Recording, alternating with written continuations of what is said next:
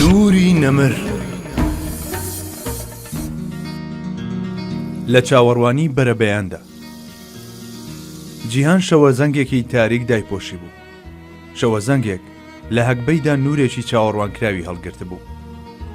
زایاڵەکانی ئاسۆ مزگێنی دەرکەوتن و قودومی پێغەمبەرێکی نوێیان دەدا. شوێنکاری ئەم مژدانە لە ویژدانەکاندا هێندە زاڵ بوو، ئەوە تا باس و خواسی دوهەمین پەیامبەر بۆتە بابەتی کۆڕ و دانیشتنی زۆرێک لە مەکەییەکان.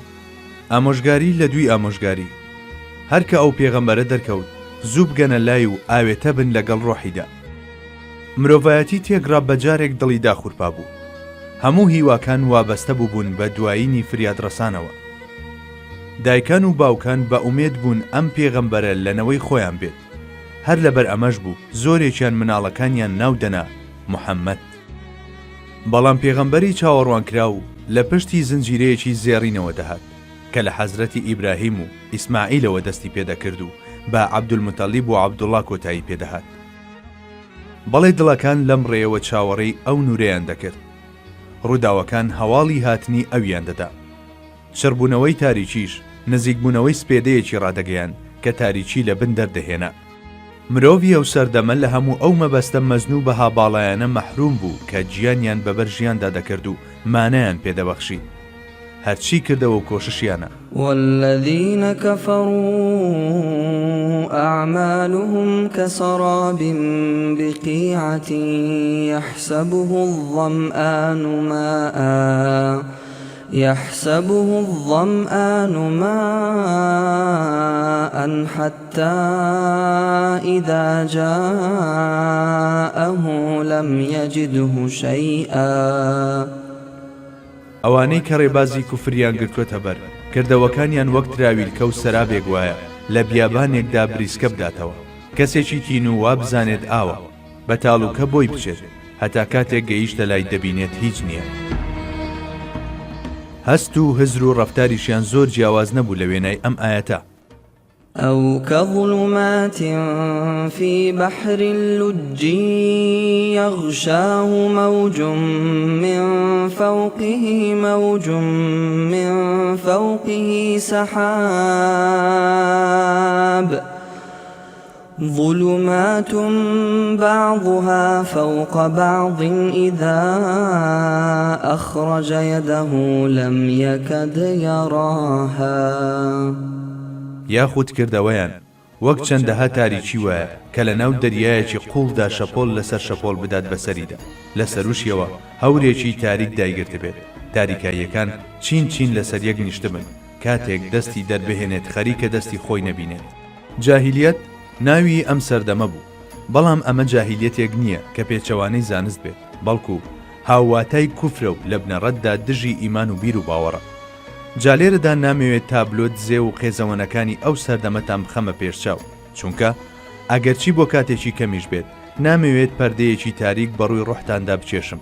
ئەوەش ڕاستیەکە کە وێناکردنی باتڵ و کارە ناڕەوەکان زیهنەکان دەشێوێنێت و سازگاری بیر و هۆشەکان لێڵ دەکات. و پێم وایە بوونە هۆکاری ئەمەر زۆرێکە لە تاوان، بەڵام سەرباری ئەمە لێرەدا هەوڵ دەدەین بە کورتی و لە چوارچەوەی چەند ئاماژەیەکدا تیشک بخەینە سەر هەندێک لە دابوو نەریتەکانی ئەو ڕۆژگارە تاوەکو دەرکەوێت پێغەمبەری خوا صلی الله علیه وسلم چ ڕەحمەتێکی بۆ تێگڕای بوونەوەران و ناردنیشی چ لوتفێکی ئیلاهیە. بەڕاستی هاتنی پێغەمبەر درودی خوای لێبێ مەزنترین لوتفی پەروەردیگار و فراوانترین چاکەیەتی بەسەر هەمووانەوە. هەر بۆیە قورئانی پیرۆز لە ڕوانگەی ئاماژەکردن بۆ ئەم ڕاستیە دەفەرموێ: لقد من الله على المؤمنين إذ بعث فيهم رسولا من أنفسهم يتلو عليهم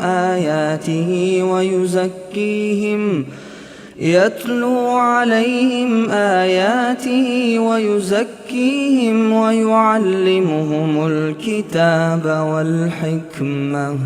سوێند بێت بێگومان خوا منەتی ناوەتە سەر ئیمانداران کاتێک پێغەمبەرێکی بۆ ڕەوانە کردوون لە خۆیان ئاەتێکی ئەویان بەسەردا دەخوێنێتەوە، دڵ و دەرونیان پاک و پوخت دەکاتەوە، هەروەها فێری قورئان و داناییان دەکات.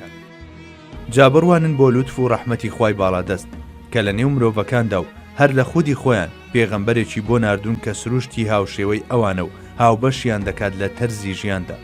دەبێتە پێشەوا و ڕێپیشاندەری ڕێگەی گەیشتنیان بە حەق. ئەگەر پێویستیان بە پێشەوا بوو ئەوە پێشیان دەکەوێت و دەبێتە ئیمام و پێشەوایان. ئەگەر پێویستیشیان بە وتاربێژ بوو ئەوە سەر دەکەوێتە سەر مینبەر و ڕەوانترین پەیامیان بەسەردا پەخش دەکات. هەر ئەو پێغەمبەرەش دەبێتە سەرکردە و کاروباری سوپا بەڕێوە دەبات. لەم کارشدا هێندە لێ هاتووە بە تواناترین سەرکردەکانی جەنگ لە دواوەی بەجێ دەهێڵێت. مەسیحیەکان بیر و باوەڕێکی هەڵەیان هەیە. ئەوان باوەڕیان وایە کە خوای گەورە سوبحانەه وتەعالا قوربانی بە حەزرەتی عیسا عەلەیهی السەلام داوە بۆ ئەوەی ببێتە قۆچی یەکەمی هەڵەی مرۆڤایەتی. واتە باوەڕیان وایە کە خوای گەورە قوربانی بە مەسیحی کوڕی خۆی داوە بۆ ئەوەی چاوپۆشی لە هەموو مرۆڤایەتی بکات. بۆ ئەو مەبەستە و بەپێی ئەو بیر و باوەڕە هەڵەیە مەسیح لە خازدرا. بەم جۆرە چاوپۆشی کرا لەو یەکەم تاوانەی کە لە باوکە ئادەمەوە دەست پێ دەکات و هەر مرۆڤێکیش کە دێتە دنیاوە لەگەڵ خۆیدا دەیهێنێت. ئەمە بیر و باوەڕێکی هەڵە و گومڕاییانەیە. وێڕای ئەمە ئاماژەیەکی ڕاستیشی تێدایە کە ئەویش ئەوەیە خوای میهرەبان بۆ ئەوەی لە ئادەمی زادەکان خۆش بێت و لە تاریکستانی نەفامی و گومڕایی و ئازار و پەستیدا بە تەنها بەجێیان نەهێڵێ خۆشەویستترین بەندەی خۆی کە حەزرەتی موحەممەدە صلی الله علیه وسلم وەک پێغەمبەر بۆ ڕەوانەکردن سەرباری ئەوەی کە دەیزانی چه ئازار و دەردەسەریەکی لەو پێناوەدا دێتە ڕێ. بەڵێ خوای گەورە بەندەی خۆشەویستی خۆی بە ئەرچی پێغەمبەرایەتی ڕەوانە کرد بۆ مرۆڤایەتی تاوەکو سەردێشێواوی نەبێتە چارە نووسیان و لە نێو جێژاوی بێمەبەستیدا لەناو نەچن تاوەکو بەرەو ئاسمانی مرۆڤایەتی سەر بکەون و هەر یەکەیان ببن بە مرۆڤێکی کامڵ. لە ناخیاندا ڕەهەندەکان تێی بکەن و هەموو ساتێک لە ڕۆحیاندا هەست بە مەزنی و چاودێری پەروەردیگاریان بکەن. بە دەربڕینی شاعیری خواناس ئیبراهیم حەقی پێویستە لەسەر ئیمانداران پەروەردیگاریان وەکو گەنجینەیەک لە دڵەکانیاندا بناسن. بەڵێ دڵ گەنجینەیەکی بێسنوورە بە جۆرێک کە ئاسمانەکان و زەوی ناتوانان لە دەرکی ناوەجوان و سیفاتە بەرزەکانی خوای گەورەدا. کەچی ئەوە دڵە کەواڵایە بەڕووی ڕێژنەی تەجەلیاتی ناسین و دەرچی پەروەردیگاریدا. نەپەڕاوەکان، نەعەقڵ و هزر و فەلسەفەکان، نەڕەوانبێژی و زمان پاراوی و نەزەوی و ئاسمانەکان و نەبوونەوەران هیچیان نەیانتوانی بە تەواوی لە خوای گەورە عەززە وەجەل لە تێبگەن و حاڵی ببن. بگرە کۆڵەواران لە گوزارشکردن لە ذاتی ئەو تەنها دڵە کە ئەگەر بە پێوەرێکی بچووکیش بێت دەتوانێت ببێتە تەرجمانی ئەو پێی بەناوە جوان و سیفەتە بەرز و پیرۆزەکانی ببات. بەڵێ دڵ زمانێکی ئەو تۆی هەیە کە گوێیەکان دەربڕینی وەک ئەویان نەبیستووە ڕەوانبێژی وێنەی ئەویان گوێ لێ نەبووە کەواتە پێویستە لەسەر مرۆڤ کە لە دڵی خۆیدا دووریەکان ببڕێت و هەر لەوێدا تێنوێتی ئەوداڵی بشکێنێت ئیتر لەوێ بگاتە خزمەت پەروەردیگار و لە خۆشەویستی ئەودا فەنا ببێت. جاخۆ ناردنی پێغەمبەری سەروەرمان صلی الله علیه وسلم هەر لەبەر ئەم مەبەستە بووە. بەڵێ ئامانج لە ناردنی سەرداری جیهان ئەوە بوو کە ئاەتەکانی خوای گەورە بەسەر خەڵکیدا بخوێنێتەوە و معجیزەکانی پەیتا پەیتا لە پێش چاویاندا پیشان بدات و ئاشنایان بکات بە ماهیەتی ڕاستەقینەی خۆیان. ئیدی لە سایەی ئەودا مردوم لە چڵکی سروشتی ئادەمی باڵفتە دەبوو بە ڕزگاربوونیشی لە زیندانی داخوازیە نزمەجەستەیەکانیشی بەرەو پلەی ژیانی دڵ و ڕۆح بڵند دەبووە لە ڕاستیشدا هەر بەو جۆرە بڵند بووە. بەڵێ ئەو خەڵکی فێری کتێب و دانایی کرد لەبەر نووری کتێب و ڕۆشنایی داناییدا مرۆڤایەتی خۆی دۆزیەوە و ئاور لە دوا ڕۆژی دەداتەوە. ئیتر بەم جۆرە ڕێگەی بەختەوەری ژیانی هەتاهەتایی دەگرێتە بەر بەڕاستیش ئەو ڕێگەی گرتە بەر. لەناو ئێمەدا ڕۆژانی پیرۆز و گرنگکە هەندێکیان بۆ ئیمانداران بە جەژن دادەنرێن. لە هەموو هەفتەیەکدا ئیمانداران خۆشی ڕۆژی هەینی دەچێژن. پێوەرەکە گەورەتر بکرێت لە جەژنی ڕەمەزان و قوربانیشدا لەم خۆشێدا دەژین. لە جەژنی قورباندا مسلمانان قوربانیدانی حەزرەتی ئیبراهیمیان بیر دەکەوێتەوە پڕ بە دڵ و لە ناخیانەوە دەلاڵێنەوە لەخوا داوا دەکەن لێیان خۆش بێت. هەر لەبەر ئەمەشە هەندێکیان بە پڕتاو ڕوو دەکەنە ماڵی خوا بۆ ئەوەی خۆیان بە پەردەکانیدا بسون. کاتێکیش لە چێوی عەرەفاتدا دەوەستن ڕووی دڵیان دەکەنە پەروەردگار و بە گیانێکی موحەممەدیانەوە لی دەلاڵێنەوە تا لێیان ببوورێ و چاوپۆشیان لێ بکات. جەژنی ڕەمەزانیش جەژنێکی گەورەیە و چەندەها واتەی مەزنی لەخۆ گرتووە چونکە کاتی نزیک بوونەوەی بەندەیە لە ڕەزامەندی خوای گەورە لە پاشمانگێک لە پەرستش. بەڵام جەژنێکی تر هەیە کە جەژنە بۆ گشت مرۆڤایەتی بگرە بۆ جیهانی بوونەوەران. ئەویش ئەو ڕۆژەیە کە دنیای پێشەرەفمەند بوو بە هاتنی پێغەمبەری خوا عەلەیهی السەڵاتی وەسسەلام. بە گوزارشتێکی دی ڕۆژی ویلادەتی ئەحمەدیەیە، واتە ئەو ڕۆژەی خوای گەورە نوری ئەحمەدی هەڵکرد و چرای موحەممەدی لە ئاسمانی مرۆڤایەتیدا وەک ڕۆژی ڕووناک درەوشاندەوە. ئیتر بەم نورە تاریکایی نەفامی ڕەویەوە و نور و ڕۆشنایی هەموو جیهانی داپۆشی. بەڵێ ئەمە مەزنترین نیعمەت و بەخشاییشی خوای گەورە بوو بۆ ئینسجین. نوری نەمر.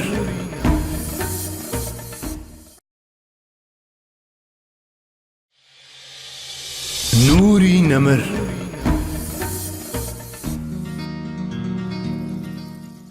سەردەمێکی تاریک.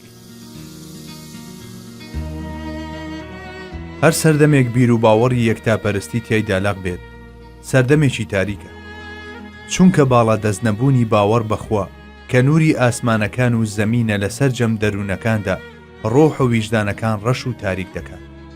جا لەبەرەوەی چۆنیەتی ڕوانینی ئەم جۆرە دڵ و ویژدانە بۆشتان و ڕووداوەکان تووشی لێڵی و کوردبینی دەبێت، ئیتر ئەو مرۆڤە لە دنیایەکی تاریکدا بۆ هەمیشە وەک شەمشەمە کوێرە دەژیت. لەوەها سەردەمێکدا کە دین بە هەموو پایەکانیەوە کەوتبووە لەرزە و پەیامە ئاسمانیەکانیش لەلایەن شوێن کەوتوانیەوە دەستکاری کرابوون، چەند کەسێکی کەم مابوون یەکتاپەرست بن و ئیمانیان بەخوا هەبێت، بەڵام وە نەبێ ئەوانیش ئەو زاتە بە سیفەت و ناوە جوانەکانیەوە بناسن. هەر بۆیە نەیان دەزانی چۆن ئەرچی بەندایەتی بۆ ئەو خوایە ئەنجام بدەن.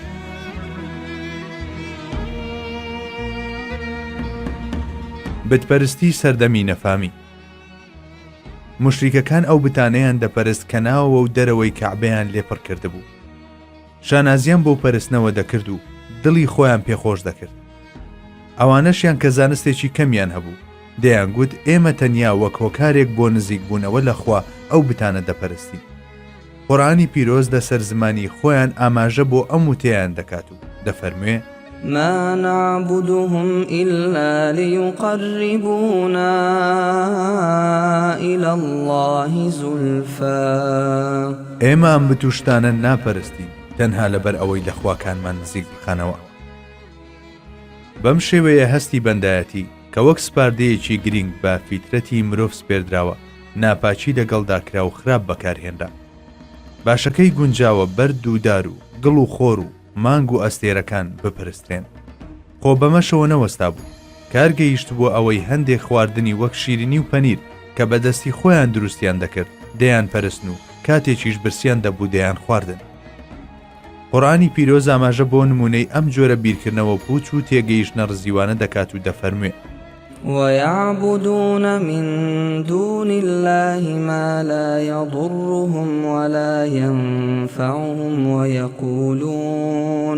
ويقولون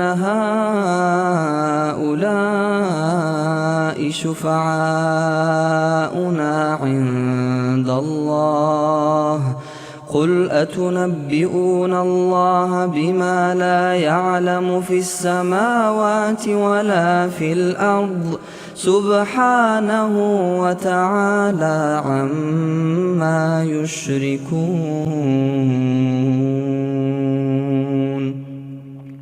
بێباوەڕان و خوانەناسان شتێک دەپەرستن لە جیاتی خوان نە زیانیان پێدەگەێنێت نە قازانج. دەشڵێن ئەو بتوشتانە تکا کارمانن لای خوا. پێیان بڵێ ئای موحەممەد، باشە ئایا ئێوە خوا ئاگادار دەکەنەوە لە شتێک کە لە ئاسمانەکان و زەویدا هەبێت و خوا نەیزانێت؟ خوای گەورە پاک و بێگەرد و بەرز و بڵندە لەوەی کە نەفامان دەیکەن بە هاوڵی. هەروەها ألا لله الدين الخالص والذين اتخذوا من دونه أولياء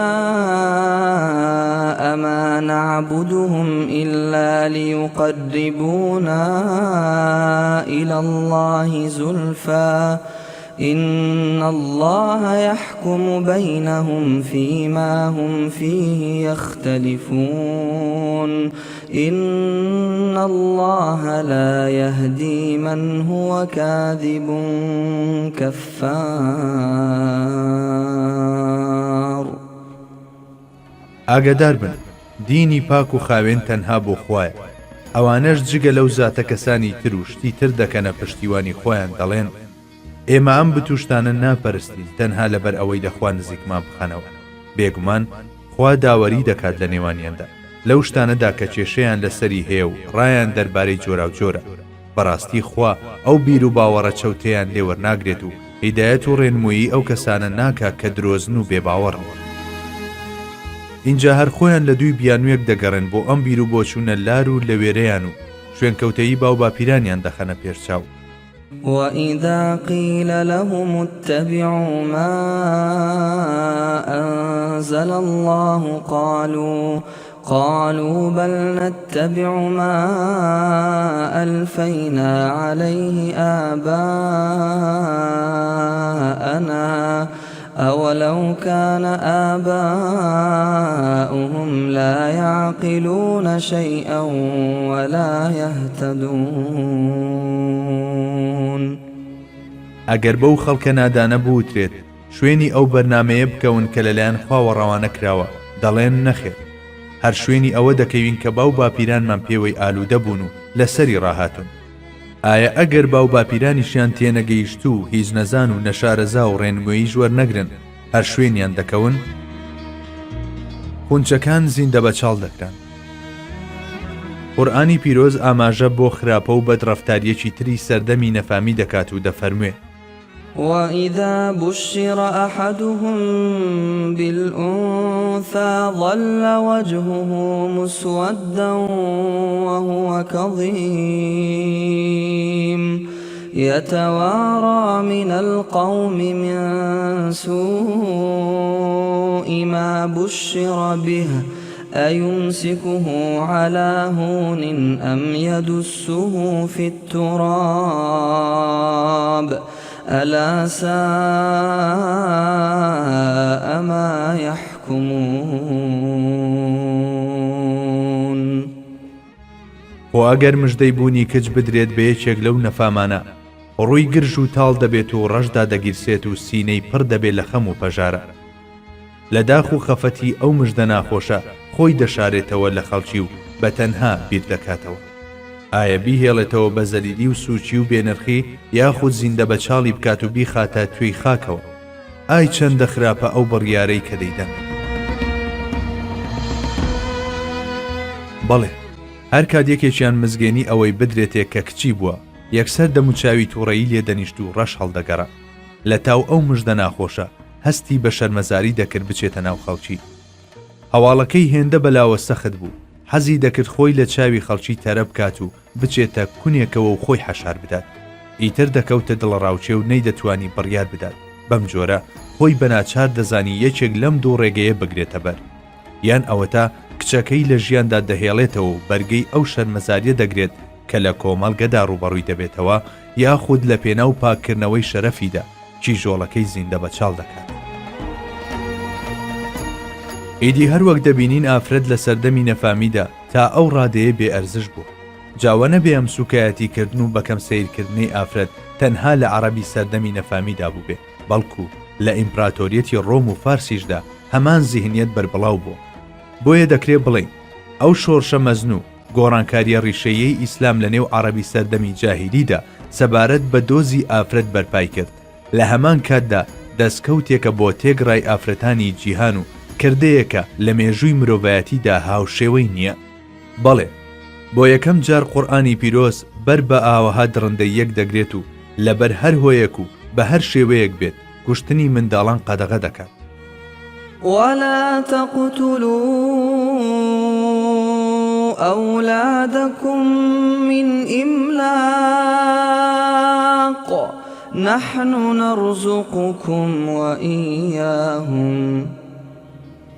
منداڵانی خۆتان لەبەر برسێتی و نەداری مەکوژن، چونکە ئێمە پەکتان ناخین، ڕزق و ڕۆزی ئێوەش و ئەوانیش دەدەین.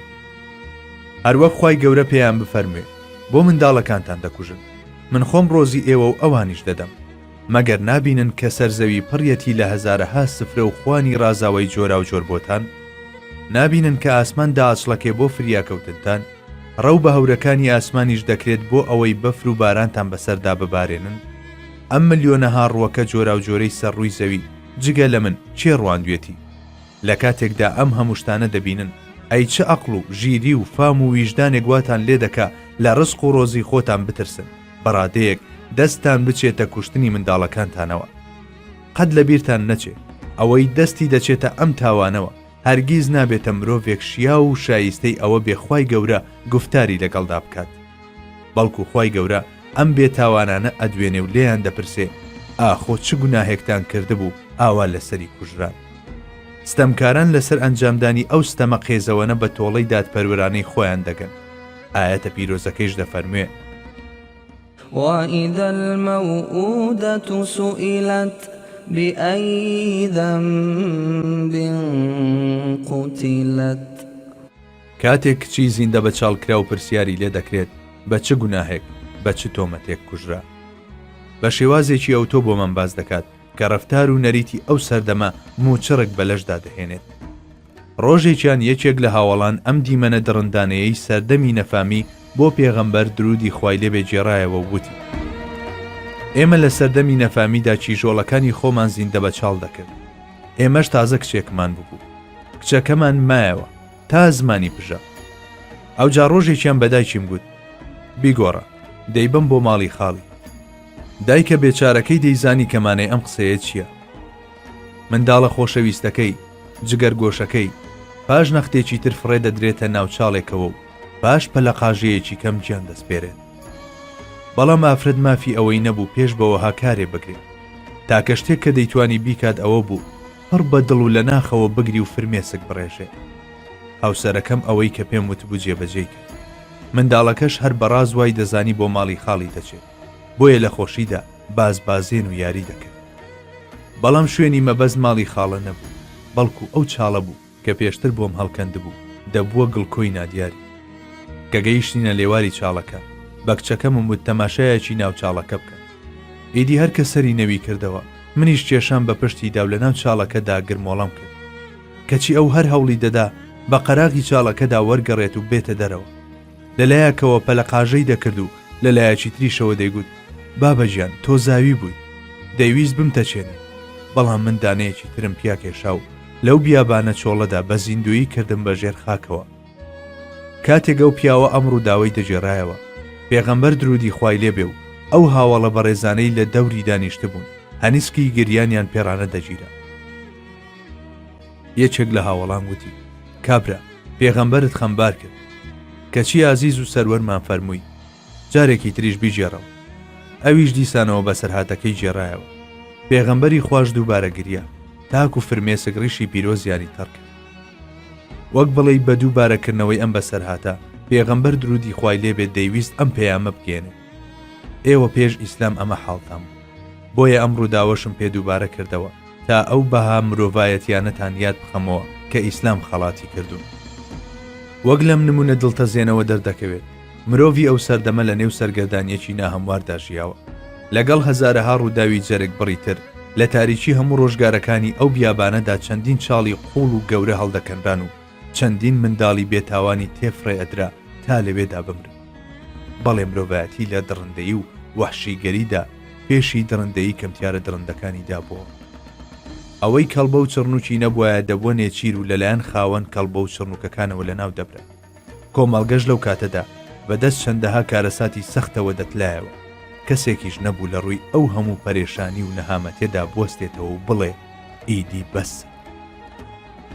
دروست ئالەم کاتانەدا بوو کەمایی بەدیهێنانی بوونەوەران درودی خوای لێبێ خۆی لە خەڵکی دەچێشایەوە و لە ئەشکەوتی حەرادا دەچووە خەڵوەتەوە لەوە دواوەمەتەکەی بەو چیایان دەوت چیای نور چاوی دەبڕیا ئاسۆکان و چاوەڕوانی بەرەبەیانی ڕزگاری دەکرد پێدەچێ ئەو زاتە بۆ ماوەیەکی زۆر سەری لەسەر زەوی دانابێ و لە پەروەردیگاری پارا بێتەوە بۆ ڕزگاری مرۆڤایەتی داوای کردبێ کە فریاد ڕسێکی بۆ بنێرێت هەر بۆیە کاتێک ئیمامی بوخاری و موسلیم باسی ئەو سەردەمە دەجێڕنەوە زاراوەی فەیەتەحەنەث فیه بەکاردەهێن ئەم زاراوەیە واتە لە خەڵک دوورکەوتەوە و خۆی تەرخان دەکرد بۆ پەرستش بەڵێ پێغەمبەر عەلەیهی سەڵاتی وەسەلام هەندێک جار لەوێ دەمایەوە تا هەکبەی خۆراکیشی تەواو نەبووایە نەدەگەڕایەوە بۆ مەکە پاشان خۆراکی پێویستی دەگەڵ خۆی دەبرد و جارێکی تر دەگەڕایەوە بۆ ئەشکەوتەکە بەڵێ ئەو لەلایەکەوە سەرقاڵی ڕامان بوو لە ڕاستیەکانی بوون و نهێنیەکانی ئەو دیوی پەردەی بوون و ئامانجی بەدیهێنان لەلایەکی تریشەوە لە بیری سەرگەردانی مرۆڤایەتی و حاڵی پەژمودەی ئەودا بوو بەها باڵاکان گۆڕا بوو. کۆمەڵگە بەرەو شیوێکی قوڵ و تاریک تلۆر دەبووەوە، چونکە لەو کۆمەڵگەیەدا هەموو بەها مرۆییەکان ئاوەژوو کرابوونەوە. چاکە بوو بۆ نەنگی و کەمیش بوو بۆ چاکە و شانازی، دڕندەیی ڕێزی لێدەگیرا و بەزەی و مرۆڤ دۆستیش بێڕێز سەیر دەکرا. گورگەکان جێگەی شوانەکانیان گرتبووە و فیزیان لێدەدا، مەڕەکانیش کە هیچ هێز و دەسەڵاتێکیان نەبوو لە ژێردەستی ئەو شوانە بێبەزەییانەدا ئێش و ئازاریان دەچەشت. بە درەوشتی و خۆداماڵین لە بەهاکان هێندە تەشەنەی کردبوو. زۆر کەس هەبوو نەیدەزانی باوکیان چییە. ڕەچەڵک و نەژاد لە ڕەگەوە وشک ببوو، لە ناویاندا باری کردبوو. قوماربازی و مەینۆشی لە نەنگی نەما بوو. پاوانکردنی شتێکی زۆر ئاسایی بوو. هەرچی شێواز و هوەری دەستبڕین و مژینی خوێنی خەڵکیشە بەکارێکی زیرەکانە و ئازایەتی لە قەڵەم دەدرا. ئێدی دوای ئەو هەمووە زۆر پێویست بوو کە کەسێکی گفت ئیکسیر بێتە مەیدان و بەڕووی هەموو ئەم داڕمانە ئەخلاقیانەدا بڵێ بوەستە. پێویستیەکە ئەوەندە زۆر بوو گەیشتە ئاستێک بەزەیی خوای گەورە بجوڵێنێت. خوای میهرەبانی شاد بەدەم ئەم پێداویستیەوە و فەخری کائیناتی بۆ ناردن و کردیە فرستادە و پێغەمبەری خۆی. بە تەشریفێنانی ئەو هەموو شتێک گۆڕا. بەڵێ شاعیری مەزن ئەحمەد شەوقی ڕاستی وتووە کە دەڵێت: ولد الهدى فالكائنات ضياء وفم الزمان تبسم وثناء. ڕێنوێن هاتە دنیا و ڕووناک بوونەوە بوونەوەران، هەر بە خەندە و پێزانینە دەم و زاری ڕۆژ و زەمان. دوای ئەوەی کات و شوێن نوقمی تاریکی ببوون، بەو نورەی کە حەزرەتی محەممەد درودی خوای لێ بێهێنای شادی و خەندە کەوتە سەر دەبیان. پاش چەندین ساڵ کە تەشریفی چوو بۆ مەدینە، خەڵکی ئەو شارە بەدەم دەربەڕینی هەموو ئەو هەستانەوە سرودیان دەچڕی. ئیدی لە سەرزاری پاچی ئەو سیما پاکانەدا ئەم بەستە پاکانە دەوترانەوە: طلع البدر علينا من ثنيات الوداع وجب الشكر علينا ما دعا لله داع. ومانجی تابان هەڵهات لە ثەنیاتی وەداع و شکرانە واجبە لە سەرمان تا ناوی خوددا دەنگ بداتەوە. نوری نەمر.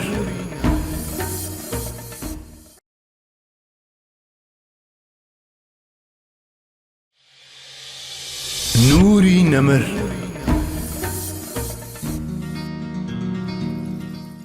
بەر لە پێغەمبەرایەتیش وەک پێغەمبەرێک ژیاوە.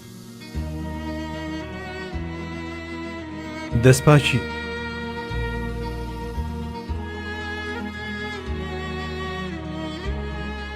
ئەگەر سەرنجێک لە سیرەی بۆن خۆشی حەزرەتی مستەفا صلی الله عليه وسلم بدەین، دەبینین کە هەموو قۆناغەکانی منداڵی و لاوی و پێگەیشتنی وەک پێشەکی و پلیکانە ڕێخۆشکەر بوون بۆ قۆناغی پێغەمبەرایەتەکەی. بەڕاتەیەک کاتێ پەیامەکەی ڕاگەیان، ئەوانەی لە نزیکەوە دەیان ناسی یەکسەر ئیمانیان پێهێنا. ئەو ڕازگۆیەی کە هیچ کات وتەیەکی درۆی لێ نەبیستراوە، ئێستا لەبارەی خواوە قسە دەکات و دەڵێ نێراوی خوام. جا چۆن دەگونجێ مرۆڤێک تاکە درۆیەکی لە بچووکترین ئیشوکاریدا نەکردبێ ئێستا درۆ لە بابەتێکی وەها مەزن و گرنگدا بکات و ئەو کارەش پەیوەندی بەخواوە هەبێت. ئەمە شتێکی مەحاڵە. بەڵێ ئەمە بیرکردنەوەی مرۆڤی ئەو سەردەمە بوو. گەر هەمووشیان نەبێت، ئەوانەیان کائینادی و حەسوودیان وەلا نابوو زوو بە زوو ئیمانیان پێدەهێنا. ڕاستە ئەو سەردەمی ئەوی تێدا دەژیا سەردەمی نەفامی بوو، بەڵام دەبێت ئەو ڕاستێ لای هەمووان ڕوون بێت کە ئەم پەسن و ناساننا ناوێک بوو لە ژیانی ئەو کەسانن درابوو کە لە دەرەوەی زەمەنە تایبەتەکەی ئەودا دەژیان. دەنا پێغەمبەری خوددا هەرگیز لە نەفامیدا نەژیاوە. ئەو کەسێکی ئەمین بوو، هەمووانیش بەم سیفەتەوە دەیان ناسی. بۆ نمونە دەتەوێت بۆ گەشتێک بڕۆیت و بەنیازی تا دەگەڕیتەوە خێزانەکەت بە کەسێکی ئەمین بسپێری. بەبێ دوو دڵی ئەتوانی لای محەممەدی ئەمین بەجێی بهێڵیت و دڵنیابیت لەوەی تا کاتی گەڕانەوە چاو بەرز ناکاتەوە تاکو بۆی بڕوانێت. ئەگەر پێت خۆش بوو ماڵ و سامانەکەت لای کەسێکدا بنیت، ئەوە یەک سات تووشی دڵە ڕاوچێ نابیت کە بچیت ماڵەکەتی پێ بسپێری و دڵنیابیت کە تۆسقاڵێکی تووشی زیان نایەت و بە چاکترین شێوە بۆتی دەپارێزێ. ئەگەر ویستت شتێکت بە تەواوی و بە یەقینی لە هەر کاروبارێکدا بۆ دەرکەوێت و ڕاوێژ بە کەسێک بکەی، ئەو کات دەبێ بە زوویی خۆت بگەێنیتە ڕازگۆی ئەمین بۆ ئەوەی گوێی لێ بگری و بابەتەکە لەبەر ڕووناچی وتەکانی ئەودا هەڵبسەنگێنیت، چونکە لە ژیانیدا تەنها درۆیەکیش چییە بە دەمیدا نەهاتووە. ئایا بەڵگەت لەسەر ئەمە دەوێ؟ زۆر باشە. ئەوە تا سەر دەکەوێتە سەرگردی سەفا و لە خەڵکەکەی دەوروبەری دەپرسێت ئەگەر هەواڵتان بدەمێت کە کۆمەڵێک سوارە و شەڕکرد لە پەنای ئەو شاخەدان و خەریکە هێرشتان بۆ دێنن ئایا بڕوام پێدەکەن؟ هەمویان بە یەک دەنگوتیان بەڵێ بڕوات پێدەکەین چونکە هەرگیز درۆمان لێ نەبیستووی.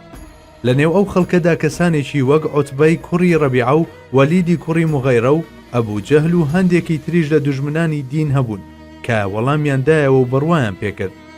هەموو دانیاننا بەڕازگۆیی و ئەمینی و ڕاستڕەوی ئەودا. ئەو دەمەی لە سکی دایکیدا بوو باوکی کۆچی دوایی کرد کە تەمەنی گەیشتە 6 ساڵان دایکیشی وەفاتی کرد. ئەوجا عەبدولموتەڵیبی باپیری بردیە لای خۆی. کاتێک بووە 8 ساڵان باپیریشی مرد. هەروەک بڵێ قەدەر لە هەموو شتێک دای دەماڵێ و سازی دەکردتاوەکو هەموو کار و فەرمانەکانی بەخوای گەورە بسپێرێ. هەر کەسێک پارێزگاری و سەرپەرشتیکردنی ئەوی بگرتایەتە ئەستۆ زوو بە زوو ماڵ ئاوایی لە ژیان دەکرد. وەک بڵێ بە دەرکەوتنی نهێنی ئەحەدیەت لە دووتوێی نووری تەوحیددا ڕاستەوخۆ بە کردەی چاودێری و پارێزگاری خوای گەورەی بیردەخرایەوە. بەڵێ ئەو دەبوو کەلیمەی تەوحید و ڕستەی حەسەبنە الله هەر لە دەستپێکی ژیانیەوە بکاتە وێردی زمانی و لە قوڵایی ویژدانیدا هەست بە واتاکانی بکات.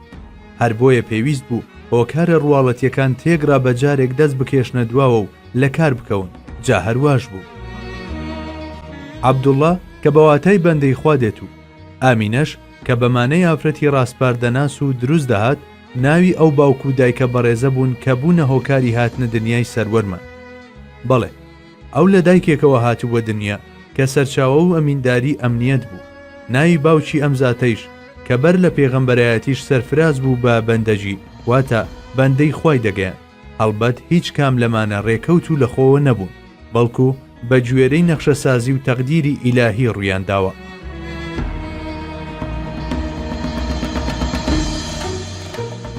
بەبێ دایک و باوک گەورە بوون. ئەو بەبێ دایک و باوک گەورە بوو. کۆڵێکی قورس و فەرمانبەریەکی زۆر گرنگ چاوەڕێی دەکرد. بۆیە دەبوو هەر لە سەرەتاوە خۆی بۆ ئامادە بکات. دەبوایە بگاتە چڵەپۆپەی تەوەککول و ئامادە باشی بێ بۆ ڕوبەڕووبوونەوەی هەموو کێشەکان. ئەوە تا خوای گەورە پاراستی لە دەوڵەمەندیەکی زۆر کە بەرەو خۆ بە زلزانینی ببات. هەروەک چۆن بە دووریشی گرت لە هەژاریەکی ڕیسواکەر کە تووشی کەساسی و زەبوونی بکات. خوای گەورە خۆی بە مرۆڤێکی مامناوەند و ڕاستڕە و دروستی کردووە و لە گشت قۆناغەکانی ژیانیدا لە زیادڕەوی و کوردبڕی پاراستویەتی. زۆر گرنگە بۆ پێشەوایەک بەم جۆرە ڕۆژگارە ناهەموارانەدا تێپەڕێ. پێویست بوو مانای هەتیوی زۆر بەباشی تێبگات تاکو لەگەڵ بەردەستەکانیدا وەک باوکێکی بەسۆز و دلۆڤان ڕەفتار بکات. هەر کەسیش بێدایک و باوچی چەشت بێ دەتوانێت ببێتە باوکێکی بەزەی و بەسۆز بۆ نەتەوەکەی. هەروەها پێویست بوو تامی هەژاری و نەداریش بچێژێ تاوەکو هەست بە گیر و گرفتی ئەوانە بکات کە هەڵدەستێ بە بەڕێوەبردنی لایەنەکانی ژیانیان. بەم جۆرە خۆڕەوشتی یارمەتیدانی هەژارە بێنەواکان و دەستێنان بەسەریاندا و بەخێوکردنیان و بایەخپێدانیان لەو ئاکارە بەرزانەی پێغەمبەری خوا بوون کە ڕەگ و ڕیشەیان دەگەڕایەوە بۆ ئەم قۆناغەی ژیانی. بەڵێ ئەو خۆی چاکەتیوی چەشتە بوو لەو ئاوەی نۆش کرده بوو ئەواکەیشی هەڵمژی بوو. بۆیە تەنانەت کاتێکیش گەیشتە لووتکە دەستبەرداری ئەم خۆڕەوشتە جوانانە نەبوو ئەو ژیانە ساکارەی هەروە مایەوە. لە هەموو ژیانی دیا دڵی هەتیوێکی نەڕەنجاندووە. هەر کەسێک داوای شتێکی لێکرد بێ دەستی بەڕوویدا نەناوە و تەریقی نەکردوێتەوە چونکە پەروەردگاری فێری ئەم ڕەوشتە جوانەی کردووە و لەسەر ئەم ئاکارە پەروەردەی کردووە. ألم يجدك يتيما فآوى ووجدك ضالا فهدى ووجدك عائلا فأغنى فأما اليتيم فلا تقهر وأما السائل فلا تنهر وأما بنعمة ربك فحدث. ئایا پەروەردگارت نەیبینیت بە هەتیوی و خێرا دەوری لێکردیتەوە و لانەی بۆ سازاندیت؟ ئەی لە حەیرەتدا نەبوویت و هیدایەتی دایت؟ ئەی نەیبینیت هەژاریت و دەوڵەمەندی کردیت؟ کەواتە تۆش ئەی پێغەمبەر ئەی ئیماندار هەتی و مەچەوسێنەرەوە دڵی سوالکەر مەڕەنجێنە، بەڵکو دەربارەی ناز و نیعمەتەکانی پەروەردگارت هەمیشە بدوێ و باسییان بکە. هەر کاتێ ئەم سوورەتە دەخوێنمەوە بێباوچی خۆم لەگەڵ ئەوەشدا کە باوکم چەندین ساڵە وەفاتی کردووە لە حزوری پێغەمبەری خوادا صلی الله علیه وسلم وەک شەفاعەتکارێک دەردەبڕم و بەو ئومێدەی منیش لەبەر دەرگاکەی وە دەرنەنێ عەرزی حاڵم دەکەم و دەڵێم وا ئەمە شەتیوێک لەبەر دەرگاکەتدا چی دەبێت لەبەر دەرگاکەت دەری مەکە. لەلای عەبدولموتەڵیب دەمێک بوو باپیری نوری پێغەمبەرایەتی تیا بەدی کرده بوو، چونکە هەموو ئەو ڕۆژانەی لەگەڵیدا دەژیا ڕۆژانی پڕپیت و بەرەکەت بوو. ئەوە تا لەگەڵ خۆیدا بۆ کۆڕی پیاوماقوڵانی دەبرد و ڕێزی شایستەی لێدەنا. دوور نییە ڕزگارکردنی مرۆڤایەتی لە ناو چاوانیدا بەدی کردبێ، چونکە لە نیگا و ڕوانینەکانی پێغەمبەری خوددا صلی الله علیه وسلم هێندە ئاماژەی قوڵ و ناوەڕۆکی واتادار هەبوون، ئەستەمە لە یەکێکی تردا بوونیان هەبێت. لەوانەشە ئەو هەواڵانەی لەلوئەیەوە بیست بێ کە یەکێکە لە باپیرەکانی و لەبارەی دەرکەوتنی پێغەمبەرێک لەنەوەی خۆیەوە جێڕاویەتەوە.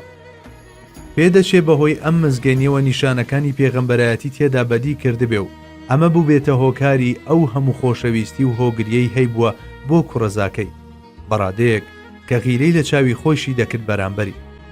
ئەم پیاوە مەزنا کاتێک گوادەی مەرجی هاتە پێش زۆر غەمگین بوو بەکوڵ دەگریا، چونکە ئیتر نەیدەتوانی محەممەدەکەی لە ئامێز بگرێ و بیگوشێ بەخۆیەوە. بڕوانن ئەو پیاوەی لە هێرشی سوپای ئەبرەهەدا بۆ سەر شاری مەکە چاوی نەتروکاند و لە جەنگی فیجاریشدا کە جەنگێکی چەند ساڵە بوو دژی چەندین خێڵ چاوەکانی ئەستینێکیان نەڕژاند، کەچی ئێستا کە ئەم پیاوە گەورەیە هەر وەک منداڵێکی بچووک لە تاو دوا ساتەکانی جێهێشتنی کوڕەزا بەختەوەرەکەیدا بە کوڵ دەگری. بەم شێوەیە بە مردن و ماڵ ئاواییکردنی لە ژیان سەرپەرشتی و پارێزگاری عەبدولموتەڵیب کۆتایی هات.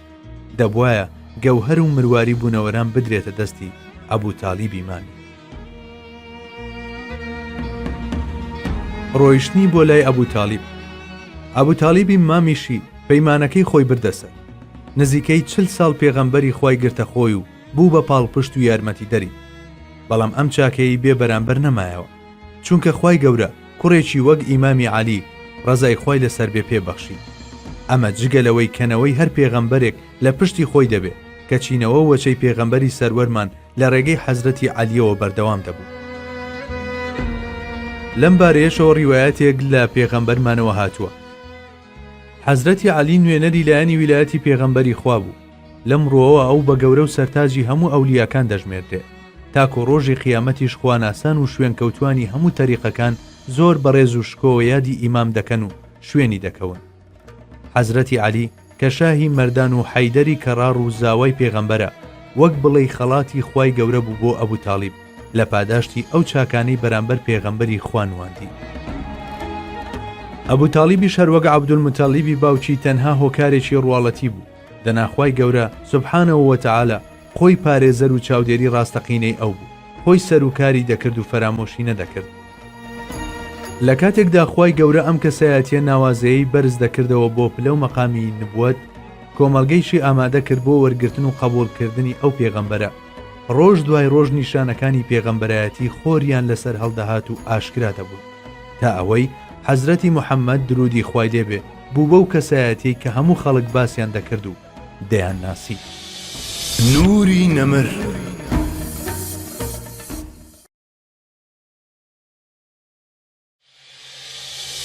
نوری نەمر.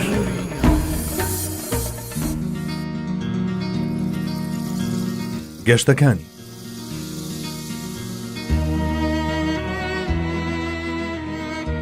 گەشتی شام و بەحەیرای ڕاهیب. هەموو کتێبەکانی سیرە ئاماژە بەوە دەکەن کە لە تەمەنی 12 ساڵیدا و بە هاوڕێیەتی ئەبوتالیبی مامی یەکەمین گەشتی بەرەو شام کردووە. کاتێک قافڵەکە لە ڕێگەدا بۆ حەوانەوە خستیان، محەممەدیان وەک پاسەوان و چاودێری قافڵەکە بەجێهێشت. لەم کاتەدا ڕاهیبێک بە ناوی بەحیرا کە هەندێک بەهەڵە بە بوحەیرا ناوی دەبەن شتێکی سەرنجڕاکێش و سەیری بینی کە لەگەڵ قافڵەکەدا بەدەم ڕێوە بەردەوام دەبوو. ئەوە بوو هەورێکی بینی سێبەری بۆ کردبوون و لەگەڵیان دەبوو. کاتێک ئەوان دەڕۆیشتن ئەویش لەگەڵیان دەڕۆیشت، کاتێکیش دەوەستان ئەویش لەگەڵیان دەوەستا. هەر بۆیە ڕاهیبەکە خوانێکی ساز کرد و یەکێکی نرد بۆ ئەوەی بانکێشتی هەموو ئەندامانی کاروانەکە بکات. ئەندامانی کاروانەکە زۆر سەرسام بوون بەم بانکێشتکردنە، چونکە پێشتر ئەم ڕاهیبە گوێی بەو قافڵانە نەدەدا کە لەوێوە هاتوچۆیان دەکرد. هەموو ئەندامانی قافڵەکە چوون بەدەم بانکێشتەکەوە جگە لە حەزرەتی محەممەد صلی الله عليه وسلم. بەڵام دیار بوو ڕاهیبەکە مەبەستەکەی نەپێکا بوو لە نێو ئامادەبوواندا ئەو کەسەی نەدۆزی بووە کە بەدوایدا دەگەڕا. بۆیە پرسی کە ئایا هیچ کەسێک لە کاروانەکە ماوە نەهات بێت بۆ داوەتەکەی. کاتێک گوتیان کەسێکمان بەجێهێشتووە بۆ چاودێری کاروانەکە، داوای کرد ئەو کەسە بانکێشت بکەن. هەر کە جێماوی کاروانی بینی یەکسەر بڕیاری خۆی دا و زانی ئەمە ئەو کەسەیە کە بەدوای داوێڵە. اینجا ڕووی کردە ئەبوو تاڵیب و پرسی کە ئەوە چێ؟ کە ئەبوو تاڵیب وتی ئەوە کوڕمە بەحیرا نەیویست بڕوای پێ بکات، چونکە ئەبێت باوکی پێش ئەوەی ئەم لەدایک ببێت مردبێت. بەڵێ زمان حاڵی سیمای ئەم کەسە ئەوەندەی دەگەیاند کە خۆیەتی. لە پاشان بەحیرای ڕاهیب ئەوە بوو تاڵیبی بردە کەنارێکەوە و ئامۆژگاری ئەوەی کرد کە پێویستە ئەم گەشتە نەکات و پێیوت جوولەکە گەلێکن ئێرەی بەسەریاندا زاڵە، جا هەر کاتێک بە سیمایدا بزانن کە ئەوە دوایین پێغەمبەرە بەڵایەکی بەسەردا دێنن، چونکە لە خۆیان نییە. ئەبوو تاڵیب گوێی بۆ ئامۆژگاریەکە گرت و بیانوێکی بۆ هاوڕێکانی هێنایەوە و لە قافڵەکە کشایەوە و حەزرەتی محەممەدی گەڕاندەوە بۆ مەککە. بەحیرا ڕاستی دەوت، بەڵام شتێکە بوو کە لەی بێئاگا بوو. ئەویش ئەوە بوو کە حەزرەتی محەممەد لە سایی چاودێری و پارێزی خوای باڵا دەستدایە و تا کۆتایی تەمەنی و کامەڵبوونی ئیسلام و نازڵبوونی دوایین ئاەتی قورئان دەیپارێزێت. هەروەک ئەم ئاەتە ئاماژەی بۆ کردووە. والله يعصمك من الناس. دڵنیاش بە کە خوا دەتپارێزێت لە شەڕ و خراپەکانی خەڵک. بەڵێ پەروەردگاری ئەم بەڵێنەی پێدا بوو، هەر بەو جۆرەش بەڵێنەکەی بۆ بەجێهێن. گەشتی دووەمی بۆ شام. فەخری کائینات گەشتی دووەمیشی هەر بۆ شام کرد. ئەو کات تەمەنی پیرۆزی 25 ساڵ بوو. لەم گەشتەدا سەرقافڵەی ئەو کاروانە بازرگانیە بوو کە خەدیجە ڕەزای خوای لێبێ ڕێشی خستە بوو. هەروەها بە حیراشی بینیەوە، بەڵام ئەم جارە ڕاهیبەکە زۆر پیر بوو. کاتێک حەزرەتی محەممەدی بینی زۆر دڵخۆش بوو، چونکە ئەو هەر لە چاوەڕوانی ڕۆژێکی وادا بوو.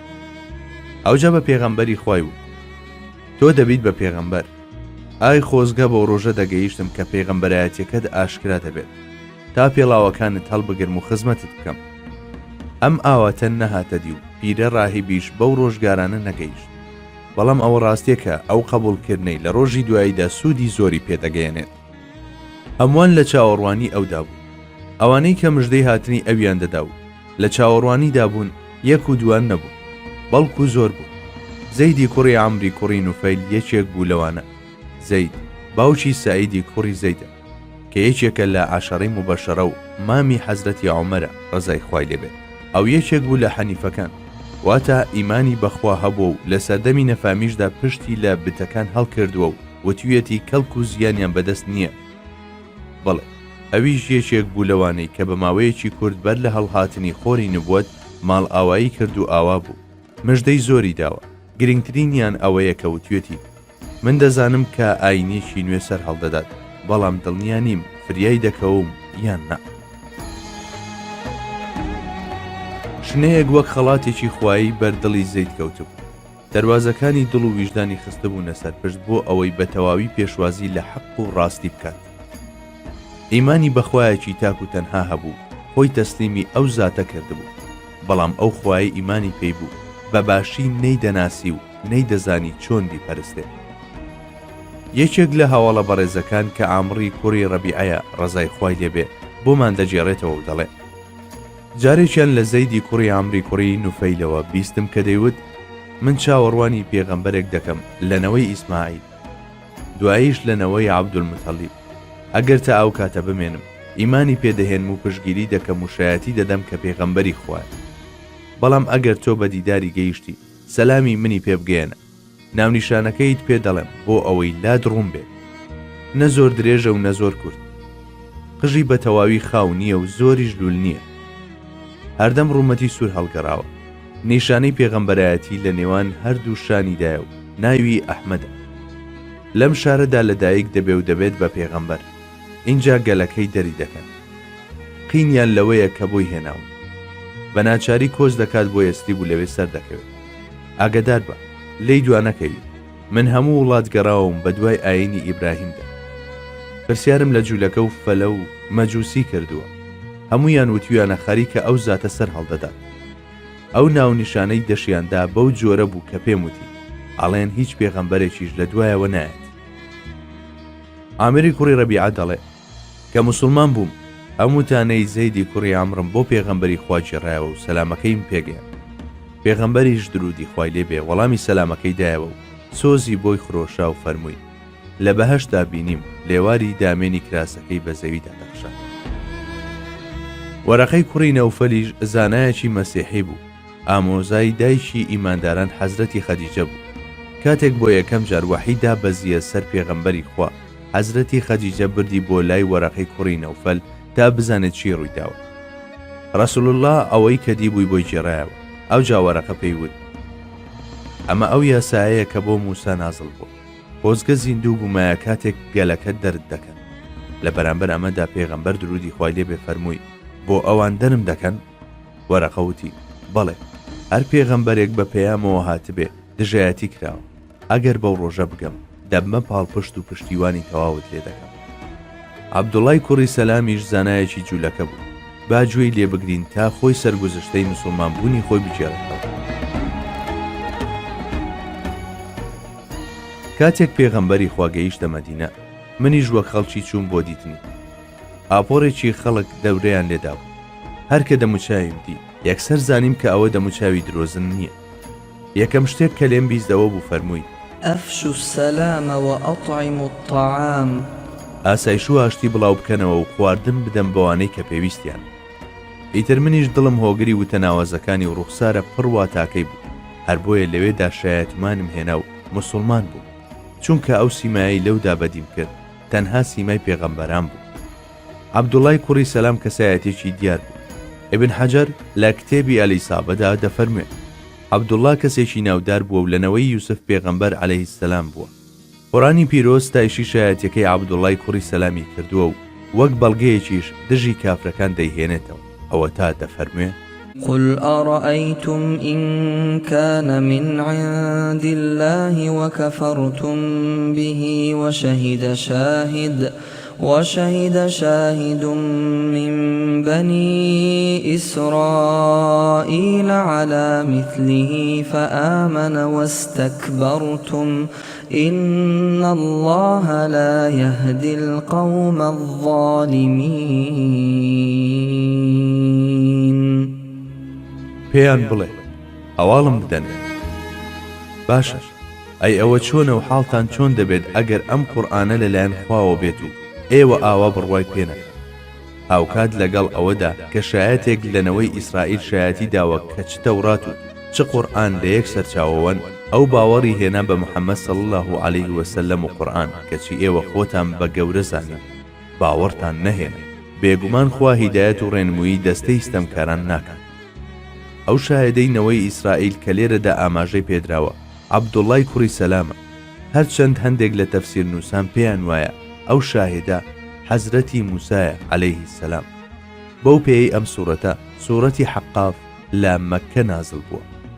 بەڵام بۆ چوونی پەسەند ئەوەیە کە ئەگەرچی سوورەتی حەقاف مەکیە بەڵام ئەم ئاەتە مەدەنیە واتە لە مەدینە نازڵ بووە و ئاماژە بۆ عەبدوڵای کوڕی سەلام دەکەن. نوری نەمر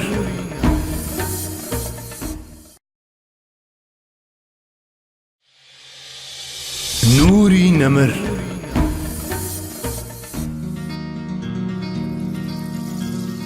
بۆچی ئیمانیان نەهێنا؟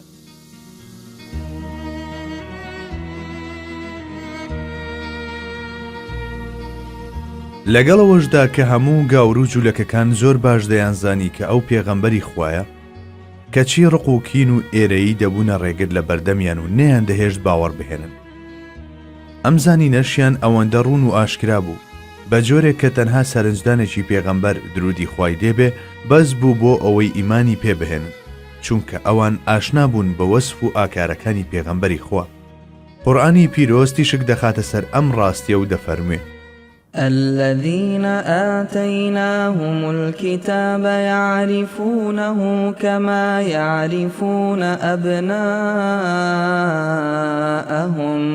وإن فريقا منهم ليكتمون الحق وهم يعلمون. ئەوانەی کتێبمان پێبەخشیون پێغەمبەر دەناسن هەروەک چۆن نەوەکانی خۆیان دەناسن. بێگومان دەستەیەک لەوان ئەو ڕاستیە دەشارنەوە لە کاتێکدا دەشزانن محەممەد فرستادەی خوایە. لەم ئاەتەدا خوای گەورە ناوی پێغەمبەرەکەی ناهێنێت بەڵکو بە ئەو ناوی دەبات. ئەمەش ئاماژەیە بەوەی کە هەموو ئەهلی کتاب دوایەمین پێغەمبەریان باش ناسیوە واتە ئەوان دەزانن کە ئەمە ئەو پێغەمبەرەیە کە لە تەورات و ئینجیلدا باسی هاتووە. ئەویش سەرداری مرۆڤایەتی حەزرەتی ئەحمەد یان محەممەدە درودی خوای دەبێت چونکە ئەوان لە مناڵەکانی خۆیان باشتر دەیان ناسی. جارێکیان حەزرەتی عومەر ڕەزای خوای دەبێت لە عەبدوڵڵای کوڕی سەلام دەپرسێت: ئایا حەزرەتی ڕەسوول الله وەک کوڕی خۆت دەناسی؟ ئەویش لە وەڵامدا دەڵێ: بەڵێ، لەویش چاکتر دەمناسی. جا کاتێک حەزرەتی عومەر لی دەپرسێت چۆن، ئەم وەڵامەی دەدات: لەوانەیە سەبارەت بە کوڕەکەم بکەومە گومانەوە چونکە دەگونجێت هاوسەرەکەم فریوی دابم، بەڵام هێندەی تۆسخاڵێک گومانم نییە لەوەی کە حەزرەتی محەممەد دوایەمین پێغەمبەری خوایە. ئەم وەڵامە هێندە دڵی حەزرەتی عومەر خۆش دەکات، هەڵدەستێ سەری عەبدوڵڵا ماچ دەکات. غیرە و حەسوودی. بەڵێ، ئەوان بە چاکی پێغەمبەری خۆیان دەناسی، بەڵام ئیمان شتێکە و ناسین شتێکی تر. ئەوان دەیان ناسی بەڵام نەیان دەتوانی ئیمانی پێبهێنن چونکە غیرە و ئێرەی ببوونە بەربەست لە بەردەم ئیمانهێنانیاندا. هەروەک قورئانی پیرۆز دەفەرموێ: ولما جاءهم كتاب من عند الله مصدق لما معهم وكانوا من قبل يستفتحون على الذين كفروا فلما جاءهم ما عرفوا كفروا به فلعنة الله على الكافرين. کاتێک لەلایەن خواوە کتێبێک هات بۆیان کە ئەو کتێبانی ئەوانیش پەسەند دەکات و بەڕاستی دەزانێت ئەوان پێشتر داوای سەرکەوتن و زاڵبوونیان بەسەر ئەوانی بێباوەڕ بوون لە خوا دەکرد بەهۆی شوێنکەوتنیان بۆ پێغەمبەر، کەچی کاتێک ئەو پێغەمبەرەیان بۆ هات کە دەیان ناسی بەڕوایان پێ نەکرد، کەواتە با نەفرین و لعنەتی خوا لەسەر کافران بێت. خوای گەورە لەم ئاەتەدا هۆی ڕاستەقینەی ئیمان نەهێنانیان بە پێغەمبەر درودی خوای لێبێ باز دەکات.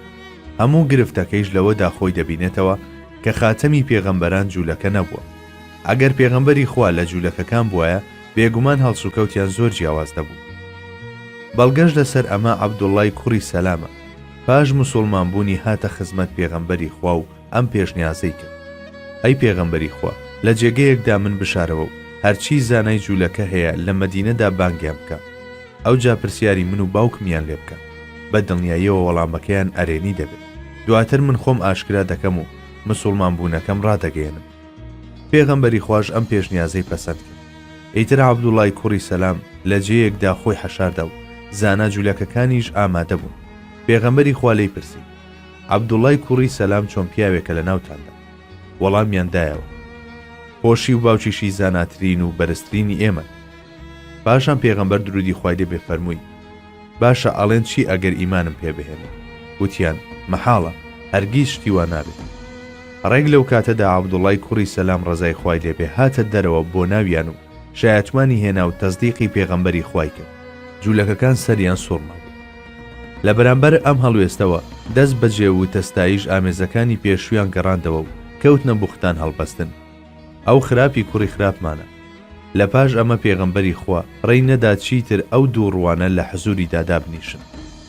ئەم ڕووداوە بەڕوونی دەیسەلمێنێک کە جوولەکە پێغەمبەری خۆیان دەناسی، بەڵام بڕیاری پێشوەخت و چەقبەستویان بوو بەربەست لەوەی باوەڕ بهێن. سەلمانی فارسیش خۆی بۆ خۆی بەڵگەیەکی هەمیشەییە لەم بابەتەدا. یەکەم جار ئاگرپەرست بوو، بەڵام بۆ دۆزینەوە و گەیشتن بە دینی حەق بە تاسەوە دەسووتە. دواتر چووە ناو ئاینی مەسیحیەوە، ئیتر لە کڵێسادا دەمایەوە و خۆی تەرخان کرد بۆ خواپەرستی. ئەو ڕاهیبەی شوێنی کەوتبوو زۆر بە ساڵاتچوو بوو، وادەی مەرجی نزیک بووبەوە. بۆیە سلمان داوای لێکرد وەسێتی بۆ بکات تاوەکو بچێت بۆ لای ڕاهیبێکی دیکە. ئەویش ناونیشانی پێدا. بەم شێوەیە لای زۆرێک لە ڕاهیبەکان مایەوە، تا لە کۆتاییدا هەمان داوای لە ڕاهیبێکی بەختیار کرد کە لە دوا ساتەکانی ژیاندا بوو. ئەم زانا مەسیحیە ئەم ئامۆژگاریەی کرد: کوڕی خۆم، کەسێک شک نابم لەسەر ئەم ڕێبازەی ئێمەم مابێت و بدنێرم بۆ لای، بەڵام کاتی هاتنی پێغەمبەرێک نزیکە، ئەو بە ئاینی ئیبراهیم ڕەوانە دەکرێت. لەو جێیە سەر هەڵدەدات کە ئیبراهیم کۆچی بۆ کرد. اینجا کۆچ دەکات بۆ جێگایەک کە کەوتووەتە نێوان دوو چیاوە کە بەردەکانی ڕەشن. لەوێ نیشتەجێ دەبێت، هەندێ نیشانەی هەیە ناشارێتەوە، دیاری وەردەگرێت بەڵام خێر و سەدەقە وەرناگرێت. نێوان دوو دەفەی شانی نیشانە و مۆری پێغەمبەرایەتی پێوەیە. ئەگەر توانیت بگەیتە ئەو وڵاتە، ئەوا بڕۆ بۆ لای. با پاشماوەی بەسەرهاتەکە لە خۆیەوە ببیستی. ماوەیەک لە ئاموریە مامەوە، بە دوای کاروانێکدا دەگەڕام تا بمگەێنێتە ئەو جێگایی کە ڕاهیبەکە ناونیشانی بۆ هەڵدا بوو. لە کۆتاییدا کاروانێکم دیتەوە و ڕێکەوتین لەسەر ئەوەی بەرامبەر بە کرێیەک منیش لەگەڵ خۆیاندا بەرن. بەڵام کاتێک گەیشتینە ئەو ناوچەیەی کە بە وادی القەران ناسراوە، ستەمیان لێکردم و وەک ئەوەی کۆیلە بم، فرۆشتیانم بە کابرایەکی جوولەکە. جا کاتێک بێستانی خوورمام دی، وتم پێدەچێ ئێرە ئەو جێگەیە بێ کە ڕاهیبەکە بۆی باس کردم و ئیتر لەوێ مامەوە هەتایەکێک لە جوولەکەکانی بەنو قوڕەیزە منی لەو کابرایە کڕیەوە و بردمی بۆ مەدینە. لەوێ لە باغە خوورماکاندا ئیشم دەکرد. بواریشم نەبوو هیچ هەواڵێک دەربارەی پێغەمبەری خوا بەدەست بهێنم. جارێکیان هەروەک ڕۆژانی ئاسایی سەرکەوتم و مەسەردارێک و خەریکی لێکردنەوەی خوورما بوو. کابرای جوولەکەش لە ژێر دارەکەدا دانیشت بوو. لەو کاتەدا یەکێک لە ئامۆزاکانی هات و بە تووڕەیەوە وتی: خوا لە ناویان بەرێ، خەڵکی هەموو بەرەو قوبا دەڕۆن. لە مەکەوە پیاوێک هاتووە و بانگەشەی پێغەمبەرایەتی دەکات. خەڵکەکەش وا دەزانن پێغەمبەرە. هەرکە ئەو قسەیەم بیست، لەرزێکم لێ نیشت و خەریک بوو بکەومە خوارەوە بەسەر خاوەنەکەمدا. بەپەلە لە دارخورماکەدا بەزیم و بە کابرام وت: ئەوە دەڵێ چی؟ ئەوە دەڵێ چی؟ ئەمە چه هەواڵێکە؟ کاتێک خاوەنەکەم ئەم پەرەوشێمی بینی، بە پشتی دەستی زلەیەکی توندی لێدام و وتی: بە تۆ چی؟ بڕۆ بەلای کاری خۆتەوە. منی ژوتم: هیچ، تەنها ویستم بزانم چی ڕوویداوە.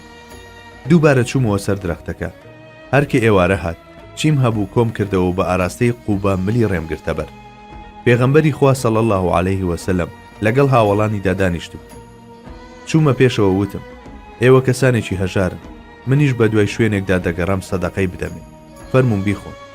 پێغەمبەری خواش ڕووی کردە ئەوانی دەوروبەری و فەرمووی: ئێوە فەرموون، بەڵام خۆی دەستی بۆ نەبێت. ئیتر منیش لە دڵی خۆم داوتم: ئەمە یەکەم نیشانەیە کە ڕاهیبەکە باسی کرد.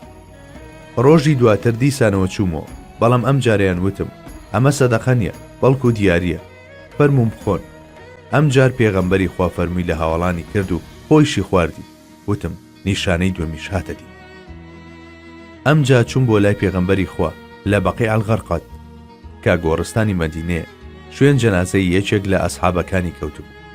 چوومە لایەوە و سەلامم لێ کرد. دواتر چوومە پشتیەوە و هەوڵمدا مۆری پێغەمبەرایەتیەکەی نێوشانی ببینم. زانی کە نیەتم چییە؟ جاخۆ سەرشانەکانیشی بە دەرەوە بوو. ئیتر مۆری پێغەمبەرایەتیشم بینی. نیشانەی سێیەمیش هەروەک ئەوە بوو کە چەندین ساڵ پێشتر ڕاهیبەکە بۆی باس کردبوو. خۆم پێ نەگیرا و باوەشم پیا کرد و دەستم کرد بە ماچکردنی مۆرەکە. اینجا پێغەمبەری خوا فەرمووی: ئارام بۆ. منیش لە حزوریدا دانیشتم و بە درێژی بەسەرهاتەکەمم بۆ ژێڕایەوە. پێغەمبەر درودی خوای لێ بێ بەمە زۆر خۆشحاڵ بوو، ویستی هاوڵانیش گوێبیستی بەسەرهاتەکەم بن.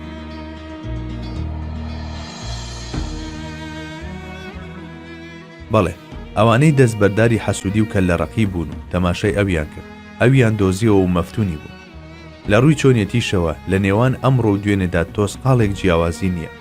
وا ئەمڕۆژ هەزاران کەس ڕاستی پێغەمبەرایەتیەکەی بە چاوی خۆیان دەبینن و تەزدیقی دەکەن و بە هەموو جیهانیشدا جار دەدەن کە ئەو دواهەمین پێغەمبەری خوایە. ئەمە لەلایەکی تریشەوە دیسان لە نێوان دوێنێ و ئەمڕۆدا جیاوازیەکی ئەوتۆ نییە، سەبارەت بەوانەی کەواز لە ئینادی و سەرکەشی ناهێن و پێداگری دەکەن لەسەر نکۆڵیکردنیان، وێڕای ئەوەی کە دەشزانن ئەو زاتە نێراوی پەروەردگارە. هەستی چێبڕچێ. مغەیرەی کوڕی شوعبە ڕەزای خوای لێبێ دەجێڕێتەوە. من و ئەبوو جەهل پێکەوە دانیشت بووین. پێغەمبەری خوا هات بۆ لامان و چەند شتێکی پێڕاگەیاندی. ئەبوو جەهل بە بێڕێزیەوە وتی: ئەی موحەممەد، ئەگەر بۆ ئەوە وا دەکەی کە یەکێک بدۆزیتەوە لە دوا ڕۆژدا شایەتیت بۆ بدات لەسەر ئەوەی کە تەبلیغت کردووە و ئەرچی خۆتت ئەنجام داوە، ئەوە هیچ پێویست ناکات خۆت ماندوو بکەیت. من شایەتیت بۆ دەدەم، بەڵام ئێستا واز بێنە و بێزارم مەکە. لە پاش ئەوەی پێغەمبەری خواجەی هێشتین، ڕوون کردە ئەبوو جەهل و لێم پرسی: ئەرێ بەڕاستی باوەڕی پێ ناکەیت؟ وەڵامی دامەوە: لە ڕاستیدا دەزانم کە ئەو پێغەمبەرە، بەڵام هەر لە کۆنەوە لە نێوان ئێمە و هاشمیەکاندا چێبڕچێ هەیە. ئەوان شانازی بەوەوە دەکەن کە ڕیفادە و سیقایە لە دەستی ئەواندایە، جا ئەگەر بشڵێن پێغەمبەر لە ئێمەیە، ئیدی ئەمە شتێکە بەرگەی ناگرن. پیاوانی قوڕەیش کۆبوونەوە و بڕیاریاندا عوتبەی کوڕی ڕەبیعە بنێرن تاوەکو لەگەڵ پێغەمبەری خوادا گفتوگۆ بکات و قەناعەتی پێ بکە تا دەست لە بانگەوازەکەی هەڵگرێت. عوتبە یەکێک بوو لە پیرمەندانی ئەو سەردەمە و شارەزاییەکی تەواوی لە ئەدەبیاتی عەرەبیدا هەبوو، خاوەن سەروەت و سامانێکی زۆر بوو. عوتبە چوو بۆ لای سەروەری هەردوو جیهان، وای دانابوو ژیربازی پێچاوپێکی لۆژیکی بکات. بۆیە پرسی: ئەی موحەممەد، تۆ باشتری یان عەبدوڵای باوکت؟ پێغەمبەری خوا وەڵامی پرسیارەکەی نەدایەوە. نا، بەڵکو بە بێدەنگبوون وەڵامی دایەوە کە جوانترین وەڵامە بۆ جێژ و گەوجەکان. عوتبە بەردەوام بوو: جا ئەگەر پێت وایە ئەو لە تۆ باشترە، ئەوە بەدڵنیاییەوە ئەو خوایانەی دەپەرست کە ئێستا تۆ سوکایەتیان پێ دەکەیت. نا، ئەگەر خۆتت لەوان پێ باشترە، ئەوە ئەو کات قسە بکە و با منیش گوێ لێ بگرم. پێغەمبەری خوا درودی خوای لێ بێپرسی: ئایا قسەکانت تەواو بوون؟ عوتبە وتی: بەڵێ و بێدەنگ. ئەوجا پێغەمبەری خوا لەسەر چۆک دانیشت و دەستی کرد بە خوێندنەوەی سوورەتی فەسڵەت لە سەرەتاوە تا ئاەتی 13. فإن أعرضوا فقل أنذرتكم صاعقة مثل صاعقة عاد وثمود. جا ئەگەر لەگەڵ ئەم هەموو دەسەڵات و توانایی و زانایی خوای گەورەدا پشتیان هەڵکرد و گوێیان نەگرت، پێیان بڵێ: من ئاگادارتان دەکەم لەوەی کە شەریخە و بروسکە و کارەساتێکتان بەسەر بێت، وەک ئەوەی کە بەسەر عاد و سەمود هات. کاتێک پێغەمبەری خوا گەیشتە ئەم ئاەتە، عوتبە خۆی پێنەگیرا و وەک یەکێک تووشی گەشکە بوو بێت ئاو هادەلەرزی.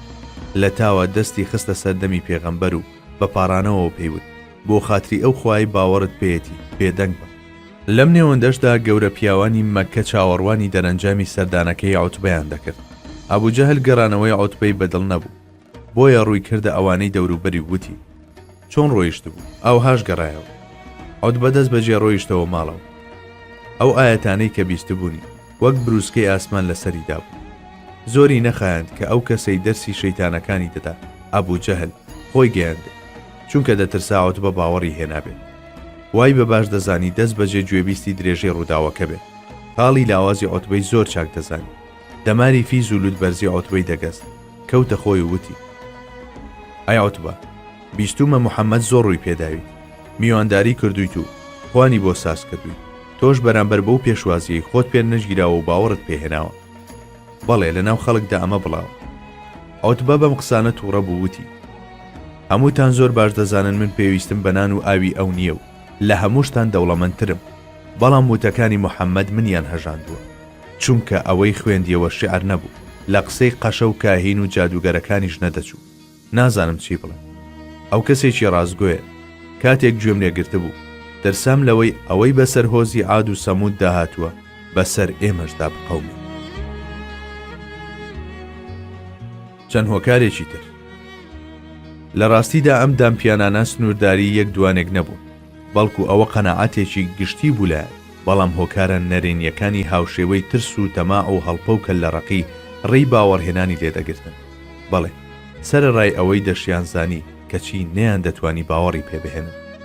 جابۆیە دەبینین قورئانی پیرۆز بە مەبەستی باسکردنی ڕەوشی ئەوان و دڵنەواییکردنی پێغەمبەری سەروەرمان درودی خوای لێبێ دەفەرمێ: قد نعلم إنه ليحزنك الذي يقولون فإنهم لا يكذبونك ولكن الظالمين بآيات الله يجحدون.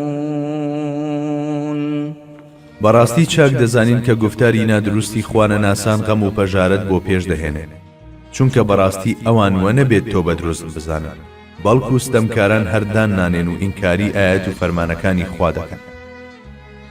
ئەوان چەندین تۆمەتت بۆ هەڵدەبەستن، تۆش بەو تۆمەتە ناڕەوایانە دڵتەنگ دەبیت، بەڵام نەکەی بە قسە و گفتاری ئەو بەدبەختانە دڵتەنگ بیت کەوا لەژێر داخوازیەکانی جەستەیاندا پڵیشاونەتەوە و بوونەتە دیل و زەبوونی نەفسیان و ناتوانن دەستبەرداری نەریتەکانیان. لە ڕاستیدا ئەوان تۆ بە درۆ ناخەنەوە، چونکە ناتوانن درۆ بدەنە پاڵتۆ، چون تۆ زۆر دووری لە درۆ. ئەوە تا پێشتر خۆیان پێیان دەوتی ئەمین، کەواتە بڕوانە ئاستی گەوجی و نەفامی ئەوانە، تەنانەت خۆشیان باوەڕیان بەوە نییە کە دەیدەنە پاڵت، کەچی هەر بەردەوامیشن، کەوا بێت پێویست بە دڵتەنجی دەکات. بەڵێ ئەگەر کەسێک کە بێت شایانی دڵتەنجی و خەمباری بێت، ئەوە دەبێت ئەوانە بن کە دەواازەکانی دڵ و ویژدانیان بەڕووی ئەو زاتەدا داخستووە کە جڵەوی دنیا و ئاخیرەتی بەدەستە. بەڵێ دەبێ خەم و پەژارە بەشی ئەو کەسانە بێت کە بڕیاریان داوە لە تاریکستاندا بژین لە کاتێکدا دنیایەکی چراخان ها لە پاڵ. نوری نەمر.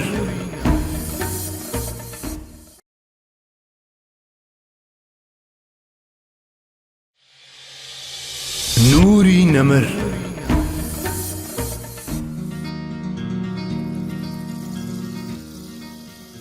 پێغەمبەری چاوەڕوانکرا و مژدەدراو.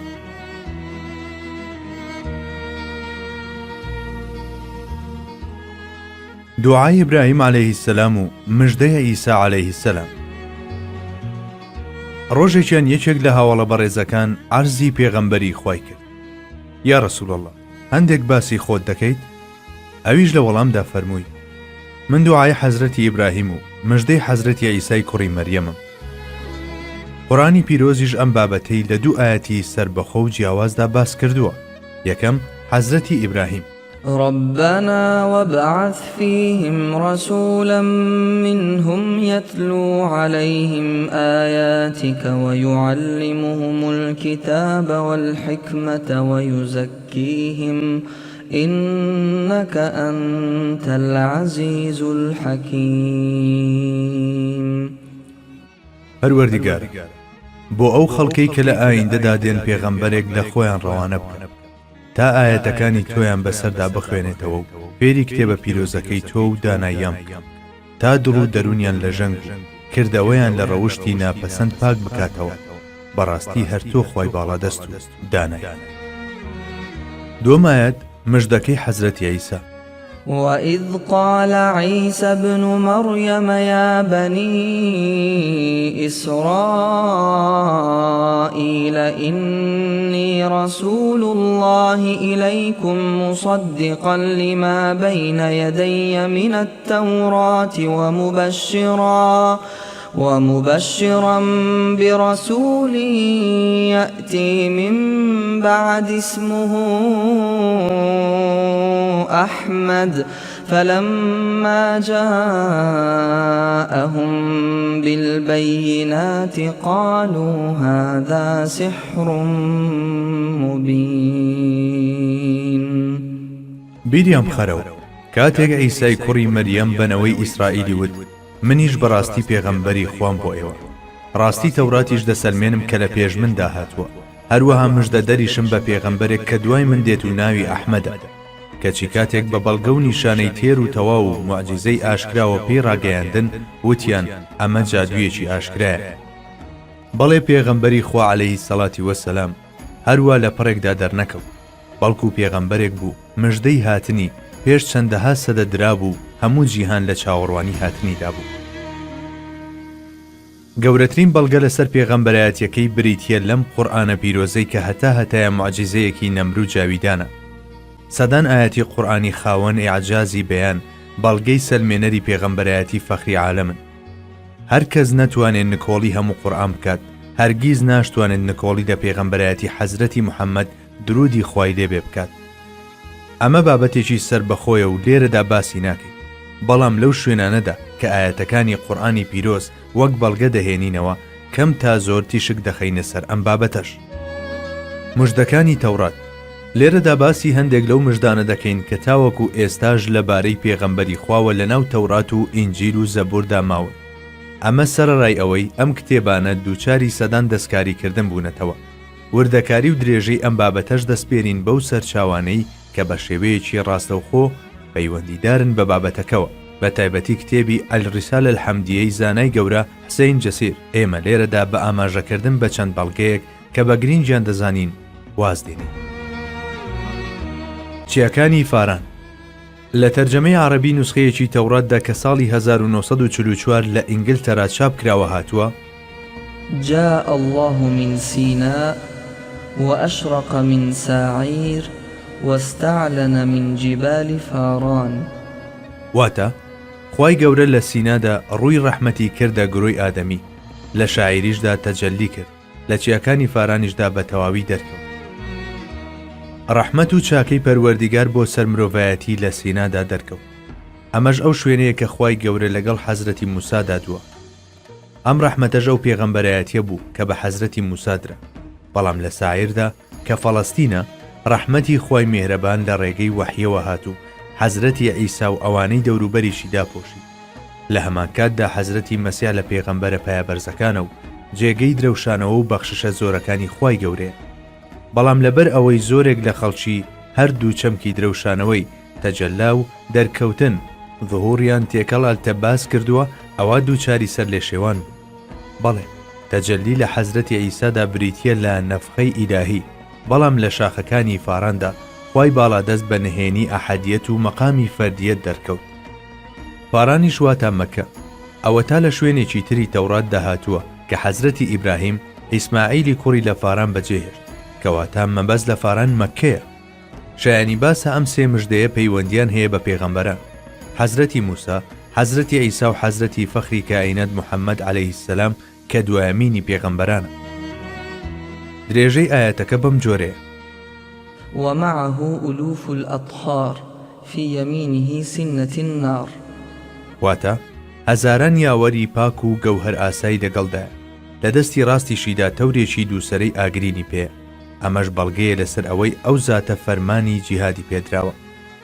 ئاشکرایە کە پێغەمبەر درودی خوای لێبێ پێشدا بەزینی وحی لە ئەشکەوتی حەرادا دەچوە خەڵوەتەوە و سەرگەرمی پەرستش و بیرکردنەوە دەبوو. یەکەم جاریش لەم ئەشکەوتەدا وحی بۆ نازڵ بوو. ئەگەر فاران مەکە نەبێ ئەی دەبێت کوێ بێ؟ لە چ شوێنێکی تری دنیادا نورێکی وەک دینی ئیسلام پرشنگی داوە و بە خۆر هەڵات و خۆر ئاوادا بڵاو بۆتەوە. بەو پێی لە دنیادا شوێنێکی تر نییە ئەم وەسفانەی بەسەردا بچەسپێت، ئەوە ئەو وشە فارانە جگە لە مەکە هیچ شوێنێکی تر نییە. هەروەکو پێشتریش گوتمان ئاەتی ژمارە 21 تەکوین کە باز لە جێگەی نیشتەجێبوونی حەزرەتی ئیسماعیل دەکات. وسكن برية فاران. واتە لە چۆڵەوانی فاران نیشتەجێ بوو، گەورەترین و ڕوونترین بەڵگەی سەلمێنەری قسەکەمان. کەسیش ناتوانێت پێچەوانی ئەمە بسەلمێنێت. ئەو ڕەخنانەش کە لەم بارەیەوە دەگیرێن تەنها ڕەخنەی ڕووکەش و نازانستین. اینجا کۆتایی ئاەتەکە کە ئاماژە بە هاوڵە بەڕێزەکانی دەکات و بەوەش کە ڕاستپێرداون بە جیهادکردن لە پێناوی خوادا هیچ کەلێنێک بۆ گومان و دوودڵی ناهێڵێتەوە کە مەبەستی حەزرەتی موحەممەدە درودی خوای لێ. لەنەوەی حەزرەتی ئیسماعیل ئاەتی دووەم لە تەورات دەڵێ: وسوف أقيم لهم نبيا مثلك من بين إخوتهم وأجعل كلامي في فمه ويكلمهم بكل شيء آمر به. خوای گەورە لەم ئاەتەی تەوراتدا بەم شێوەیە لەگەڵ حەزرەتی موسادا دەدوێت. لە مەولانە نێو براکانیدا نەوەکانی ئیسرائیل پێغەمبەرێکی وەک تۆیان بۆ دەنێرم. قسەی خۆم دەخەمە سەر زمانی ئەو فەرمانی هەر شتێکی پێ بدەم بەوانی دەڵێت. ئاەتی 19 تەواوکەری ئەمەیە: ومن لم يطع كلامه الذي يتكلم به باسمي فأنا أكون المنتقم من ذلك. واتە هەر کەسێکیش گوێڕایاڵی ئەو قسانەی نەکات کە بە ناوی منەوە دەیان کات، ئەوە هەر خۆم تۆڵەی لێدەسەنمەوە. دەسەواژەی براکانی بەنی ئیسرائیل کە لە ئاەتەکەدا هاتووە ئاماژە بۆ پێغەمبەرێک دەکا کە لەنەوەی حەزرەتی ئیسماعیلە، تاکە پێغەمبەرێکی زانراویش کە لەنەوەی حەزرەتی ئیسماعیلەوە هاتبێ حەزرەتی موحەممەدە درودی خوای لێبێ. هەروەها وەک حەزرەتی موسا عەلەیهی سەلام بە شەریعەتێکەوە دێت. لەلایەکی ترەوە ئاەتەکە ئاماژە بەوە دەکات ئەو پێغەمبەرە مژدەدراوە دێت نەخوێندەوارە. بابەتی تۆڵەکردنەوە لە یاخیبوانیش کە لە ئاەتەکەدا باس کراوە ئاماژە بۆ سنوور و سزاکان دەکات کە ئەمەش تەنها لە ئاینی ئیسلامدا بوونی هەیە. ناگونجێ حەزرەتی ئەیسایان حەزرەتی یوشع عەلەیهی سەلام ئەو پێغەمبەرە بێ کە لە تەوراتدا موژدەی لەبارەوە دراوە، چونکە ئەم دوو پێغەمبەرە لەنەوەی ئیسرائیلن. سەرەڕای ئەوەش حەزرەتی ئەیسا لە زۆرێک لە بابەتەکاندا یاسا و شەریعەتێکی تازەی نەهێناوە، بەڵکو پەیڕەوی یاسا و شەریعەتی حەزرەتی موسا بووە. ئەوەش کە حەزرەتی یوشع لە حەزرەتی موسا ناچێت هەروەک ڕۆژی ڕووناک نمایانە، چونکە حەزرەتی یوشع خاوەن شەریعەتێکی نوێ نەبووە. سەرەڕای ئەوەی کە ئەم ئاەتەی قورئانی پیرۆز دەفەرموێ إنا أرسلنا إليكم رسولا شاهدا عليكم كما أرسلنا إلى فرعون رسولا. وبەڕاستی ئێمە پێغەمبەرێکمان بۆ ڕەوانە کردوون کە بووەتە شایەت بەسەرتانەوە، هەروەکو چۆن بەلای فیرعەونیش پێغەمبەرێکمان ڕەوانە کرد. ئاماژە بۆ لێکچوونی حەزرەتی موسا و پێغەمبەری پێشەوامان دەکات. لە ڕاستیدا دوا بەڵگەی ئەم ئاەتە پێویست بە هیچ بەڵگەیەکی تر ناکات.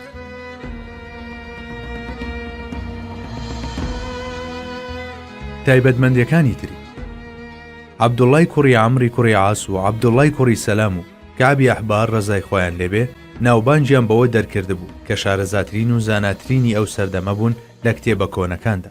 لەوانەوە ڕیوایەت کراوە کە تەورات پێش ئەوەی ئەم دەستکاریەی ئێستای بکرێ ئەم ئاەتەی تێدا بووە.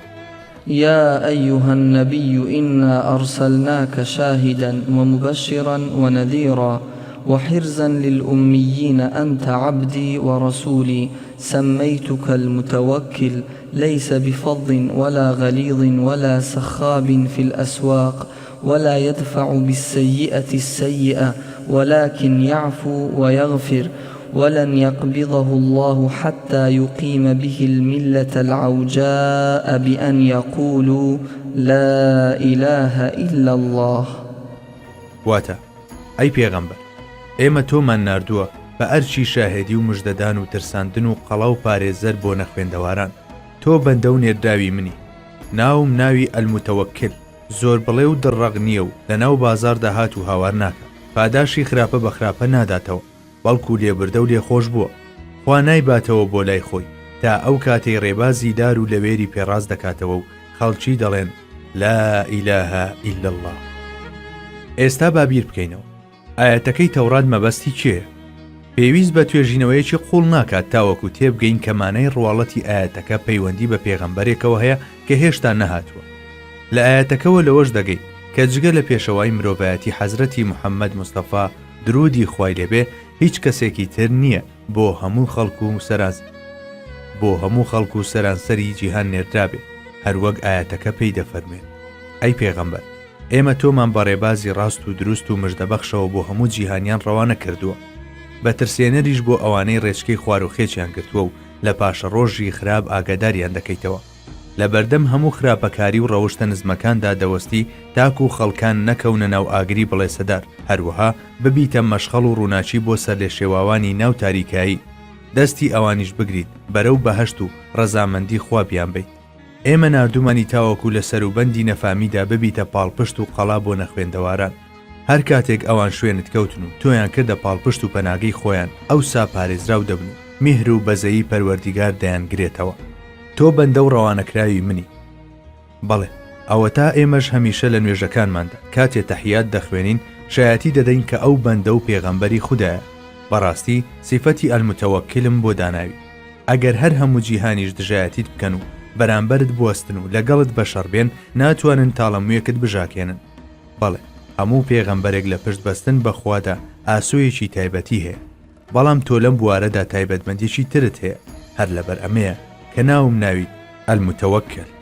اینجا وتارەکەی ڕوودەکاتە جێناوی نادیار کە ئەمەش جۆرێکە لە ستایش و دەڵێ ئەو هەرگیز کەسێکی تۆڕە و دڵڕەنجێن و نەفرین خواز نییە، بەڵکو دارای ئەدەب و ڕەوشتێکی سەنگین و بەسام و ویقارە. ئەو کەسێک نییە لە بازارەکاندا هاوار بکات و وتەی نەشیا و بەزاری دابێت.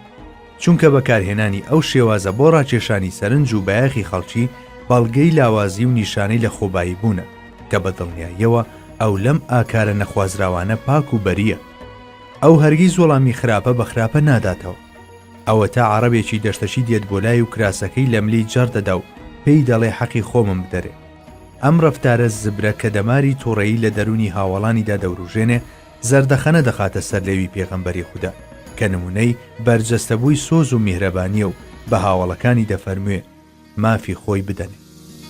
بەڵێ ئاکاری بەرزی ئەو بە جۆرێک بوو کە تەنانەت لەو تاوانانەش خۆش دەبوو کە هەرگیز شایانی لێخۆشبوون نەبوون بە مەرجێک بە زاندنی سنوورەکانی شەرعی تێدا نەبوو بێ ئەوە تا سەرنج بدەن چۆن پاش فەتحی مەکە لێبوردنی نوان لەگەڵ خەڵکی مەکەدا کە چەندین ساڵ ئازار و ئەشکەنجەیاندا بوو.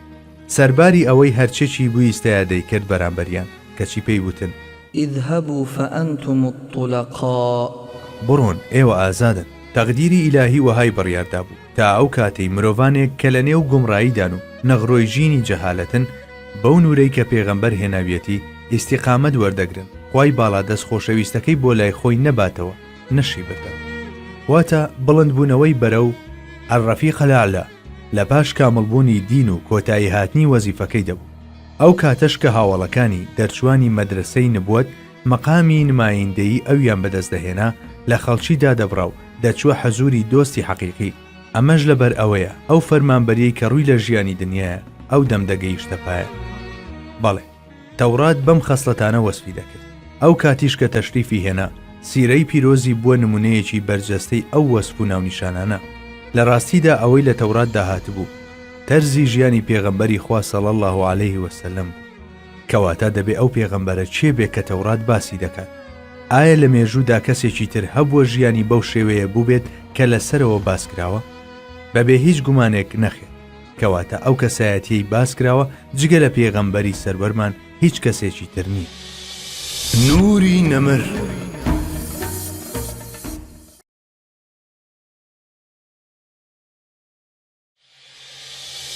نوری نەمر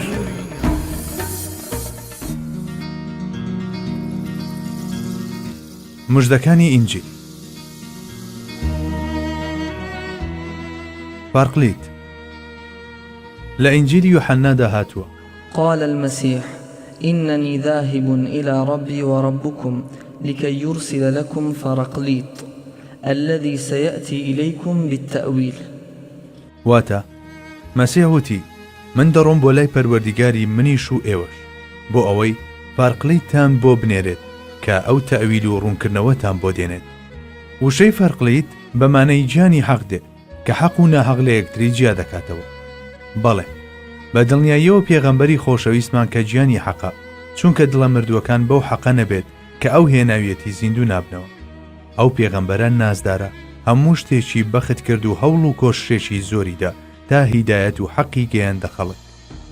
ئەگەر ئەو تێکۆشانە بێوچانەی ئەو نەبوایە حەق لە ناحەق جیانە دەبووە کەواتە فارقلی دەو کەسەیە کە مەسیح عەلەیهی سەلام مژدەی پێداوە.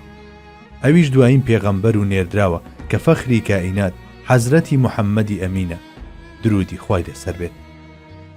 لە ئەنجیلی یوحەنادا بابی 14 ئایەتی 15 و 16دا هاتووە إن كنتم تحبونني أطعتم أوامري أما أنا فسأبتهل إلى الرب ليرسل لكم معينا آخر وروح الحقيقة فرقليط لكي يبقى معكم على الدوام.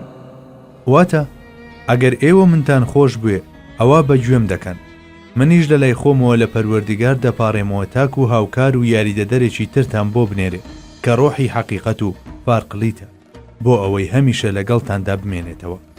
ئێستا با بەڕێز سەرنج لەم ئاەتە بدەین. فرقليط هو روح القدس الذي سيرسله الرب باسمي أي نبيا مثلي سيعلمكم كل شيء وسيذكركم بما قلته لكم. واتە فارقلیت بریتیە لەو ڕۆحە پیرۆزەی کە خوددا بە ناوی منەوە دەینێرێ و وەک منیش پێغەمبەرە. ئەوسا ئەو هەموو شتێکتان فێر دەکات و ئەوەشتان بەبیر دەهێنێتەوە کە من پێشتر پێم وتبوون. عندما يأتي فرقليط سيشهد لي وستشهدون أنتم لي. واتە کاتێک فارقلیت دێت شایەتیم بۆ دەدات، ئێوەش شایەتی بۆ من دەدەن. ولكن أقول لكم الحق، من الأفضل لكم أن أذهب، لأني إن كنت لا أذهب لا يأتي فرقليط إليكم، ولكني إن ذهبت أرسله إليكم. واتە بەڵام من ڕاستی و حەقیقەتتان پێ دەڵێم، بۆ ئێوە وا چاکترە من بڕۆم، چونکە تا من نەڕۆم فارقلیت نایەت بۆلاتان، بەڵام کە من ڕۆیشتم ئەوسا خوا بۆتان دەنێرێ. وعندما يأتي فرقليط يبكت العالم على الخطيئة. واتە کاتێک فارقلیت دێت هەموو دنیا لەسەر گوناح و تاوان سەرزەنش دەکات. لە سەرەتادا ئینجیل بە زمانی عیبرانی بووە، دوایی تەرجەمە کراوە بۆ زمانی یۆنانی، جا ئەو تەرجەمە عەرەبیانەی دەبەردەستماندان ئەوانن کە لە زمانی یۆنانیەوە وەرگیراون. وشەی فارقلیت لە تەرجەمەی یۆنانیەکەی یەکەم جار داهاتووە، بەڵام ئێمە ئەو وشە ڕەسەنە نازانین کە لە زمانی عیبریدا لە بەرامبەریەوە هاتووە. وشەی فارقلیت لە یۆنانیەوە تەرجەمە کراوە بۆ زمانی عەرەبی، واتا چووەتە ناو زمانی عەرەبیەوە لە شێوەی بە عەرەبیکردن. بەڵام ئێمە بابەتەکەمان لەسەر ئەم وشەیە بنیاد نانی، بەڵکو هەوڵ دەدەین هاتنەدی هەموو تایبەتمەندیەکانی پێغەمبەری چاوەڕوانکراو کە لە ئینجیلدا مژدەی هاتنی دراوە لە سەروەرماندا بنین. باوشەکانی شەیدایەکی پێغەمبەر بکەینە سەردێڕ. بەڵێ مەولانە جەلالەدینی ڕۆمی چەند جوانگوتوویەتی وەسفی موستەفا لە ئینجیلدا بوونی هەبوو، هەر خۆی نهێنی پێغەمبەران و بەحری سەفا بوو، ئاکار و ڕەفتار و غەزا و ڕۆژوو و خواردنی بوونی هەبوو لە ئینجیلدا یەک بەیەکی.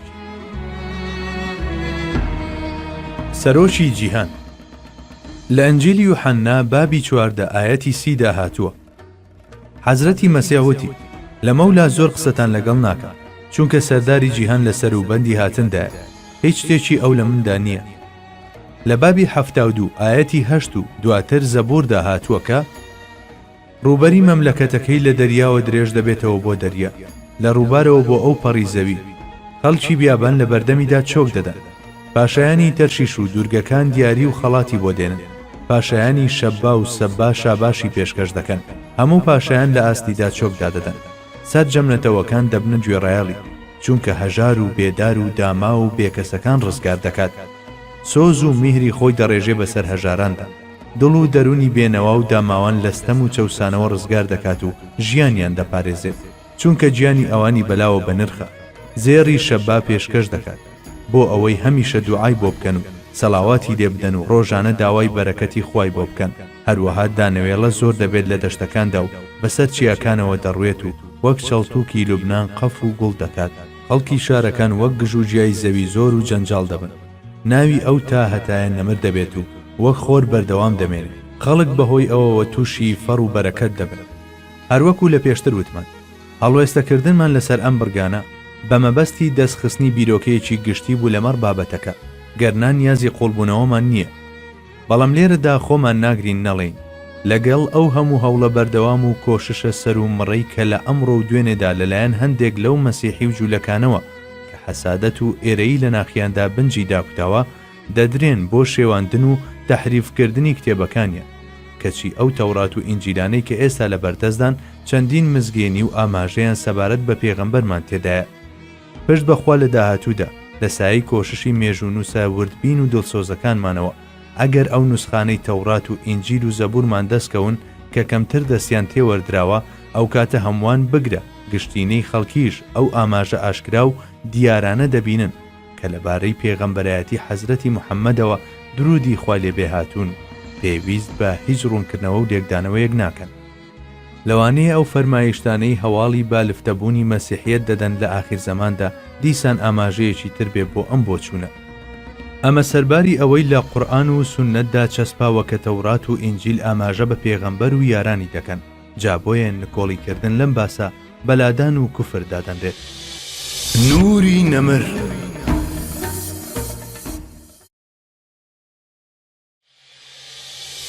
نوری نەمر ئەو مرۆڤی ڕەهەندە جیاوازەکان بوو. مرۆڤی سەرگەردانی ئەم سەردەمە هەروەک چۆن زۆرێک لە پێوەری بەها باڵەکانی بزر کردووە، ئاوهاش ڕوانین و ڕەفتاری بەرامبەر بە پێغەمبەران و بە تایبەتی تریش سەرداری پێغەمبەران صلی الله علیه وسلم سەرنوقوم بووەتەوە. دیارە هەڵەیەکی گەورەیە ئەگەر ئەو زاتە بە پێوەر و تەرازوەکانی مرۆڤ هەڵبسەنگێنرێ، تەنانەت مەحاڵیشە، چونکە بە ڕۆح و توانایەکی ناوازە و بێوێنەی ئەو تۆوە نێرداوە کە ئەم دنیایە سەر لە نوێ ڕێک بخاتەوە و چەندین ئاسۆی پرشنگدار لە بەردەم مرۆڤایەتی داواڵا بکات. لەبەر ئەوە نرخاندنی لە توانست و هەڵسەنگاندنی ئێمە بەدەرە، بۆیە هەرچۆنێک بێ شاعیران وەسفی بکەن هێشتا مافی خۆی نادەنێ. ئالەم سۆنگەیەوە بۆ کە حەسانی کوڕی ثابت کە لە هەموو کەس باشتر ناسیویە وتویەتی: وما مدحت محمدا بمقالتي ولكن مدحت مقالتي بمحمدي. من مەدح و ستایشی حەزرەتی محەممەدم بە وتەکانم نەکردووە، بەڵکو وتەکانم بە ستایشی حەزرەتی محەممەد مەدح و سەنا کردووە. باسوخواسی پیرۆز و بۆن خۆشی ئەوە کە جوانی و ڕازاوایی دەبەخشێ بە گوفتار و وشەکان، ئەجینا هیچ کام لە دەربڕینەکانی ئێمە ناتوانن هیچی پێ ببەخشن. ئەبوو تەمامیش هەمان واتە و ناوەڕۆک بەڵام بە کەمێ دەستکاریەوە دووبارە دەکاتەوە. بیرمەندی گەورەی سەردەمیش بەدێو زەمان سعید نورسیش لە وەسفی قورئانی پیرۆزدا هەمان واتە دووبارە دەکاتەوە و دەڵێ: وما مدحت القرآن بكلماتي ولكن مدحت كلماتي بالقرآن. هەموو ئەمانە دەرەنجامی هاوبەشیکردنی هەمان هەست و هزرە و سەرچاوەی ئیلهامی هەمووشیان هەریەکە. بە چەند گوزارشت و بڕگەیەکی جیاواز ئاماژەیان بۆ هەمان ڕاستی کردووە. ئەوەی هەندێکیان بە کورتی لی دواون، ئەوانی تر درێژەیان پێداوە کەچی یەکێکی تر بە چەند کۆپڵە شعرێک دەری بڕیوە، بەڵام هەمویان بە دەوری هەمان مەبەست و تەوەردا دەخولێنەوە. بۆ ئێمە شەمان شتە ئەوە تا دەمانەوێت گوزارش لەو نیعمەتە هەرە مەزنە بکەین کە خەڵاتمان کراوە، لە ناخی دڵمانەوە شکر و ستایشی خوا بکەین کە ئێمەی کردووە بە ئومەتی حەزرەتی محەممەد مستەفا درودی خوای دەبێ. ئەمە فەزلێکی ئیلاهیە، خوای گەورە فەزلی خۆی دەبەخشێت بەو کەسەی دەیەوێت و بەو ئەندازەیەش کە تەقدیری فەرمووە. بەڵێ، قەدر و بەهای ئەم نیعمەتە لەو دیوی هەموو کێشانە و مەزەندەکردنێکەوەی ئەو نیعمەتەی لە چاو ئومەتەکانی تردا بە ئێمە بەخشراوە، دەریایەکی بێکەنارە لە فەزل و چاکە. بەڵام ئەم بابەتە ڕوویەکی تری هەیە کە ناتوانم فەرامۆشی بکەم و نەپرسم. ئایا ئێمە دڵێکی وامان هەیە شایستەی ئەو زاتە بێت کە سوڵتانی دڵانە؟ ئایا ئەو سوڵتانە ئاسوودەیە بەو سەڵتانەتەی لە دڵەکاندا هەیەتی؟ ئایا دەواازەکانی ناخمان هەمیشە بۆی لەسەر پشتن؟ ئایا لە هەڵسان و دانیشتن و خواردن و خواردنەوە و گشت چالاکیەکانماندا هەست بە حزوری ئەو دەکەین؟ ئایا ڕەوڕەوەی ژیانمان لەسەر ئەو ڕاستە شەقامەیە کە ئەو بۆی کێشاوین؟ جا ئەگەر وەڵاممان ئەرێنی بێ ئەوە زۆر بەختەوەری، چونکە ئەمە ئەوە دەگەیەنێ کە ئیدی سیمای درەخشان و نوری جەماڵی خەون و خولیاکانمان دەڕازێنێتەوە و بووینەتە کۆمەڵێکی محەممەدی. جا ئەو کۆمەڵەش کە کاڵەی ڕەوشتی ئەو دەپۆشێ و ژیانی بە ئەدەب و ڕەویەی محەممەدی دەڕازێنێتەوە، دەبێتە پایەی هاوسەنگی لە جیهاندا. پێم وایە تاکە هۆکاری نەگەیشتنمان بەم هاوسەنگیە ئەوەیە کە هێشتا نەگەیشتوین بە ئاستی پێویست لە ئاوێتە بوونمان بە ڕۆحی محەممەدی. ئەو مرۆڤێکی هەڵبژاردە بوو، بە چاودێری تایبەتی خوایی بەدیهێنرا بوو. هۆتەنیا تەشریفێنانی وەک مرۆڤێک بۆ نێومان بە گەورەترین بەختەوەری دادەنرێت، چونکە خودی بەهەشت و فیردەوسی شەرەفمەند دەبن بە تەشریفی. گەورەترین نەرچیش بکەوێتە ئاستۆی ئێمە ناساندن و باسکردنیەتی بە شێوەیەک کە شایستەی قەد و قامەتی ئەو زاتە مەز نەبێت.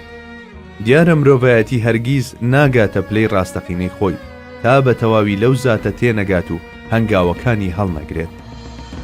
لە ڕاستیدا منیش نیەتی ئەوەم هێناوە، بەڵام هەروەک لە سەرەتاوتم من سوارچاکی ئەو مەیدانە و وتاربێژی ئەو وتارە نیم، لەگەڵ ئەوەشدا تاکە ئاوات و خولیای ژیانم بریتیە لە ناساندنی ئەو زاتە، تاقە هونەر و سەرمایەشم دڵسۆزیمە.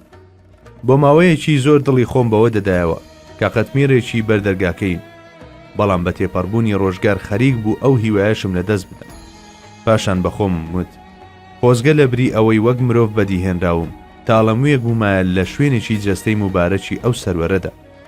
بەڵێ، کاشکێ تا ئەو ئەندازەیە نزیک دەبوومەوە لەو زاتەی کە بووەتە مەزهەری لوتف و میهری پەروەردیگار. ڕۆژگارێکی تریش بەسرمدا گوزەرا و هەر بۆ ئاواتەوە دەژیان، بەڵام تا زیاتر ناسیم باشتر دڵنیا بووم لەوەی کە من شایەن و لەبار نیم بۆ هاتنەدی ئەو ئاوات و خۆزگانە.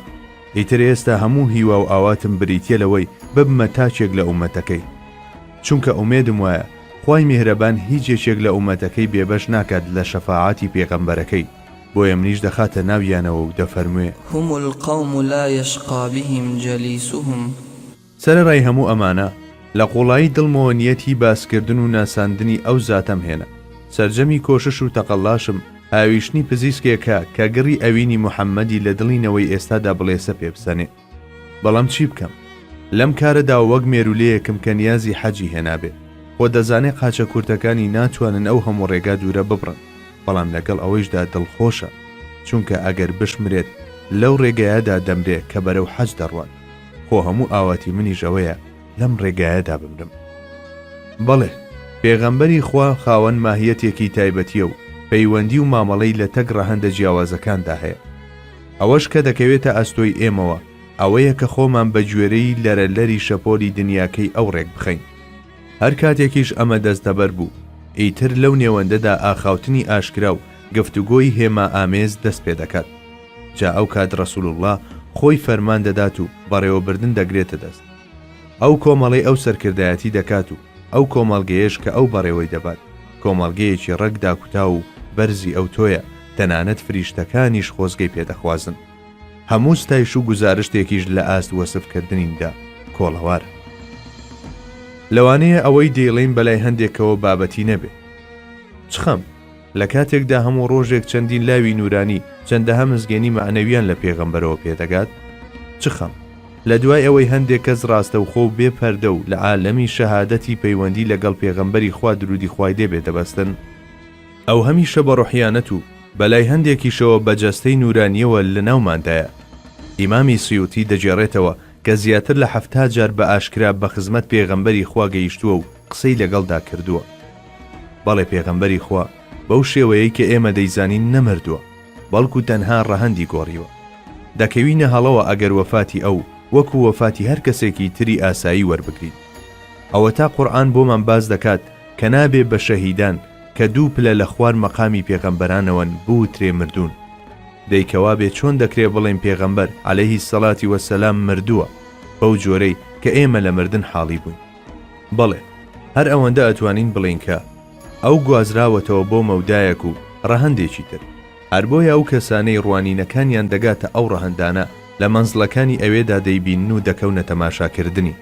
ئەوانەی توانیویانە لە زیندانی جەستە ڕزگار ببن و گەیشتون بە پلەی ژیانی دڵ و ڕۆح دەتوانن لە یەک کاتدا لە ڕابردوو داهاتوشدا بژین.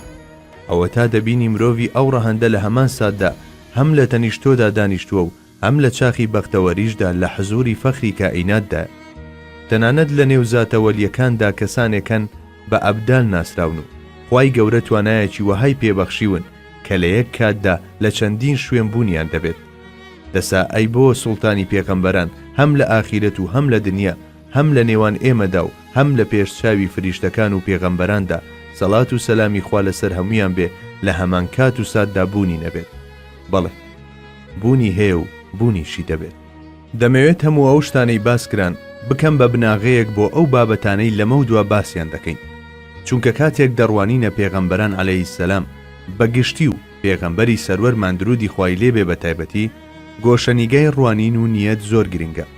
داخۆ ئەگەر تێگەیشتن و حاڵیبوون لە ئەولیا و ئەسفیا و ئەبرار و مقەڕەبین چ جای ئەنبیای عیزام داخوازی بالفتەیی ڕۆح و پاکژەی دڵ بێت، دەبێت دەرکی پێغەمبەران لە کەشی تەماوی و دووکەڵاوی جسمانیەتدا چۆن مەیسەر ببێت. جا بۆ ئەوەی لێیان حاڵی ببین دەبێت بە حزوری دڵ و هەموو لەتیفەکانمانەوە ڕوویان تێبکەین. جا ئەگەر ئەو کەسە خودی پێغەمبەری خوا صلی الله عەلەیهی وسەلەم بێت، ئەوە پێویستە ئەو وردەکاری و تەرکیزە چەندەها قاتی تریش زیاد بکرێت. با ئەوەش لەولاوە بوەستێک کە ئاستی تێگەیشتنی هەر یەک لە ئێمە شوێنکەوتەی هێزی بینینی چاوی دڵیەتی. سەرەڕای هەموو ئەمانەش هیچ کەس ناتوانێت بە تەواوی مانە دەرکی بکات و لێی تێبکات. وكيف يدرك حقيقته قوم نيام تسلوا عنه بالحلم. دەی چۆن کەسانێکی نووست و دەرچی حەقیقەتی پێغەمبەر درودی خوای لێبێ دەکەن کە بیانەوێ بە خەوبینین دڵی خۆیانی پێخۆش بکەن. بوسیری نوری نەمر.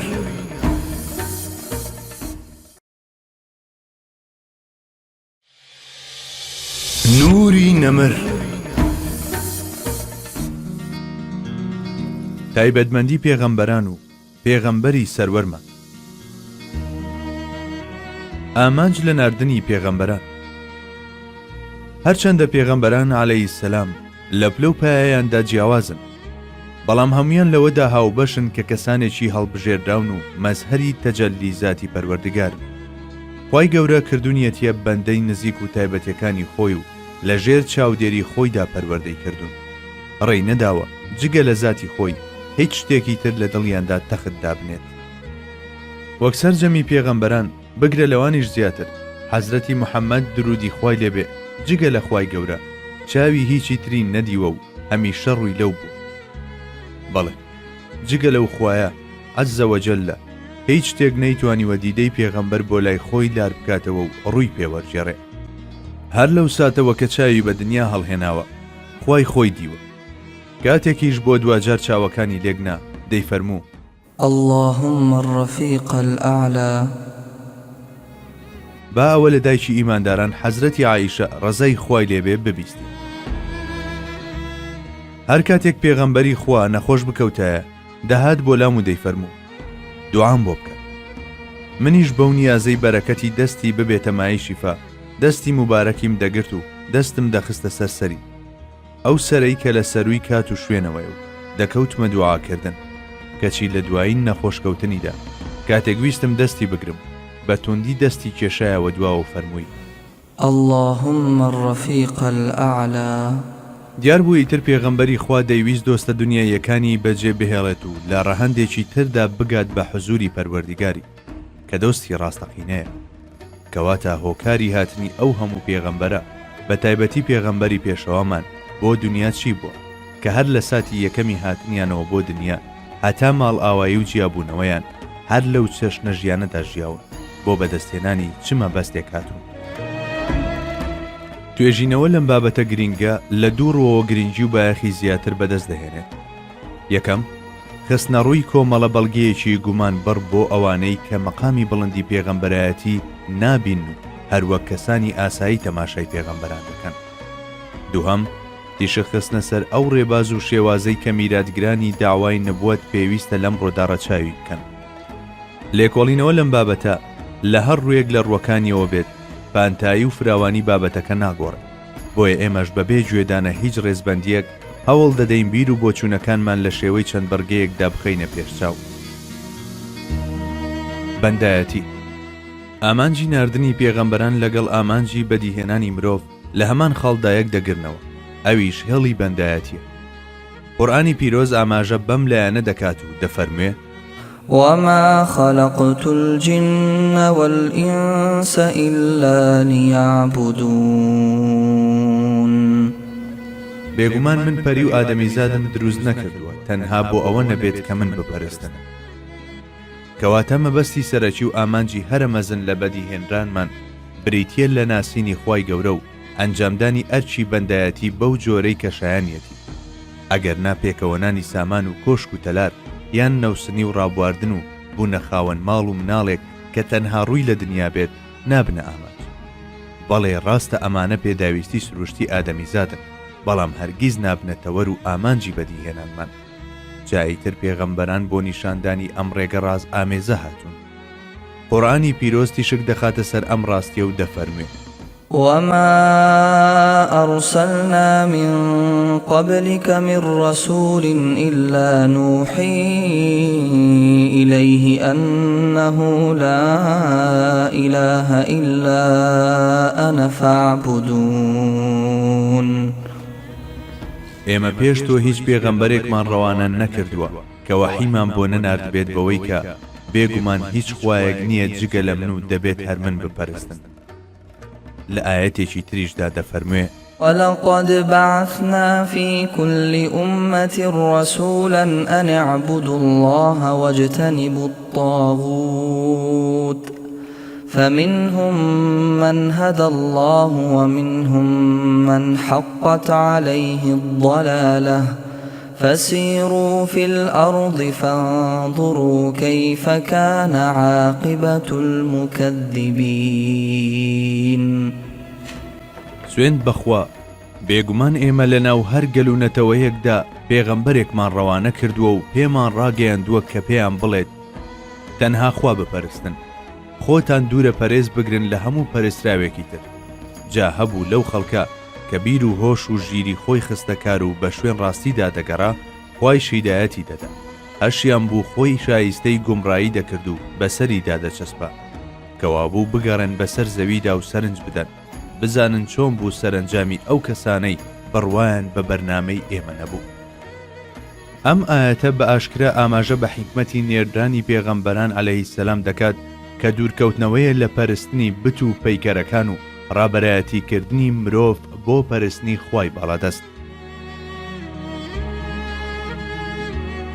جیاوازی سەروەرمان ڕەوشی پێغەمبەرمان عەلەیهی سەڵاتی وەسسەلام جیاوازترە لە پاڵ ئەوەدا کە بە ڕەحمەت نێردراوە بۆ سەرانسەری جیهانیان، لە هەمان کاتدا ڕاست پێداوە کە بانگەوازی پەری و ئادەمی بکات بۆ ڕێگای عیبادەت. ئەوەتە هاوڵی بەڕێز عەبدوڵای کوڕی مەسعود دەجێڕێتەوە. لەگەڵ پێغەمبەری خوادا چوین بۆ شوێنێ، بە چواردەورمدا خەتێکی کێشا و پێی فەرمووم لێی نێمە دەرەوە. ئەوجا خۆشی دوور کەوتەوە. پاشکەمێک گوێم لە دەنگەدەنگ و ژاوەژاوێک بوو. ئەمە نیگەرانی کردم، چونکە دەترسام پێغەمبەری خوا شتێکی بەسەردا هات بێت. لەگەڵەوەشدا نەم دەتوانی لە جێگەی خۆم بجوڵێم، چونکە پێی فەرموو بووم کە نەجوڵێم. لە پاشان ڕەسوول الله درودی خوای لێ بێگەڕایەوە و منیش هۆکاری ئەو دەنگانەم لێپرسی. پێغەمبەری خوش فەرمووی بەرەی جینی ئیمانیان هێنا و بەیعەتیان پێدام، بەم هۆیەوە مشت و مڕ لە نێوانیاندا سەری هەڵدا. اینجا ئیماندار و بێ ئیمانەکانیان کەوتنە گیانی یەکتری. هۆکاری ئەو دەنگانەش ئەمە بوو، هەروەها هەواڵی مردنیشم پێڕاگەیەنرا. وەک بڵێ ناوەڕۆکی کۆتاوشەکانی پێغەمبەری خوا ئەم پەیامەی لەخۆگرتە بوو. ئەرکی من کردنەوەی ئەو شار ڕێگەیەیە کە ئینس و جین دەگەیەنێتە هیدایەت. جا بەو پێی ئەمڕۆ گرۆی جینیش باوەڕیان هێنا و گوێڕایەڵیان کردم، ئەوە ئەرکم لە دنیادا تەواو بوو و مانەوەم هیچ مانایەکی نییە، ئیتر لەمە دووە ماڵاواییش بکەم دەبێ. بەڵێ بیرکردنەوەی پێغەمبەری خوا بەم جۆرە بوو، لە دووتوێی وتەکانیشیدا ئاماژەی بەنهێنی و حکمەتی ڕیسالەت دەکرد. ئێخۆ هەرخۆی لە بابەتی هەڵبژاردن لە نێوان دنیا و قیامەتدا فێری ئەم دوعایی کردوین: اللهم أحيني ما كانت الحياة خيرا لي وتوفني إذا كانت الوفاة خيرا لي.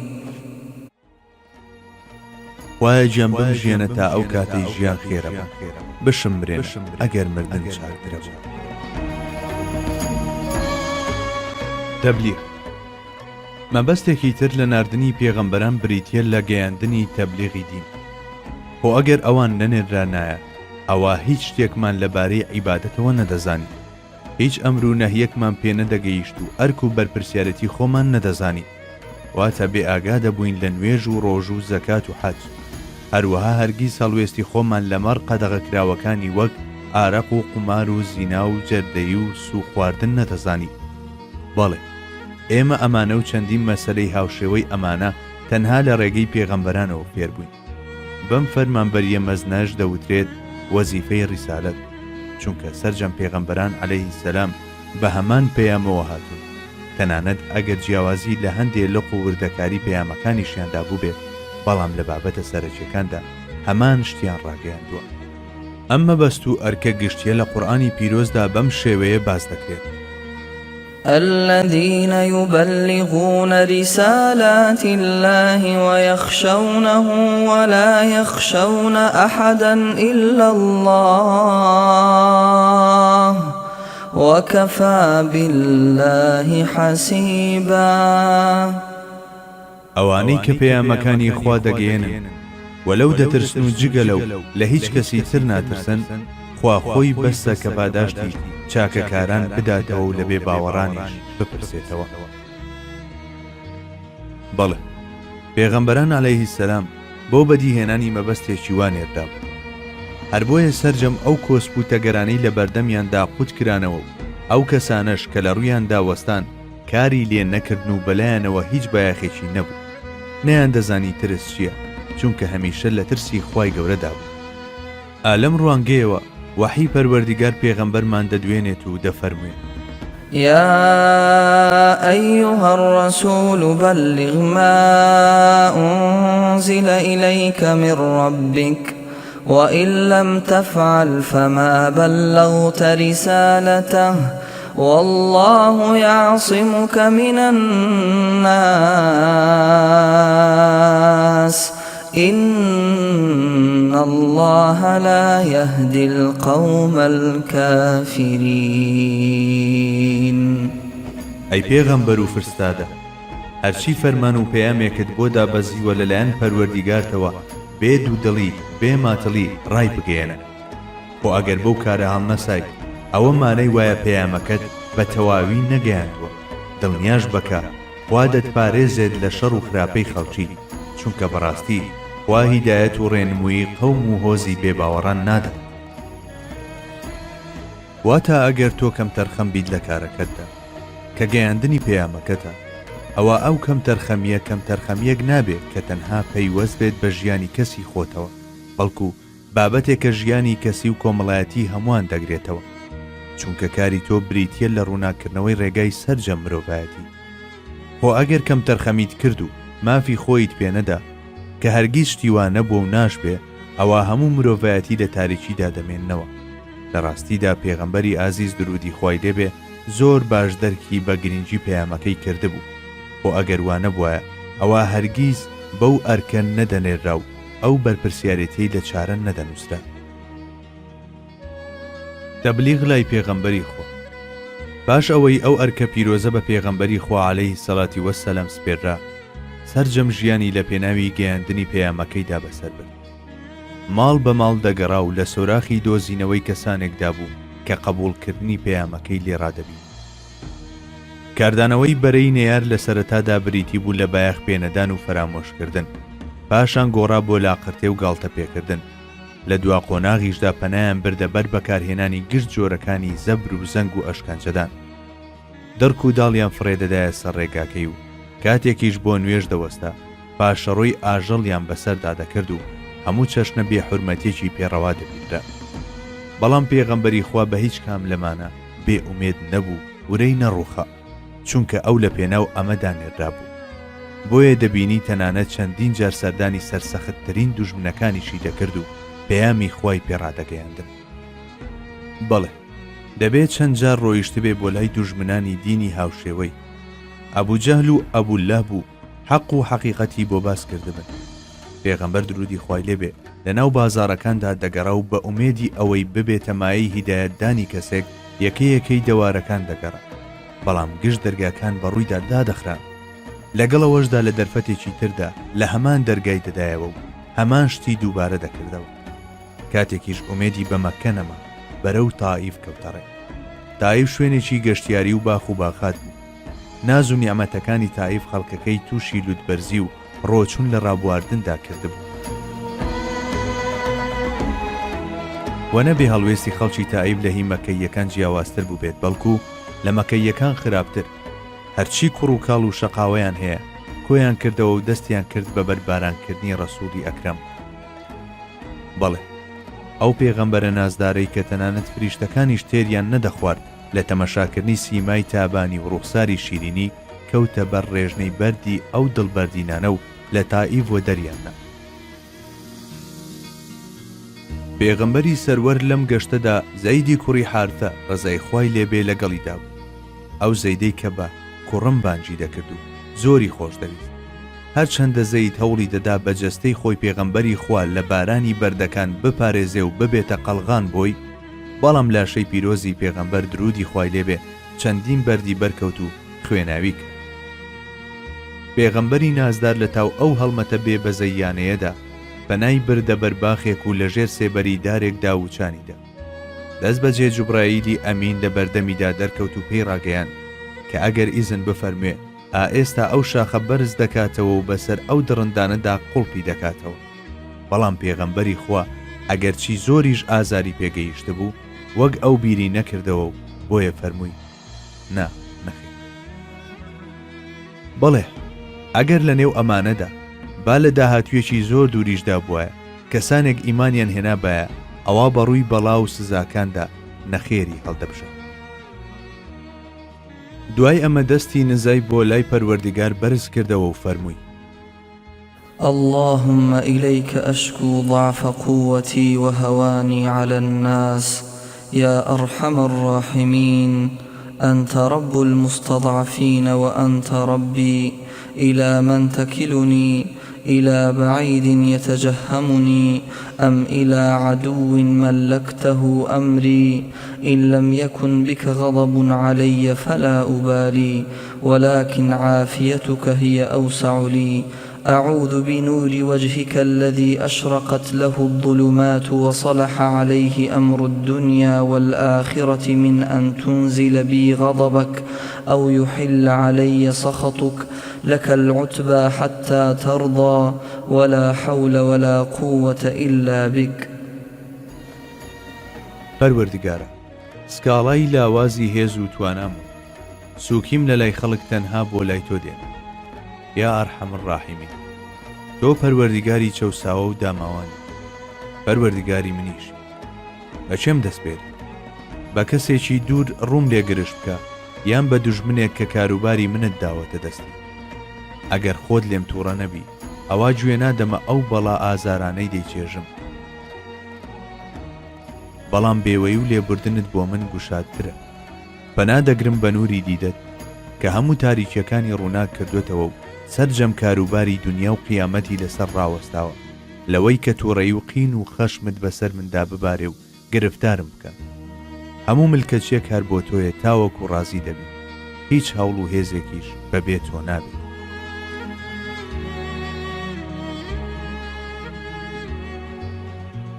لەو کاتەدا کە پێغەمبەری خوا سەرگەرمی دوعاکردن بوو، بە ئەسپایی یەکێک کاتە پاڵیان و هێشوویەک ترەی خستە بەردەمیان.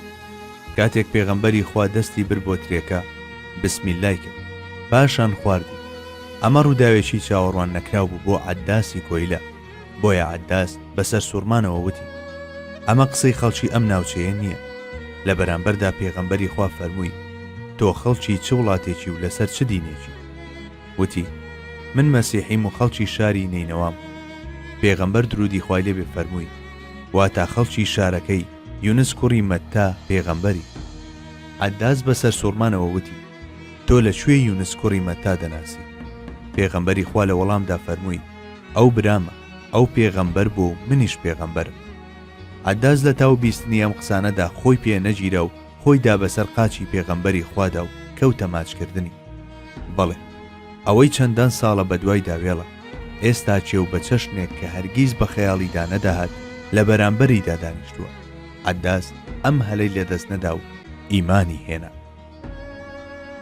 خۆ ئەگەر ئەم ڕووداوەی دوایی نەبوایە، ئەوە پێغەمبەری خوا بە دڵتەنگی و پەژارەوە لە تائیف دەگەڕایەوە، نەک لەبەر ئەو ئازارانەی کە چەشت، بەڵکو لەبەر ئەوەی هەلێکی بۆ نەڕەخسا تاکو بانگەوازەکەی بە هیچ کەسێکیان بگەین.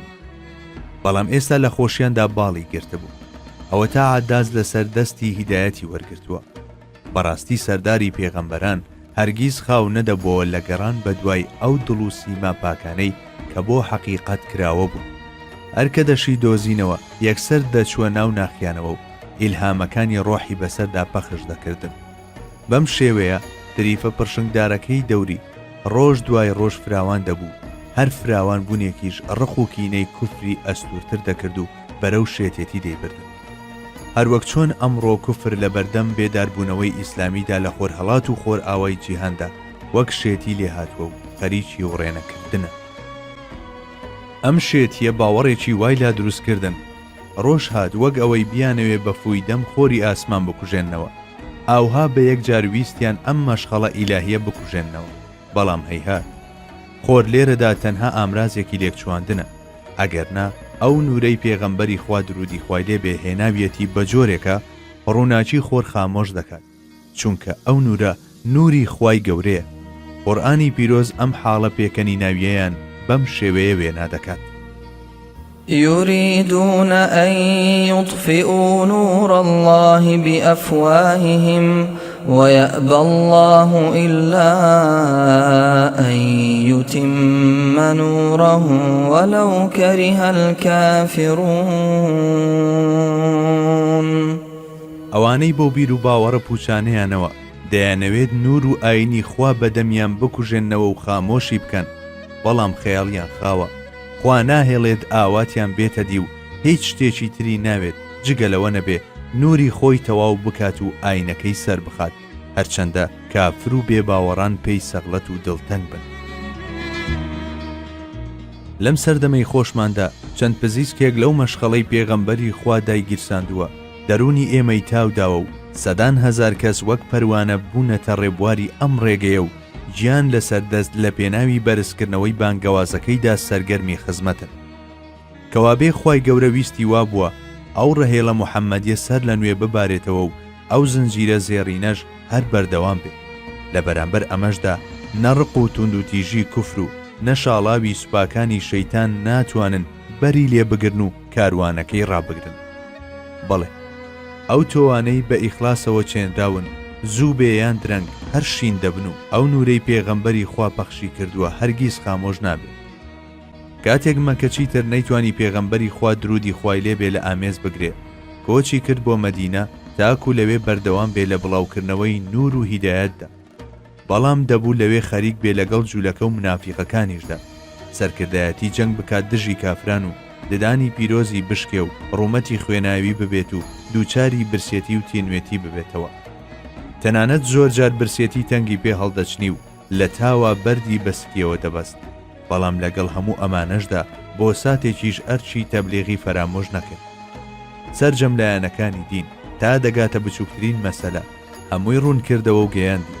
بە درێژایی مانەوەی لە مەدینەی منەوەرەدا و وێڕای دەستە و یەخەبوونی لەگەڵ دەوڵەتانی تردا کەچی هەرگیز ئیرشادی تاکەکانی پشتگوێ نەخست.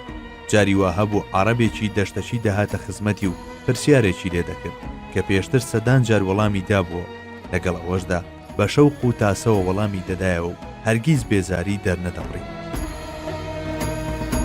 تەبلیغ واتە ڕێنماییکردنی خەڵکی بۆ سەر ڕێگەی ڕاست، کە ئەمەش مەبەست و حکمەتی ناردنی پێغەمبەران و ڕەوانەکردنی سوڵتانی پێغەمبەرانە، ئەو ڕێگە ڕاستەی کە تێگڕای ئیمانداران ئاشنان پێی و پێویستیشە باش شارەزای بن. ڕۆژانە زیاتر لە 40 جار داوا لەخوا دەکەین کە هیدایەتمان بدات بۆ ئەو ڕاستەڕێیەی کە پێغەمبەران و ڕازگۆیان و شەهیدان گرتویانەتە بەر و وەک ئەوان بمانگەیەنێت بە مەبەست و نیازی خۆمان. ڕێگەی ڕاست ڕێگەیەکی پان و بەرینە و هەموو کەسێک بەشی خۆی تیادا هەیە، چونکە خاتەمی پێغەمبەران درودی خوای لێبێ ڕەحمەتە بۆ سەرجەم جیهانیان. اینجا پێغەمبەر درودی خوای لێبێ شایەت و موژدەدەر و ئاگادارکەرەوەشە، هەروەک ئەم ئاەتە پیرۆزە باسی کردووە. يا أيها النبي إنا أرسلناك شاهدا ومبشرا ونذيرا. ئەی پێغەمبەر، بەڕاستی ئێمە تۆمان ڕەوانە کردووە وەک شایەت و موژدەبەخش و ئاگادارکەرەوە. پێغەمبەری خوا درودی خوای لێبێ 23 ساڵی ڕەبەق بەرپرسیارەتێکی سەنگینی وەک پێغەمبەرایەتی هەڵگرت و بە سەرکەوتویەکی بێوێنە کە بۆ هیچ خاوەن بانگەوازێکی تر نەڕەخساوە فەرمانبەری سەرشانی بە پایان گەیاند. بەم جۆرەش ئاوێتە لەگەڵ ئەم هەست و ڕۆحیەتەدا ڕۆژ لە دوای ڕۆژ لە کۆتاییە پیرۆزەکە نزیک دەبووە. پێغەمبەری خوا حەجی ماڵ ئاوایی ئەنجام دەدا، خۆ لە تەمەنی مبارەکیشیدا تەنها یەک حەجی کردووە. ئێمە لە هەمان کاتدا بەم حەجە دەڵێن حەجل ئەکبەر، چونکە پێغەمبەری ئازیزمانتیایدا حەج و عومرەی هەردوو پێکەوە ئەنجامدان. جاییتر لەو کۆتا حەجەدا پێغەمبەری خوا درودی خوای لێبێ سواری وشترەکەی بوو، ئەوەی پێویست بۆ ڕای بگەیەنێ جارێکی تر تەبلیغی کردەوە. بەڵێ هەر لە حوکمی کوشتن، خوێن و مافی ئافرەتەوە تا دەگاتە باسکردنی سوو، پەیوەندی نێوان تیرە و هۆزەکان، هەموو شتێکی باس کرد. جارێکی تر هەموو ئەوانەی پێگەیاندنەوە لە هەر جارێکیشیاندا ڕووی دەکردە کۆمەڵی ئیمانداران و پێی دەوتن ئەلا هەل بەلەغت، ئایا گەیاندم؟ ئەوانیش وەڵامیان دەدایەوە بەڵێ شایەتی دەدەین کە گەیاند و ئەنجامتدا و ئامۆژگاریت کرد. ئەویش بە پەنجەی مبارەکی ئاماژەی دەکرد بۆ ئاسمان و شۆڕی دەکردەوە بۆ سەر خەڵکەکە و 3 جار دەیوت اللهم اشهد، وایە بە شایەت. لە ڕاستیدا فەخری کائینات ئەرکەکەی بە کامەڵی و تێر و تەسەلی بە ئەنجام گەیاند و بە باشترین شێوە تەبلیغی کرد، بۆیە ویجدانی ئاسوودە و دەرونی گوشاد و دڵی بێخەم بوو هەنگاو بە هەنگاو خۆی بۆ دیداری پەروەردیگاری ئامادە دەکرد. ئەو مەردی مراقەبە بوو سەر تاپای ژیانی لە چوارچێوەی ئەو چاودێریە هەستیارەدا بەسەر برد. لە خۆی دەپرسی ئەرێ دەبێت توانی بێتم ئەو ئامانجەم بەدی بهێنم کە خوای گەورە لە پێناویدا منی بۆ خەڵکی ڕەوانە کردووە. نوری نەمر.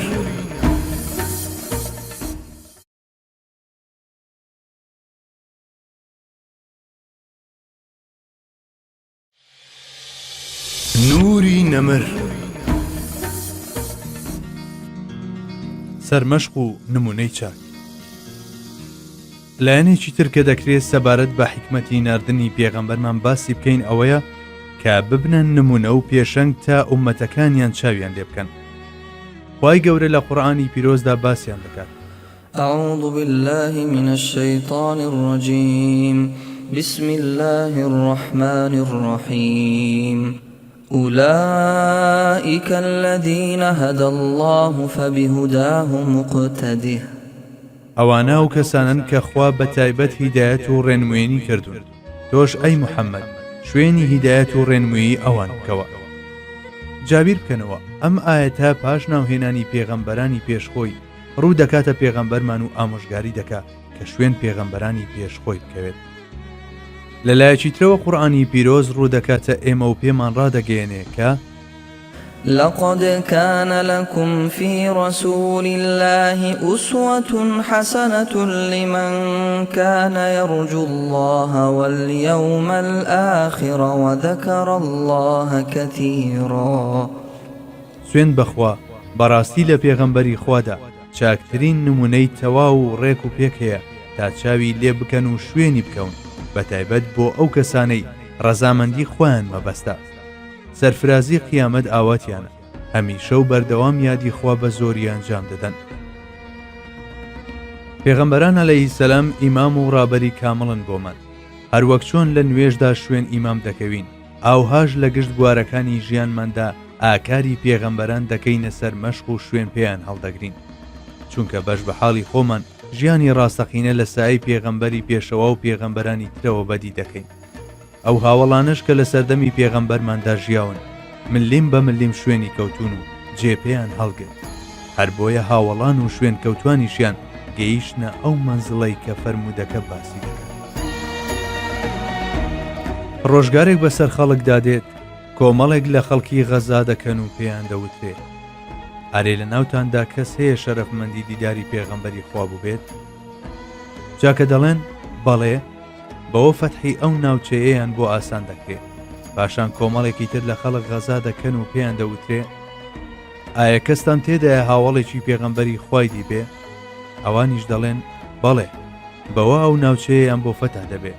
پاشتر کۆمەڵێک لە خەڵک غەزا دەکەن و پێیان دەوترێ ئایا کەستان تێدایە هاوڵێتی ئەوانەی کردبێکەوە ئەسحابەی پێغەمبەریان دیوە؟ دەڵێن بەڵێ. ئیتر دەواازەی قەڵاکان بۆ ئەوانیش دەکرێتەوە و ئەو ناوچەیەش فەتح دەکەن.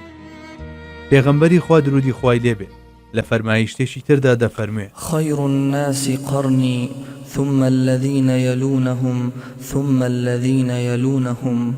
باشترین خەڵک ئەوانەی سەردەمی منن، پاشان ئەوانەی دوای ئەمان دێن، پاشان ئەوانەی دوای ئەوان دێن. ئەم فەرمودەیە ئاماژە بە فەزیلەتی ئەو سەردەمانە دەکات کە لە پێغەمبەری خواوە نزیکن. ئەمەش لەبەر ئەوەیە کە ئەوان هەستیاریەکی بێوێنەیان دەنوان تا ئەوەی لە هەموو ڕوویەکەوە ژیانیان هاوشێوەی ژیانی پێغەمبەری خوا صلی الله علیه وسلم بێت. لە ڕاستیدا خۆچواندن بە مرۆڤێک کە پەروەردیگاری زەمین و ئاسمان بە نمونە و پێشەنگ هەڵی بژاردووە شایەنی ئەوە بوو بکرێتە خولیا و ئامانجی ژیان، هەروەک بەڕاستی شوا بوو. ئەسحاب و تابعین و شوێنکەوتوانی تابعین لەم بابەتەدا زۆر وردەکار و هەستیار بوو.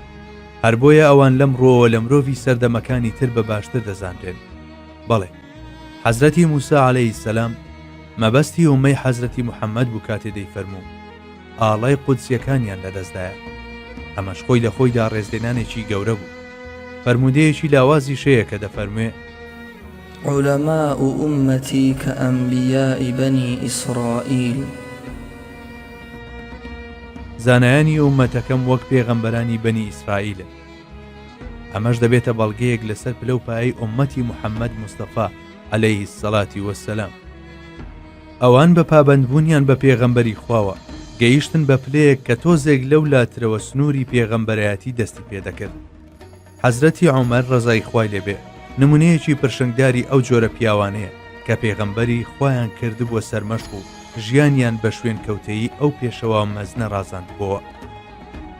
ئەوە تا ببینە لە پاژەوەش کە دەوڵەتان کەوتنە ژێردەستی و ئیمپراتۆریەتەکان لەسەر دەستی فەتەحکران کەچی ئەم تاڵم وێک لە تەرزی ژیانی خۆی نەگۆڕی قودسی خەمباری دیلی ئەمڕۆ کە پەڵەیەکی ڕەشە بە نێوچاوانی جیهانی ئیسلامیەوە لە سەردەمی ئەودا فەتەحکرا. ئەگەرچی موسڵمانان شارەکەیان فەتەح کردبوو کەچی قەشە و ڕاهیبەکان پێداگریان دەکرد و ئامادە نەبوون کلیلی شارەکە تەسلیم بکەن و دەیانوت وەسف و تایبەتمەندیەکانی ئەو کەسە نابینین لە ناوتاندا کە کلیلی شارەکە وەردەگرێت. جا کاتێک هەواڵەکە گەیشتەوە حەزرەتی عومەر خێرا و شتێک لە بەیتولمال قەرز دەکات و لەگەڵ خزمەتکارەکانیدا کە بەنۆرە سواری دەبوون کەوتنە ڕێ تا گەیشتنە قودس. جیلوەی قەدەروا بوو کاتێک دەچوونە ناو شارەکەەوە نۆرەی خزمەتکارەکەی بێت سواری وشترەکە ببێت. خەلیفە سەرڕای هەموو تکا و پێداگیری خزمەتکارەکەی لە وشترەکەدا دەبەزێ و جڵەی وشترەکە دەگرێتە دەست و بەم حاڵەوە دەچێتە ناو شارەکە. کاتێک خەڵکی شارەکە ئەم دیمەنە دەبینن مۆم ئاسا دەتوێنەوە و بە یەک دەنگ دەڵێن بەڵێ ئەما ئەو کەسەیە لە کتێبەکانماندا باسی هاتووە. اینجا سەرنج بدە لە حاڵی پاش ئەوەی کە کابرای مەجووسی خەنجەرەکەی لێ دەدات و بە بێهۆش لە جێگادا دەکەوێت. زامەکەی هێندە سەخت بوو هەرچێکی دەخوارد لە برینەکەیەوە دەهاتە دەرەوە. نە هیچ دەنگێکی لێوە دەهات و نە بە دەنگەکانی دەوروبەریشی بە ئاگا دەهات. کاتێک خزمەتکارەکەی دەهات تا بزانێ هیچ دەخوادیان نا هیچ وەڵامێکی نەدەدایەوە یان بە چاوی ئاماژەی نەخێری دەکرد. بەڵام هەر کات پێیان دەوت ئەی ئەمیری ئیمانداران نوێژ یەکسەر بە ئاگا دەهاتەوە و دەیفەرموو ها ئەوە هەستام هەر کە زواز لە نوێژ بهێنێت لە ئیسلامدا بەشی نییە. ئیتر بەو حاڵەوە و بە جەستەی بریندار و خوێناویەوە نوێژەکەی دەکرد.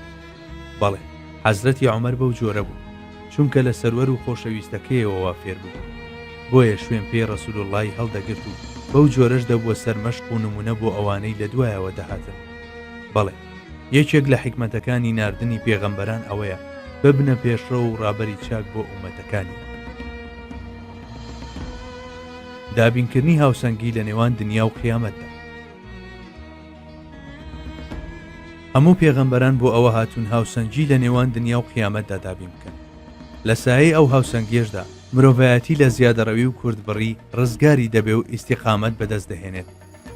بەڵێ دروست نییە مرۆڤ وەک ڕاهیبەکان بە تەواوی واز لە دنیا بهێنێت و خۆی بخزێنێتە کونجی پەرستگاکانەوە.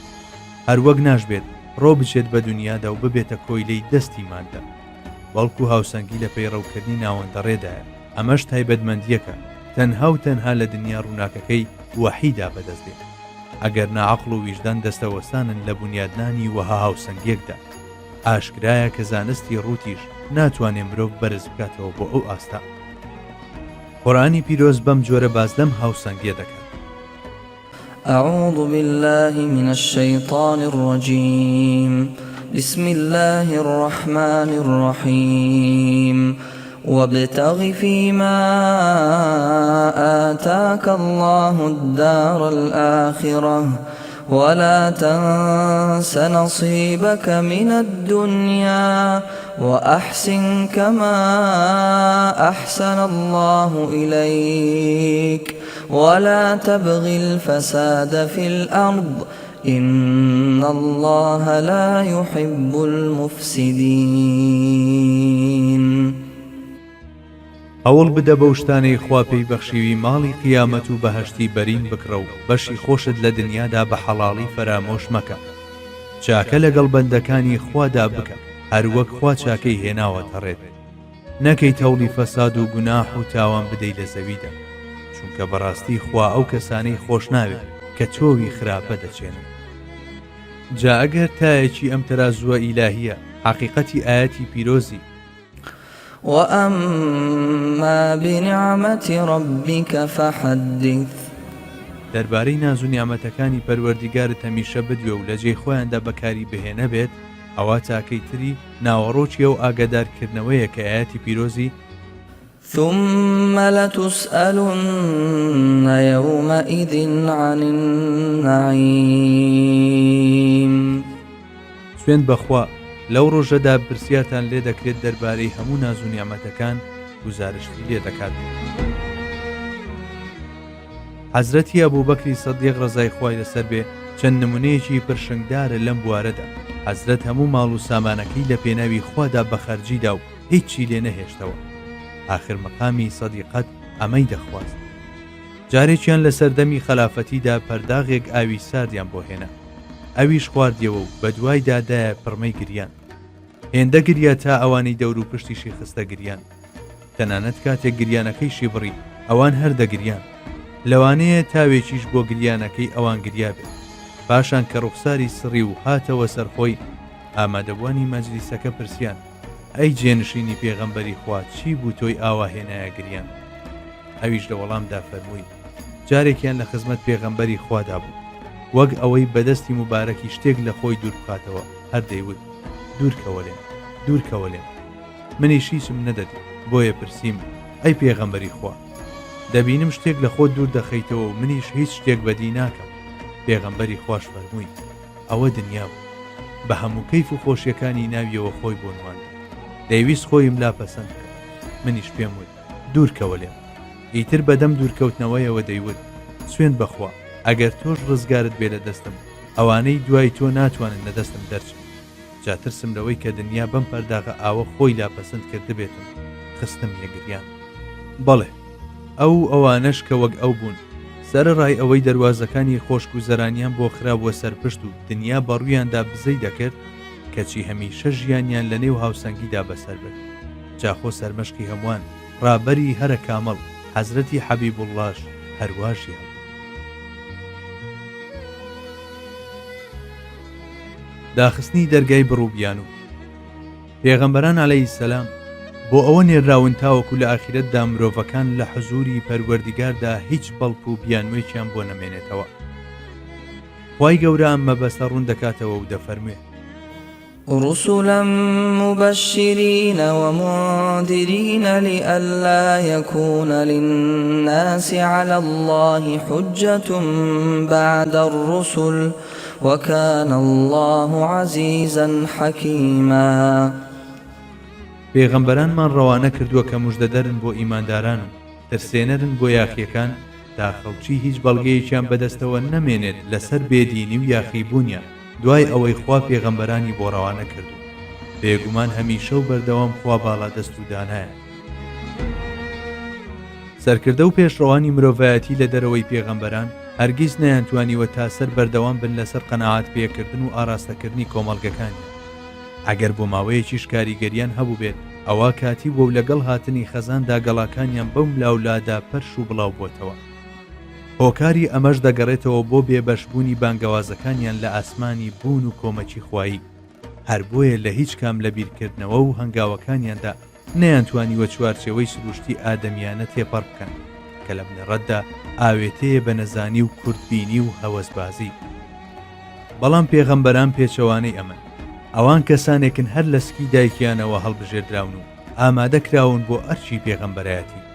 ژیانیان چەشنی کۆپلەیەکی مۆسیقی و قسەشیان هاوشێوەی پارچەیەکی شعر لە پێکەوە گونجان و هاو ئاهەنگیدایە. کاتێک ئەوان دێنەگۆ، گەردوون سەر تاپا دەبێتە گوێ و گوێبیستی ئەوان دەبێت. بەڵێ، بە تەشریفێنانی ئەوان چەندەها ڕوودا و ڕێگەی کاروانیان دەگۆڕن و چەندین دڵیش جڵەوی خۆیان ڕادەستی ئەوان دەکەن. یاسا گەردونیەکان هەندێک جار لە بەرخاتری ئەوان لە کار دەکەون و هەندێک جاری دیش لەسەر داوای ئەوان ڕێڕەوی خۆیان دەگۆڕن.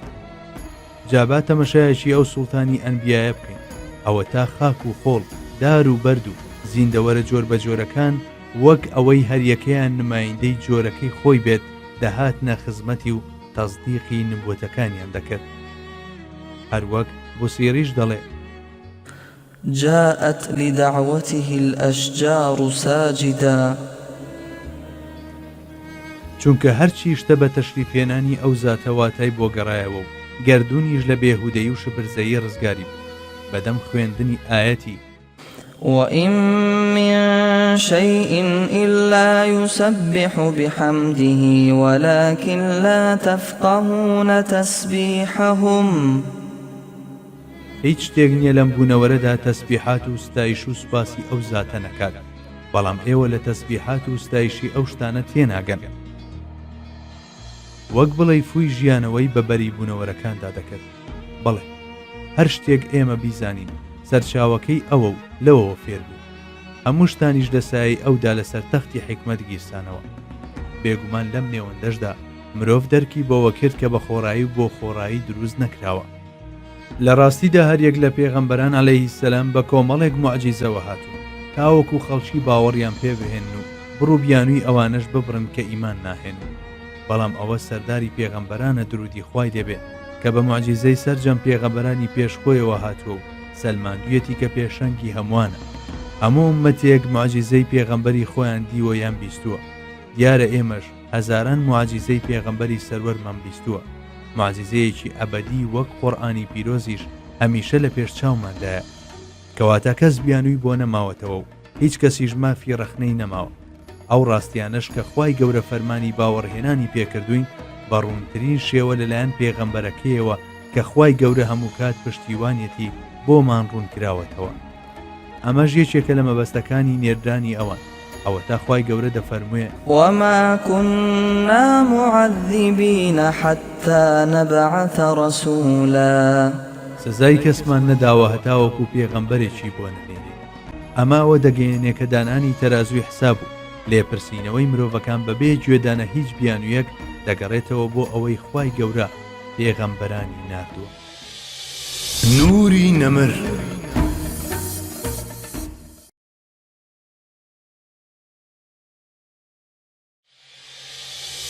نوری نەمر. تایبەتمەندی پێغەمبەران. ڕەبانیەت. هیچ پێغەمبەرێک لە ئاکامی بیرکردنەوە و خەباتی هزری خۆیەوە دەستی نەکردووە بەم کارە و پلانسازی ئەوەی نەکردووە کە با سیستەمێکی لەم جۆرە دابڕێژم وە ناشیکات. بەڵکو ڕاستەوخۆ خوای گەورە خۆی کەسێکی دیاریکرا و لە ناو مرۆڤەکاندا هەڵدەبژێرێ تا بیکاتە پێغەمبەر.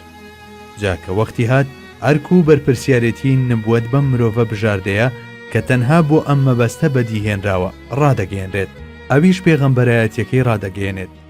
بەڵێ هەموو پێغەمبەرێک هەر یەکە و بە گوێرەی ئاستی خۆی بە وەحیەوە دێت و بە وەحیش دەژی. جا کاتێک وەحی کۆتایی پێدێت کۆتایی بە ژیانی ئەویش دێت. ئاو هەوا و توخمە بنەڕەتیەکانی ترچی بن بۆ بەردەوامبوونی زیندەجی ئێمەی مرۆڤ، وەحیش بۆ پێغەمبەران ئەوەیە.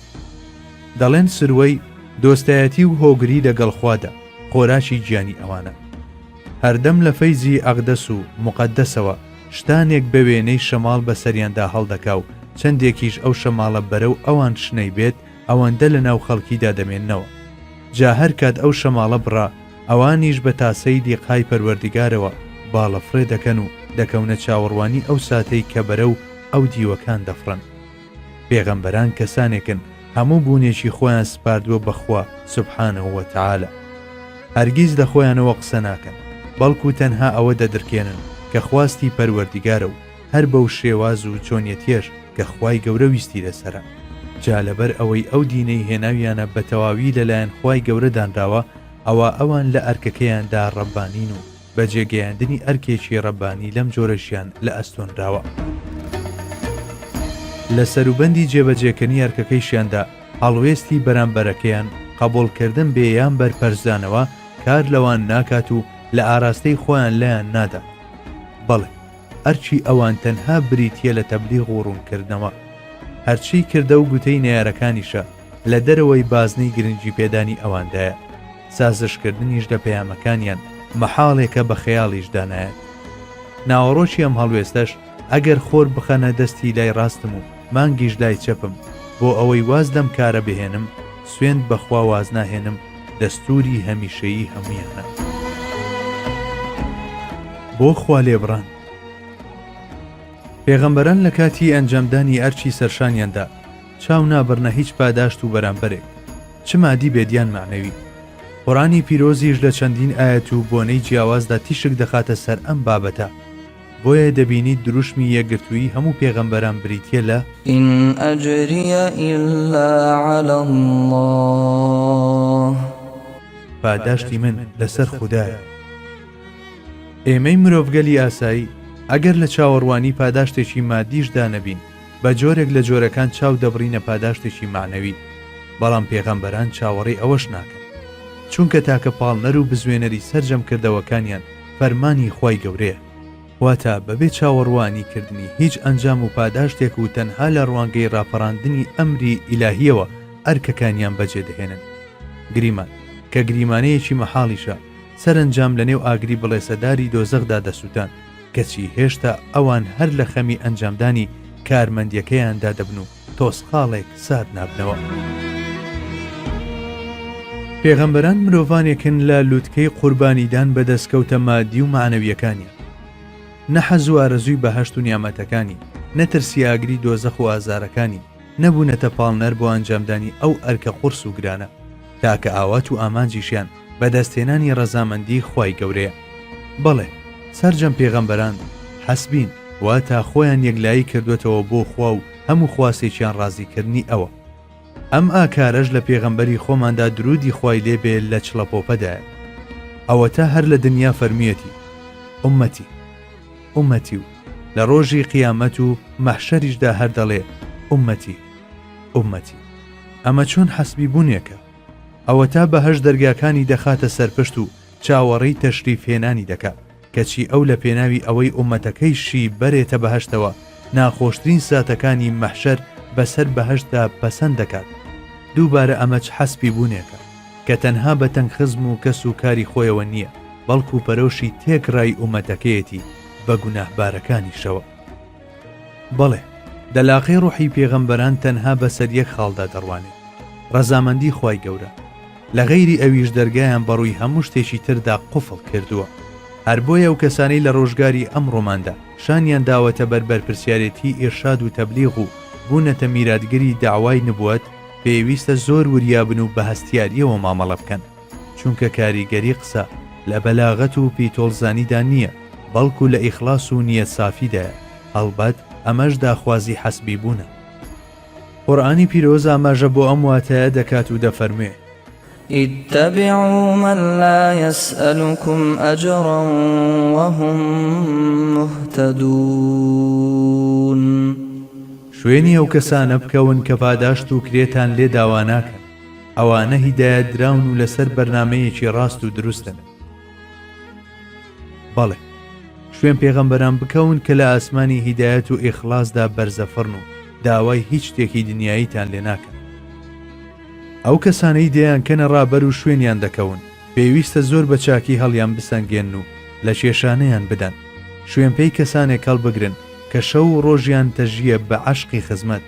بەڵێ ئەو پێشەوایی بە دوایدا دەڕۆن، دەبێت ماندوێتی و زەحمەتی ئامادەکردنی ئەو شەقامانەی کەنەوەی سەربەرزی داهاتووی پێدا گوزەر دەکا پەسەند بکات بەسەر گەیشتن بەو ڕۆژە زرق و بریقانەی کە بەری ماندوێتی تێدا دەخورێت. دەسا ئێوەش بە دوای کەسێکی وەهادا بگەڕێن و بیکەنە ڕابەر و پێشەنگی خۆتان. ئیدی بەم جۆرە ڕێگا نادات تەنانەت تارمایی بچووکترین سێبەریش بکەوێتە سەر دنیای ناخی کە لە حەسبی بوون چنراوە. پێغەمبەری پێشەوامان حەسبی بوو، بە درێژایی ژیانی تەنانەت لە نانی جۆش سکی تێر نەبووە. جاری وا دەبوو چەندین ڕۆژ و هەفتە بەگرە مانگی شتێپەڕ دەبوو لە ماڵە پڕ بەختەوەریەکەیدا بۆ لێنانی چێشتێک یان شۆربایەک ئاگر نەدەکرایەوە. ئەبوو هوڕەیرە ڕزای خوای لێبێ دەجێڕێتەوە. چوومە خزمەت پێغەمبەری خوا دەبینم بە دانیشتنەوە نوێژی دەکرد. وتم ئەی پێغەمبەری خوا، دەبینم بە دانیشتنەوە نوێژ دەکەی، تووشی چی بووی؟ فەرمووی برسێتی. منیش دەستم کردە گریان. لە دڵی خۆم داوتم وابوونەوەران لەبەر حورمەتی ئەو ئافرێنراون، خۆشەویستترین بەندەی خوایە، کەچی لەبەر برسێتی هێزی ئەوەی نییە بە پێوە ڕاوەستێت و بە دانیشتنەوە نوێژ دەکات. کاتێک بینی من دەگریم دڵنەوایی کردم و فەرمووی ئەبوو هوڕەیرە مەگری، چونکە هەر کەس لە دنیادا برسێتی بچێژێت و دام بە خۆیدا بگرێ دووچاری سەختی لێپرسینەوەی ڕۆژی قیامەت نابێت. جارێکیان ژنێکی ئەنساری شتێکی وەک دۆشەکی بۆ پێغەمبەری خوا هێنا و دایکی ئیمانداران حەزرەتی عایشە ڕەزای خوای لێبێ بەسەر ئەو حەسیرەدا دایخست کە پێغەمبەر درودی خوای لێبێ بەردەوام لەسەری پشووی دەدا.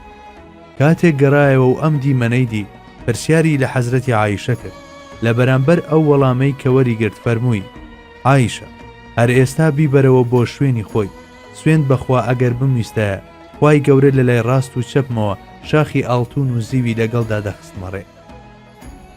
بەڵێ، ئەگەر پێغەمبەری خوا بیویستایە ئەوە لە خۆشگوزەرانیدا دەژیا، بەڵام نەیدەویست. ڕۆژێکیان فریشتەیە کاتە خزمەتی و سەلامی لە خوای گەورەوە بۆ هێنا و پرسی: یا ڕەسوڵ الله، پەروەردیگار سەلامت لێ دەکات و دەپرسێت دەتەوێت پێغەمبەرێکی پاشابی یاخود پێغەمبەرێکی بەندە؟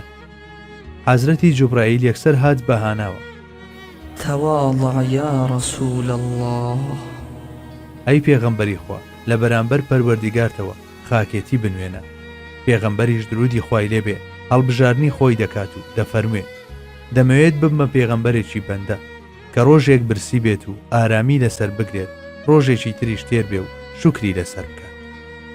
ئەوە تا لەگەڵ خزمەتکار و هەژاراندا دادەنیشتونانی دەخوات. جارێکیان ئافرەتێک ئەم دیمەنە دەبینێت و دەڵێت: تەماشاکە، وەک کۆیلە دانیشتووە و نان دەخوات. فەخری کائیناتیش وەڵامی دەداتەوە و دەفەرموێ: جاکوا کۆیلەی لە من باشتر، من کۆیلە و بەندەی پەروەردگارم. سیرەی بۆن خۆشی گیانی دڵان درودی خوای لێبێ پڕاوپڕە لە تابلۆی حەسبی بوون. درێژەی ئەو نمونانەشی دەسپێرینە ئەو هەزارەها پەرتوک و سەرچاوانەی کە تایبەتن بە سیرەی حەزرەتی موستەفاوە.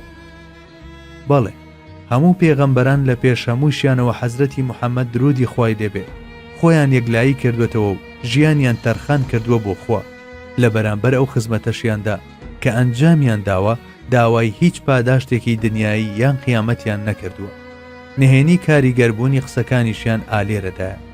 جابۆیە ئەوانەی دەخوازن گفتارەکانیان وەک ئاوی ژیان کاریگەر بێ و لە ناخی بەرامبەردا شوێنەوار بەجێ بهێڵێت، دەبێت سەرەتا فێری ئەوە ببن کە لە بەرامبەر ئەو خزمەتانەی دەیکەن هیچ شتێک لە هیچ کەسێک داوا نەکەن.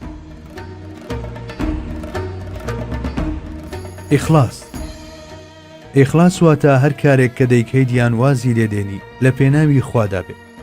پێغەمبەران کەسانێکن هەر لە سەرەتای کارەکەیانەوە گەیاندراونەتە لووتکەی ئاوەها ئیخلاسیەک.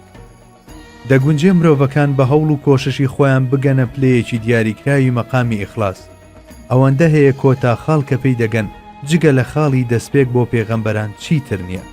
هەروەک بڵێ ئەوان کراونەتە کاکڵەی ئیخلاسی و بەپایی موخلیسین خڵات کراون. قورئانی پیرۆز ئەم تایبەتمەندیەی پێغەمبەران لە هەندێکیاندا بەرجەسە دەکات و بەم شێوەیە باسییان دەکات. واذكر في الكتاب موسى إنه كان مخلصا وكان رسولا نبيا. یادی موساش باز بکە لە قورئاندا، بەڕاستی ئەویش کەسێکی هەڵبژاردە و دڵسۆز و پێغەمبەر فرستادە بوو. لەبارەی حەزرەتی یوسف عەلەیهی سەلامیشەوە دەفەرموێت: إنه من عبادنا المخلصين. بەڕاستی یوسف لە بەندە هەڵبژاردە و پاکەکانی ئێمەیە. هەروەها لە کەسایەتی پێغەمبەری خوادا درودی خوای لێبێ ڕووی گفتار دەکاتە ئومەتەکەی و دەفەرمێت: إنا أنزلنا إليك الكتاب بالحق فاعبد الله مخلصا له الدين. بێگومان ئێمە ئەم قورئانەمان ڕەوانە کردووە بۆ تۆ ئەی پێغەمبەر تا حەق و ڕاستی ڕوون بکاتەوە، کەواتە هەرخوا بپەرستە و هەر ملکەچ و دڵسۆز بە بۆ ئاین و بەرنامەکەی. دیسان خوای گەورە خۆشەویستەکەی دەدوێنێت و دەفەرموێ: قل الله أعبد مخلصا له ديني.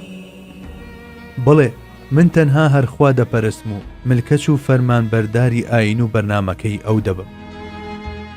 هۆکاری عیبادەت ئەمری خوای گەورەیە، ئەنجامەکەیشی بەدەستێنانی ڕەزامەندی ئەوە، بەروبوومەکەیشی ئەو شتانەیە کە لە ئاخیرەتدا لوتفیان دەکات.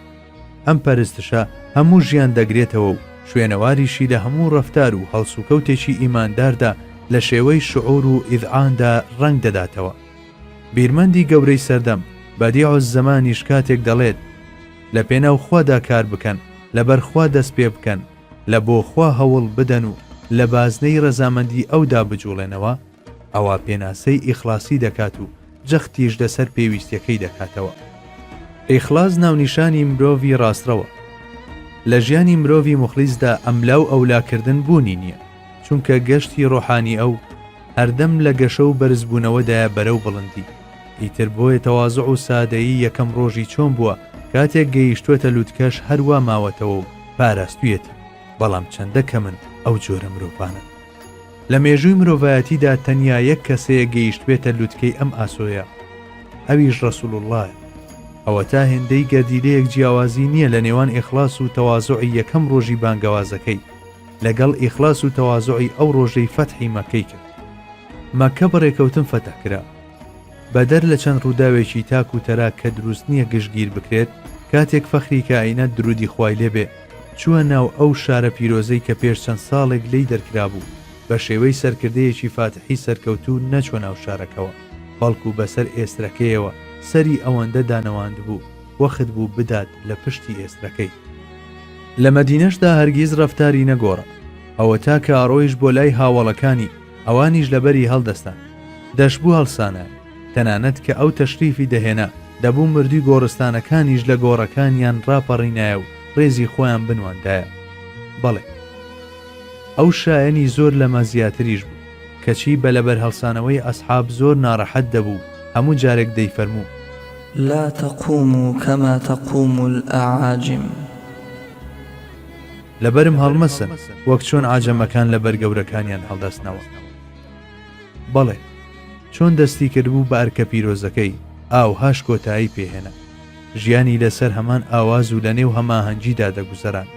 بە چ پەردەیەکی دەنجی دەستی پێکرده بوو، هەر بەو پەردەیەش گەیاندیە پایان.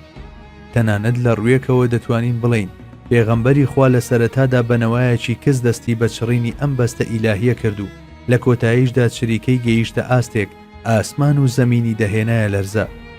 ئەمەش خۆی لە خۆیدا سەرکەوتنێکی بێوێنە بوو. بەڕاستی هەموو ژیانی لێبڕام بوو لە پێنا و پەرستشێکی خاڵیسانەی پەروەردیگاردا و دەرونی لە معریفەتی ئیلاهی سەرڕێژ بوو. ڕوانینەکانی بەردەوام بە دووی شوێنەواری مەزنی ئەو دابوون و سەرجەم هەستەکانیشی بەو چێژە مەعنەویانە لەوەوە داهاتن، کەوتبوونە جۆش و خرۆش. چارۆکەکانی بەڕووی حەقیقەتدا هەڵکردبوون و بە ئیشتیهایەک کە تێربوونی نەدەزانی لە پەرستشی معبودەکەیدا بوو. ئاخر ئەو مەردی مەیدانی ئیخلاس بوو. شعوری ئەحسانیش لەودا ڕەهەندێکی تری دەهاویشتە سەر ئەمە، چونکە ئەوە تا لە چوارچێوەی پێناسەکەی خۆیدا ئیحسان بریتی بوو لەوەی خوا بپەرستی هەروەک ئەوەی دەیبینی. جا ئەگەر ئەمە بە نمونەیەک ڕوون بکەینەوە دەڵێن لە کاتێکدا کەسانی تر بۆ نوێژکردن ڕویان لە قیبلە دەکرد، ئەو نوێژەکەی لە ناو خودی کەعبەدا دەکرد. نوری نەمر.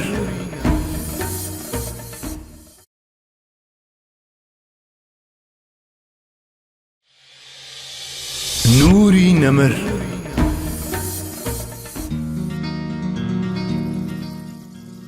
ئامۆژگاری چاک.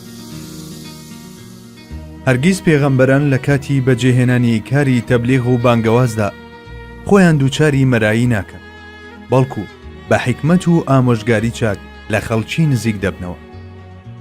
قورئانی پیرۆز ڕوو لە پێغەمبەری خوا دەکات و دەفەرموێ ادع إلى سبيل ربك بالحكمة والموعظة الحسنة وجادلهم بالتي هي أحسن. ئەی پێغەمبەر، ئەی ئیماندار، بانگەواز بکە بۆ لای بەرنامە و ڕێبازی پەروەردیگارت بە حیکمەت و دانایی و ئامۆژگاری جوان و بەجێ، هەروەها بە جوانترین و چاکترین شێوە گفتوگۆ و مجادلەیان لەگەڵدا بکە. حیکمەتی شتان و نهێنیەکانی بەدیهێنانیان بە شێوازێکی نەرم و دڵنیایی بەخش بۆ ڕوون بکەرەوە. واتە بەبێ ئەوەی هەستیان بریندار بکەیت هەردەم لە هەوڵی تێرکردنی دڵ و عەقڵیاندا بە. پێغەمبەران ڕێگەی دەمەدەمێ و مشتومەڕ ناگرنە بەر و هیچ بایەخێکیش بە شێوازی فەلسەفی نادا، چونکە نە لە ڕابردوو نە لە ئێستادا بە پەیڕەوکردنی ئەم ڕێگایە نەتوانراوە بەدەر لە چەند کاڵفامێک کە پیشەیان ئەوەیە هیچ شتێک بە هیچ کەسێک بگەێنرێت.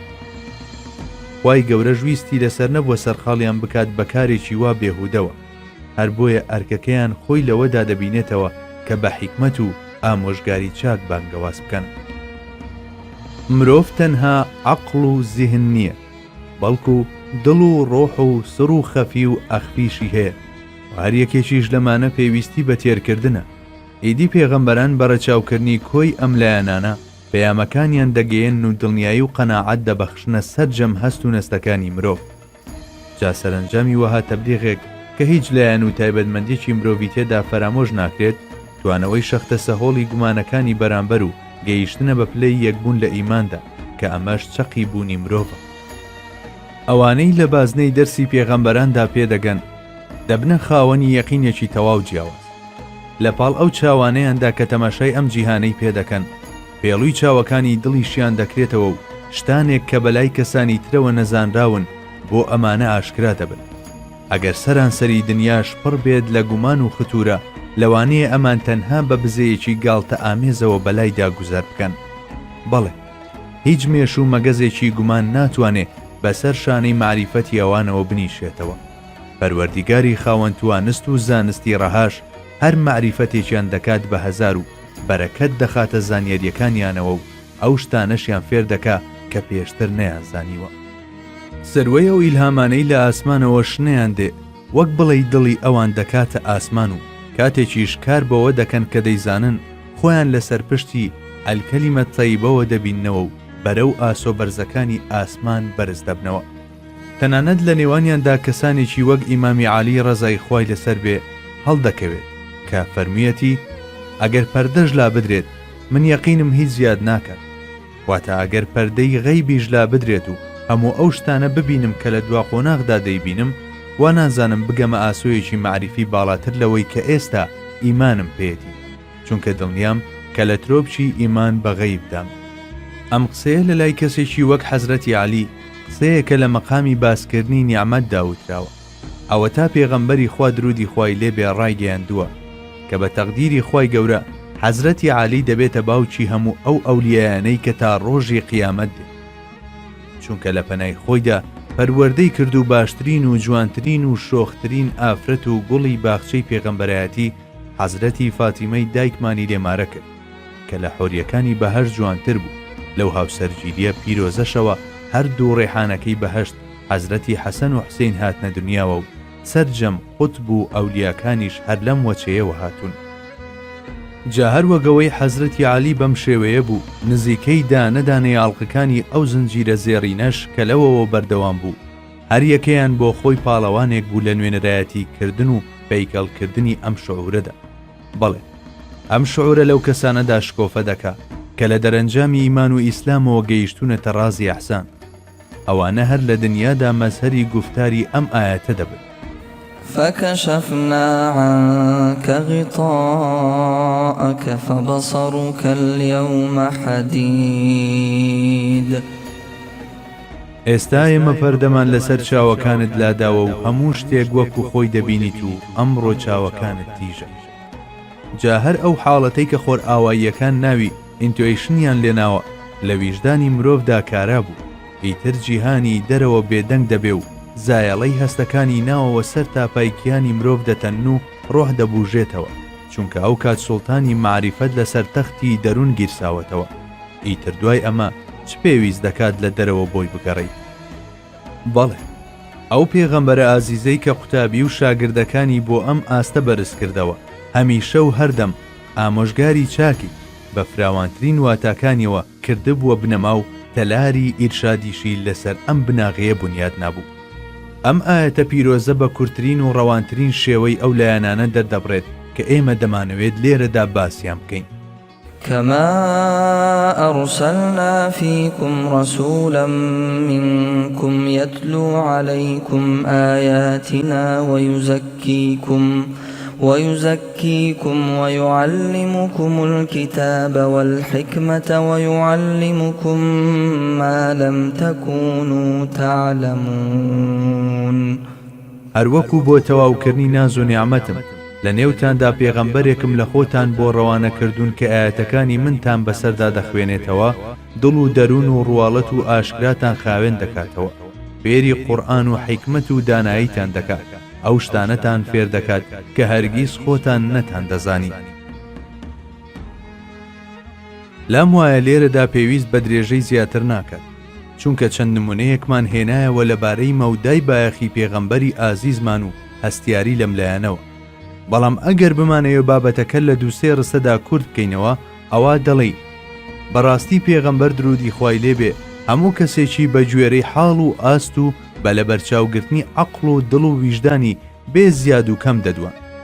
هەموو ئەمانەشی بە شێوازێکی دانایانەی ئەو تۆپەی ڕەو دەکرد کە ئەگەر ئەو کەسە کۆڕەکەی بەجێ بهێشتایە بە دڵێکی ئاسوودەوە دەڕۆیشت و ئیمانی دەهێنا.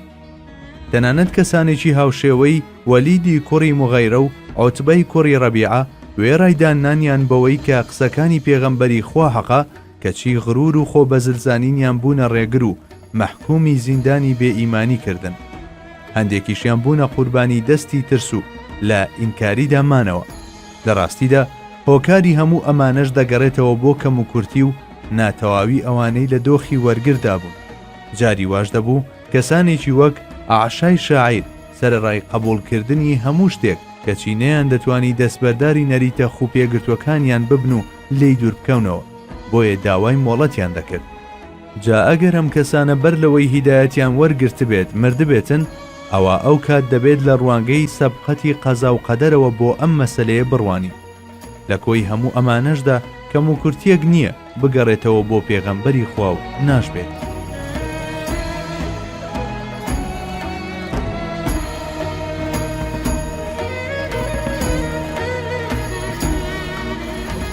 بانگەواز بۆ تەوحید.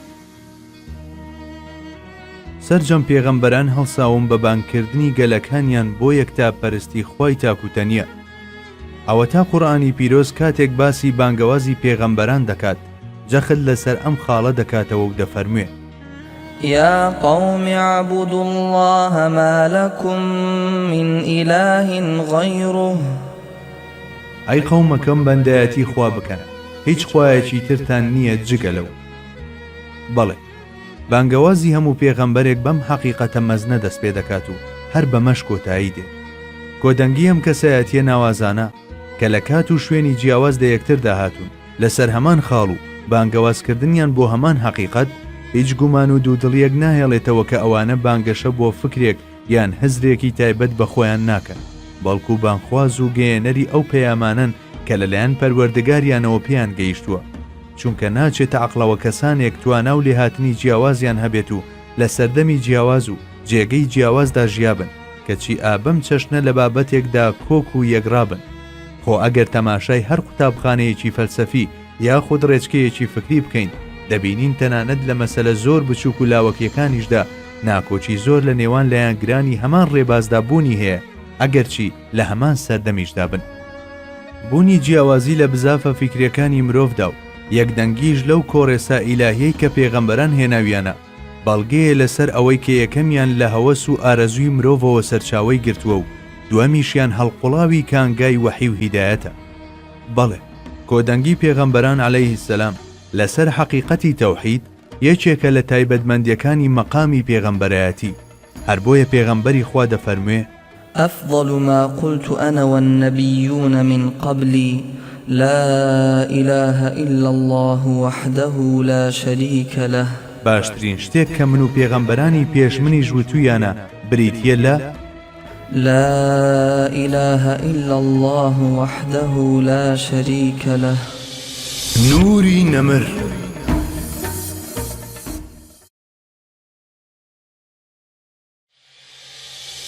نوری نەمر.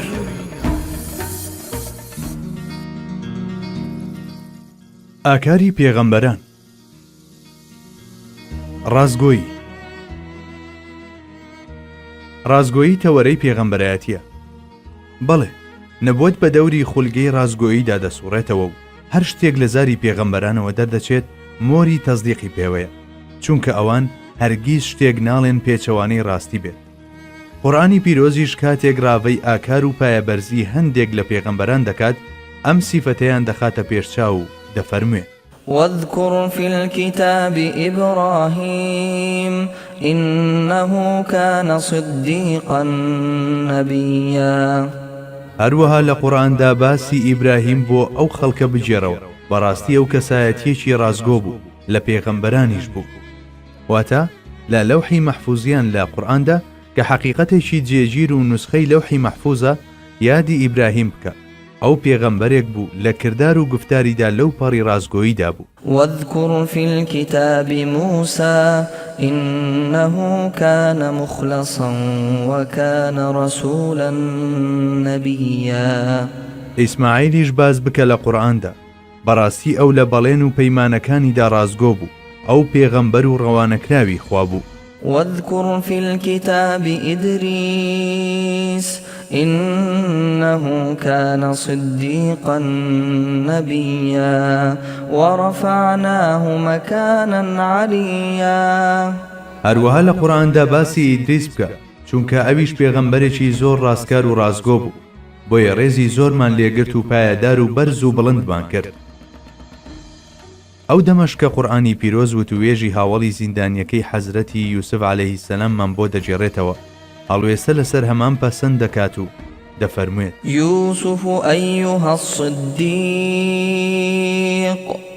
یوسف ئەی هاوڵی ڕازگۆم. ئاخر چۆن دەکرێت پێغەمبەران ڕازگۆیی لە خۆیاندا بەرجەستە نەکەن لە کاتێکدا خوای تەعالا فەرمانی ڕازگۆیی بە کەسانی ئاسایی دەدات و بەستایشەوە گرۆی ڕازبێژان ناو دەبات. يا أيها الذين آمنوا اتقوا الله وكونوا مع الصادقين. ئەی ئەوانەی ئیمان و باوەڕتان هێناوە لەخوا بترسن و پارێزکار بن، هەوڵ بدەن هەمیشە لەگەڵ ڕازگۆیان و ڕاستاندا بن. هەروەها ئەوە ڕوون دەکاتەوە کە تەنیا ئیماندارە خەباتکارەکان لە پێناوی خوادا ڕازگۆن. إنما المؤمنون الذين آمنوا بالله ورسوله ثم لم يرتابوا وجاهدوا بأموالهم وأنفسهم في سبيل الله أولئك هم الصادقون. بێگومان ئیماندارانی ڕاست ئەوانن کە باوەڕیان بەخوا و پێغەمبەری خوا هێناوە و پاشان نەکەوتونەتە هیچ گومان و دوودڵیەکەوە، بە خۆیان و سەر و ماڵیشیانەوە تێکۆشاون لە پێناو ئاینی خوادا، تەنها ئەوانە ڕاستن. ڕازگۆیان شایەنی ستایشن. قورئانی پیرۆز ستایشی ئەو ڕازگۆیانە دەکات کە ڕاستیان کرد لەگەڵ ئەو پەیمانەی بەخوایاندا بوو. من المؤمنين رجال صدقوا ما عاهدوا الله عليه فمنهم من قضى نحبه ومنهم من ينتظر وما بدلوا تبديلا. مردانێکی زۆر هەن لە ئیمانداران ئەو پەیمانەی داویانە بەخوا ڕاستیان کرد لە سەری ژیان و پابند بوون پێوەی و لایەن نەدالێ، جا هەیەنە پەیمانەکەی جێبەجێ کرد و مرد لەسەری، هەشیانە چاوەڕوانە، بە هیچ شێوەیەک لاری و لادان ڕووی تێ نەکردوون. لێرەدا دەمەوێت هەڵوێستەیەک لەسەر ئەو ئاەتەی سەرەوە بکەم. ئەنەسی کوڕی مالیک ڕەزای خوای لەسەر بێ خزمەتکاری پێغەمبەری خوا بوو. کاتێک پێغەمبەر درودی خوای لێبێ تەشریفی هێنا بۆ مەدینە، ئەو کات ئەنەس تەمەنی 10 ساڵان بوو. دایکی دەستی گرت و بردی بۆ حزوری پێغەمبەری خوا وتی: ئەی پێغەمبەری خوا، ئەوە ئەنەسی خزمەتکارتان، با بە درێژایی تەمەنی لە خزمەتتان دابێت. دایکی ئەمەی وت و کوڕەکەی بەجێ هێشت و ڕۆیشت. جا ئەم ئەنەسە دەڵێ: ئەم ئاەتە من المؤمنين رجال لەبارەی ئەنەسی کوڕی نەضری مامم و هاوشێوەکانی ئەوەوە دابەزیوە. کاتێک ئەنەسی کوڕی نەضر ڕەزای خوای لێبێ لە پەیمانی عەقەبەدا پێغەمبەری خوای بینی کە مەندکێش و شەیدای بوو، بەڵام لەبەر هەر هۆیەک بێت نەیتوانی لە جەنگی بەدردا بەشداری بکە. بێگومان بەدر پێگەیەکی تایبەتی و دیاری هەبوو. جا هەر وەک چۆن بەشداربوانی بەدر لە نێو هاوڵاندا دیار و ناسراو بوون، ئاواژ ئەو فریشتانەی لە بەدردا بەشداریان کردبوو لە نێو ئەهلی ئاسماندا ناسراو و بژاردە بوون. ئەمە وتێ حەزرەتی جوبرائیل کە خۆشی لە بەشداربوانی بەدرە و سەرکردایەتی سوپای فریشتەکانی کردووە. بەڵام ببینەوە ئەنەسی کوڕی نەضر ئەم هەلەی لەدەست دەرچوو، ئیتر لە تاوە ئۆقرەی لێبڕا و خەو نەدەچوە چاوانی، بۆیە هاتە حەزوری فەخری کائینات و دەردە دڵی خۆی عەرز کرد: یا رەسوڵ الله، ئەگەر جارێکی تر ڕوبەڕووبوونەوەی بێباوەڕانمان بەنسیب بێ، مەگەر خوا خۆی بزانێت چیان بەسەر دادێنم. خوای ئاگادار بە پەنهانترین ڕازەکانی دڵی مرۆڤ، ئەم نیازە پاک و بێگەردەی ئەنەسی قبول کرد و ساڵی دواتر لە ئوحوددا ڕووبەڕووی بێباوەڕان بووە. ئوحود هەر کاتێک ناوی ئوحود دەبرێت دەروونمان دەگوشرێت و دڵتەنگی ناخمان دەتەنێ، چونکە لەوێدا 70 سەحابی شەهید بوون. چێ دەزانێت لەوانەیە لە ڕوانگەی دەربڕینی حەقیقەتێکەوە هەروەها پشگیریش لەوەی نەبادا بەهۆی ئەم یادەوەریە تاڵەوە شتێکی نەخوازرا و بدەینە پاڵی، ڕۆژێکیان کە پێغەمبەری خوا بەلای ئوحوددا تێدەپەڕێ ئەم وشانە لە زاری هاتنە دەرەوە. أحد جبل يحبنا ونحبه. ئوحود چیایە کە ئێمەی خۆش دەوێت و ئێمەش ئەومان خۆش دەوێت. ئوحود چیایە کە هەڵگەڕان و سەرکەوتن بەسەریدا سەختە، بەڵام جەنگی ئوحود لەویش سەختتر بوو. جا هەر چۆنێک بێت بە شێوەیەکی کاتی هەندێک لە هاوڵان نەیانتوانی وەک پێویست شوێنی ئێشکگری خۆیان بپارێزن، تەنانەت سەنگەریشیان گۆڕی و چوونە دەرەوەی ئەو شوێنەی پێغەمبەری خوا بۆی دیاری کردبوون. بەڵام ئەمە تەنها ستراتیژ و سەنگەر گۆڕینێک بوو، بۆیە دروست نییە بەمە بە وترێت شکست. بەڵێ ئەدەب و حورمەتی ئێمە بەرامبەر بە ئاسحاب ڕزای خۆیان لێبێ لەم چوارچێوەیەدایە. لەم جەنگەدا پێغەمبەر درودی خوای لێبێ بریندار بوو و ددانی مبارەکی شکا. دووەڵقە لە خوددەکەی سەریشی چەقی بەڕوومەتی پیرۆزیدا و خوێناویان کرد، کەچی سەرەڕای هەموو ئەمانە پێغەمبەری ڕەحمەت و لێبوردەیی دەستەکانی هەڵبڕی بۆ بارەگەی خوای باڵادەست و فەرمووی: اللهم اغفر لقومي فإنهم لا يعلمون. وایە لەگەلەکەم ببوورە چونکە ئەوان نازانن. هەر لەو جەنگەدا ئەنەسی کوڕی نەدر ئەم سەر و ئەو سەری هەڵدەسوڕا و لێرە و لەوێ هەوڵی دەدا پەیمانەکەی بهێنێتە جێ کە ساڵێک پێشتر دابووی بە پێغەمبەر درودی خوای لێبێ. ئیتروا ئەویش وەک زۆرێکی دی بەرەو خاڵی کۆتایی هەنگاوی دەنا. جەستەی شەکەتی لە تاو پێکانی ڕم و گورزی شمشێردا کون بوو. کاتێک لە دواساتەکانی ژیانیدا بوو، سعدی کوڕی موعاذ ڕزای خوای لەسەر بێ هاتە لای و ئەنەس بەدەم زەردەخەنەیەکەوە دوا قسەی خۆی بۆ کرد: سڵاوم بگەێنە بە پێغەمبەری خوا، وەڵڵاهی ئێستا لە دامێنی ئوحودەوە هەست بە بۆنی بەهەشت دەکەم. لەو ڕۆژەدا ناسینەوەی زۆرێک لە شەهیدەکانی وەک حەزرەتی حەمزە و مۆسعەب کارێکی ئاسان نەبوو. عەبدوڵای کوڕی جەحەج ڕزای خوای لێبێ مەگەر پارچەکانی جەستەی بهێنرایەتەوە لای یەک اینجا دەتوانرا بناسترێتەوە و بڕیار بدرێ ئەمە خۆیەتی. ئەنەس بن نەدریش لەمان جیاوازتر نەبوو، تا خوشکەکەی نەهات نەناسرایەوە. خوشکەکەی سەیری ئەو دەستەی کرد کە شمشێری پێ هەڵگرتە بوو. لەوانەیە تەنها شوێن بوو بێت لێدانی بەرنەکەوت بێت. ئەو جاناسیەوە و بە چاوی ئەسرینەوە وتی: یا ڕەسوول ئەڵڵا، ئەمە خۆیەتی. ئیترم ئاەتە باسی ئەو ئازایەتی و جوامێریە دەکات. نەدر بەڵێنەکەی بردە سەر و تا دوا هەناسە جەنگا و تەنانەت مردنیش بە درۆی نەخستەوە. بەڵێ پێویستە هەموو کەسێک دوای وتنی لا ئیلەهە ئیللا الله تا ئەو ڕادەیە لەگەڵ ناوەڕۆکی ئەو وتە پیرۆزەدا ڕازگۆ بێت، تاوەکوش کۆمەندی دین و ئیمان پارێزراو بێت. هەر بۆیە کاتێک قورئانی پیرۆستایشی ئەو جۆرە شەهیدانە دەکات لەو ڕوانگەیەوەیە کە ببنە نمونە و سەرمەشق بۆ ئیمانداران. بەڕاستی ئەنەسی کوڕی نەدر و ئەنەسی کوڕی نەدرەکان ڕازگۆ بوون بەرامبەر بەڵێنەکانیان و سەلماندیان کە مەردی مەیدانی ڕاستی و دروستین. ئاخر چۆن وانە بن؟ لە کاتێکدا ئەم وانەیەیان لە فەخری عالەم حەزرەتی موحەممەدی ئەمینەوە وەرگرتووە.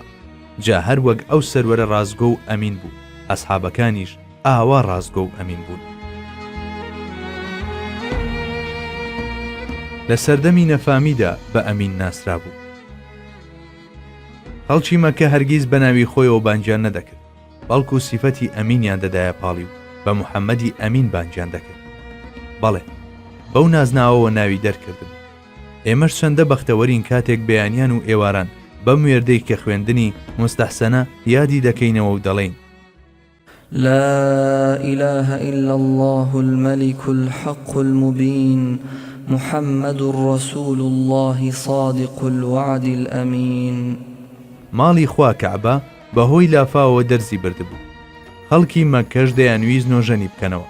لەو کاتەدا بەهۆی جێرانەوەی بەردەڕەشەکە با بڵین بەردەبەختیارەکە بۆ جێگەی پێشووی خۆی کێشەیەکی گەورە لە نێوان هۆز و تیرەکاندا دروست بوو، چونکە هەر هۆزە و دەیویست ئەو شکۆیە بەرخۆی بکەوێت. خەریک بوو جەنگ و بەڵایەکی مەزن بەرپا ببێت تا لە کۆتاییدا گەیشتە ڕێکەوتنێک. هەموو لە یەک ناو بژیوان و دادوەری ئەو کەسەیان قبول دەکرد کە یەکەم کەس دەهاتە ناو کەعبەوە. ئیتر هەمووان بەجارێ چاویان بەڕی بۆ دەروازەی بیت و بە مەراقەوە چاوەڕێیان دەکرد یەکێک بێتە ژوورەوە.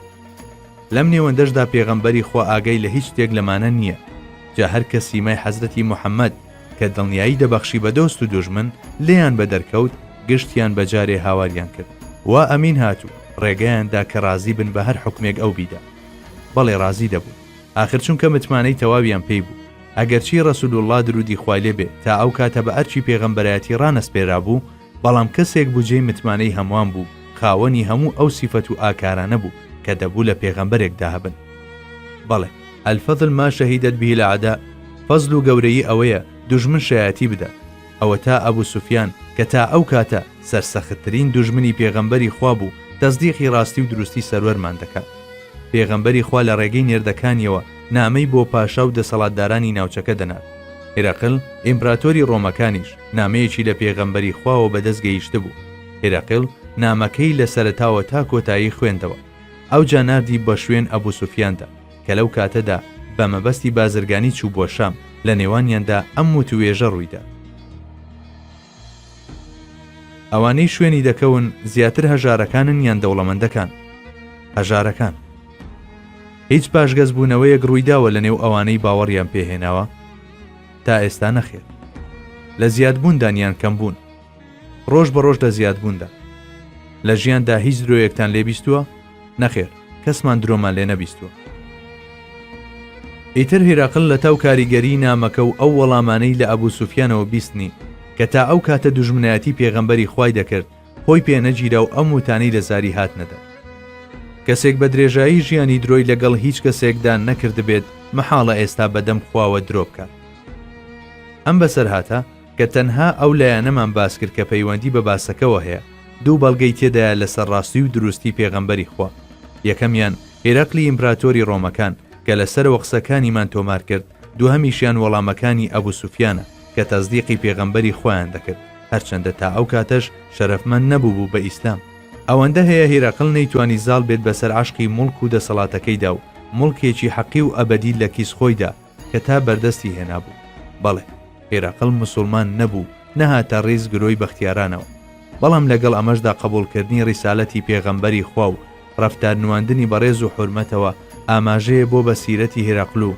لە ڕوانگەی ئێمەشەوە دامپیادانانێکی دڵخۆشکەرە دامپیانان بە سەدیق و سەداقەتی ڕەسوول الله درودی خوای لێبێ لە ڕاستیدا ناوەڕۆکی قسەکانی هێرەقل وا تا و ئاماژەی قۆڵیان تێدایە ئاخرا گەر کەسێک تا تەمەنی 40 ساڵی تەنانەت بەگاڵتەش تەنها درۆیەکی لەگەڵ کەسانی ئاساییدا نەکرد بێ چۆن دەکرێت لە دەمی نزیک بوونەوەی لە مەرگدا درۆ بەدەم خواوە بکات یاسەر بەر لە موسڵمان بوونی پرسیاری لە عەماری کوڕی کرد کە بۆ کوێ دەچێت عەماریش لە وەڵام داوتی بۆ لای موحەممەد ئەم وەڵامە بەس بوو بۆ عەمار ئەو ئەمینە خەڵکی مەکەوا دەیناسن ئەگەر وتبێتی پێغەمبەرم ئەوە پێغەمبەرە چونکە هیچ کەس دروی لێ نەبیستووە ئەمە قسە و قەناعەتی چەند کەسێک نەبووە بەڵکو بۆ چوونی هاوبەشی هەموو ئەوانە بووە کە لە کاتی پێغەمبەرایەتی و پێش بوون بە پێغەمبەرایەتیش ناسیویانە نوری نەمر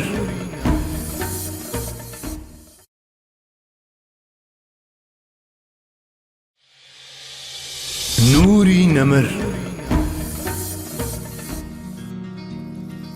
هەمیشە ئامۆژگاری ڕاستڕەوی دەکرد پێغەمبەری خوا هەروەک چۆن ڕێک و ڕاست دەژیا ئاوهاژ ئامۆژگاری بەردەوامی ئۆمەتەکەی دەکرد تا سەرڕاست و ڕاستبێژ بن جا لێرەدا بە مەبەستی بەهرەمەندبوون لە فەڕ و بەرەکەتی ئەو فەرمودانە هەندێکیان بە نمونە دەهێنینەوە اضمنوا لي 6 من أنفسكم أضمن لكم الجنة اصدقوا إذا حدثتم وأوفوا إذا وعدتم وأدوا إذا اؤتمنتم واحفظوا فروجكم وغضوا أبصاركم وكفوا أيديكم شەشتم لە خۆتاندا بۆم سۆگەر بکە منیش چوونە بەهەشتان بۆم سۆگەر دەکەم کە قسەتان کرد ڕازگۆ بن کە پەیمانتاندا بیبەنە سەر ئەمین و دەستپاک داوێنتان بپارێزن چاوتان لە ئاس حەرامدا بپۆشن دەستان لە حەرام بەدوور بکرن بەڵێ پێغەمبەری خوا تیر ئاسا هەمیشە ڕێک و ڕاست جیاوە داوای دەکرد هەموانیش هەر بەو شێوەیە بژین تەنانەت بەو سەداقەتە تایبەتی خۆی گەیشتە خاڵێک کە لە نێوان ئیمکان و وجوبدا بوو ئیتر ئەمە خاڵێک بوو کە لەو دیوەوە تەنها و تەنها سیدقی ئیلاهی هەبوو بە دەربڕینێکی تر ڕەسوول الله درودی خوای لێبێ لە ڕاستی و دروستیشدا بە نێو ئاسۆی قاب قەوسینی ئەو ئەدنادا سەیر و سلوکی دەکرد. بەڵێ ڕاستە ئەو لە ڕوویەکەوە لە بازنەی ئیمکاندا بوو، بەڵام لە ڕوویەکی ترەوە جیهانی ئیمکانی تێپەڕاند بوو. هەروەک قازی عەیاض لە باسی میعراجدا دەڵێ حەزرەتی موحەممەد گەیشتە شوێنێک نەی دەزانی پێی دەکوێ دابنێ، پێی وترا پێیەکت لەسەر پێیەکەی ترت دابنێ. بەڵێ ئەو لە هەموو ڕوویەکەوە مرۆڤ بوو، بەڵام ڕاستی و دروستیەکەی بۆ وەها پلەیەک بەرزیان کردبووە. ئامۆژگاری ئێمەش دەکات لەسەر هەمان خەسڵەت و دەفەرموێ بەڵێنی ڕاستبێژیم بدەنێ و درۆ ئاوێتەی ژیانتان مەکە، منیش بەڵێنی بەهەشتان دەدەمێ. لە فەرمودەیەکی تردا دەفەرموێ دع ما يريبك إلى ما لا يريبك فإن الصدق طمأنينة وإن الكذب ريبة. واز بێنە لە شتێک کە گومانی لێ دەکرێت بۆ شتێک کە گومانت لێی نییە، چونکە ڕازگۆیی دڵنیاییە و درۆژ گومان و دڵەڕاوچێت. هەروەها دەفەرموێ تحروا الصدق وإن رأيتم أن فيه الهلكة فإن فيه النجاة. هەردەم بە شوێن ڕاستیدا بڕۆن، تەنانەت ئەگەر لاشتان وابوو بەهۆیەوە تیا دەچن بزانن کە ڕزگاربوونی تایە. لە فەرمودەیەکی تردا دەفەرموێ عليكم بالصدق فإن الصدق يهدي إلى البر وإن البر يهدي إلى الجنة وما يزال الرجل يصدق ويتحرى الصدق حتى يكتب عند الله صديقا وإياكم والكذب فإن الكذب يهدي إلى الفجور وإن الفجور يهدي إلى النار وما يزال الرجل يكذب ويتحرى الكذب حتى يكتب عند الله كذابا. پێویستە ڕازگۆ بن، چونکە ڕازگۆیی ڕێپیشاندەرە بەرەو چاکە، چاکەیش ڕێنیشاندەرە بەرەو بەهەشت. کەسی وا هەیە بەردەوام ڕاست دەڵێ و بە دوای ڕاستی و ڕازگۆییدا دەگەڕێ هەتاوەکو لە لای خوا بە ڕازگۆ دەنووسرێت. نەکەن هەرگیز درۆ بکەن، چونکە درۆکردن سەر دەکێشێ بۆ خراپە و بەدڕەفتاری، خراپەکاریش ڕێی دۆزەخ پیشان دەدا. کەسی وا هەیە هەمیشە درۆ دەکات و بە دوای گفتار و کردداری درۆ داوێڵە تا ئەوەی لە لای خوددا بە درۆزن تۆمار دەکرێت. ڕزگاربوون و سەرفرازی لە ڕازگۆییدایە. مرۆڤ ئەگەر بشمرێت لە پێناو ڕاستیدا ئەوە تەنها یەک جار دەمرێت، کەچی هەر درۆیەک بۆ خۆی مردنێکە. کەعبی کوڕی مالیک ڕەزای خوای لێبێ دەفەرموێ من بەهۆی ڕازگۆییمەوە ڕزگارم بوو. بەڵێ هەر کات باز لە ڕازگۆیی دەکرێت مەحاڵە ئەومان بەبیردانێت. کەعبی کوڕی مالیک ڕەزای خوای لەسەر بێت بلیمەتێکی ئەوتۆ بوو، وتەکانی هێندەی شمشێرەکەی و شمشێرەکەیشی هێندەی وتەکانی تیژ و بڕندە بوو. شاعیر و قسەزانێکی بەتوانا بوو، بە شعرەکانی ورەی کافرانی سەرە و ژێر دەکرد. یەکێکیش بوو لەوانەی لە عەقەبەدا بەیعەتیان بە پێغەمبەری خوا درودی خوای لێبێدا بوو، بۆیە بە یەکێک لە پێشەنگەکانی ئەنساردا دەنرا. بەڵام ئەم هاوڵە بەڕێزە نەیتوانی بەشداری غەزای تەبوک بکات. تەبوک جەنگێکی سەخت و تاقەت بڕوکێن بوو. لەم جەنگەدا مشتێک مرۆڤ لەگەڵ سوپای بێشماری ڕۆمدا هەم لە جەرگەی بیابانی وشک و هەڵقرچێنەردا دەستە و یەخەدەها. بەم نیاز و خەیاڵەوە کەوتنە ڕێو ئەو قارەمانەتیان وان. ئەوان پاداشتی ئەمەیان بۆ نووسرا، بەڵام پێکدادان ڕووی نەدا و ئەو جەنگە ترسناکەش تەنها لە یادگەکاندا مایەوە. پێغەمبەری خوا درودی خوای لێبێ لە هەموو غەزاکانی تردا جوڵە سەربازیەکانی بەنەهێنی دەهێشتەوە، کەچی ئەم جارەیان بە ئاشکرا کەوتە ڕێو هەموانی بانکێشت کرد بۆ جیهاد، کەچی کەعب سەرەڕای ئەم بانگەوازە ئاشکرایەش هەر بەشدار نەبوو. ئێستا با لە زاری خۆیەوە کورتەیەک لە بەسەرهاتەکەی ببیستی. هەمووان بۆ ئەم جەنگە بانکێشت کرا. دیار بوو جەنگێکی دژوار لە پێشدا بوو، بەڵام خوای گەورە تەقدیری نەکرد بوو پێکدادان ڕووبدا. بۆیە ئەم جوڵە سەربازیە تەنها لە چوارچێوەی ئەزمونێکی پراکتیکی دامایەوە. جا نازانم پێغەمبەری خوا لە سەرنجامی جەنگەکە ئاگدار کرا بۆ یان نا، بەڵام بایەخێکی جیاوازی بەم غەزایە دەدا. منیش وەکەر کەسێکی تر ئامادەکاریەکانم تەواو کرد. تەنانەت تا ئەو ڕۆژە بۆ هیچ غەزایەکی تر ئاوا خۆم بە چاچی ئامادە نەکرد بوو. زۆری نەبرد، سەروەری هەردوو دنیا عەلەیهی سەڵاتی وەسەلام فەرمانی جوڵەی دا و سوپا کەوتەڕێ. منیش هەر بە خۆم دەوت هەرچۆنێک بێت پێیان دەگەمەوە. لەم ڕۆوە متمانم بە خۆم هەبوو، هیچ سەرقاڵیەکیشم نەبوو، کەچی هەر دەموت ئەمڕۆ ناس بێ. هەتا ڕۆژان تێپەڕین و گەیشتنەوەم بە ڕەسوولوڵڵا بوو بە کارێکی مەحاڵ. ئیتر دەبۆیە بە ناچاری چاوەڕێم بکردایە، کردیشم. بەڵام چ چاوەڕوانیەک هەر سەعاتێکی بە چەندان ڕۆژ لێم دەڕۆیشت.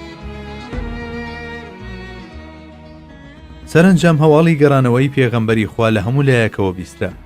جاخۆ هەموو جارێک هەروە بوو. هەر کە دەنگ و باسی نزیکی هاتنەوەی بڵاو دەبووەوە، مەدینە سەر لە نوێ دەبوژایەوە. ئێستاش خەندە و شادی لەسەر ڕوخساری هەمووانە، چونکە پێغەمبەری خوا درودی خوای لێ بێتەگەڕایەوە. لە کۆتاییدا ساتی چاوەڕوانکراو هات. سوپای موسڵمانان گەیشتە مەدینە. پێغەمبەری خوای درودی خوای لێ بێ وەک نەریتی خۆی سەرەتا سەردانی مزگەوتی کرد و دوای دوور کات نوێش دەستی کرد بە پێشوازیکردنی موسڵمانان. خەڵکی پەیتا پەیتا دەهاتنە خزمەتی. ئەوانش کە بەشداریان نەکردبوو بیانویان دەهێنایەوە.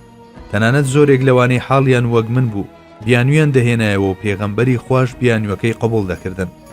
جاخۆ منیش دەمتوانی هەمان شت بکەم، چونکە لە ڕووی توانای قەناعات پێهێنان و قسە زانیەوە لە هەمویان شارەزاتر بوو. بەڵام بەبێ بوونی هیچ عوزرێک چۆن دەکرا لەگەڵ پێغەمبەری خوادا درۆ بکەم. درۆم نەکرد. نەمتوانی درۆ بکەم کە چوون مەحزوری بە بزەیەکی سەرزەنشدامێزەوە کە دڵی کوناو دەرکردم ڕووی تێکردم و فەرمووی لەکوێ بووی؟ منیش بێکەم و زیاد حاڵەتەکەم چۆن بوو ئاوم بۆ جێڕایەوە. لە پاش قسەکانم ڕووی لێ وەرجێڕام و لە ژێر لێەوە فەرمووی هەستە بڕۆ. ئیتر منیش بەم حاڵەوە چوومە دەرەوە کە هۆزەکەم منیان بەم حاڵەوە دی دەوریان لێدام و هانیان دەدام منیش بیانوێک بدۆزمەوە تا خۆمی پێ دەرباز بکەم. تەنانەت وەک بڵێ قسەکانیان تاوێک لە دڵمدا جێی خۆیان کردەوە. بەڵام یەکسەر هاتمەوە خۆم و پرسیم هیچ کەسێکی تر هەیە وەک من بێت؟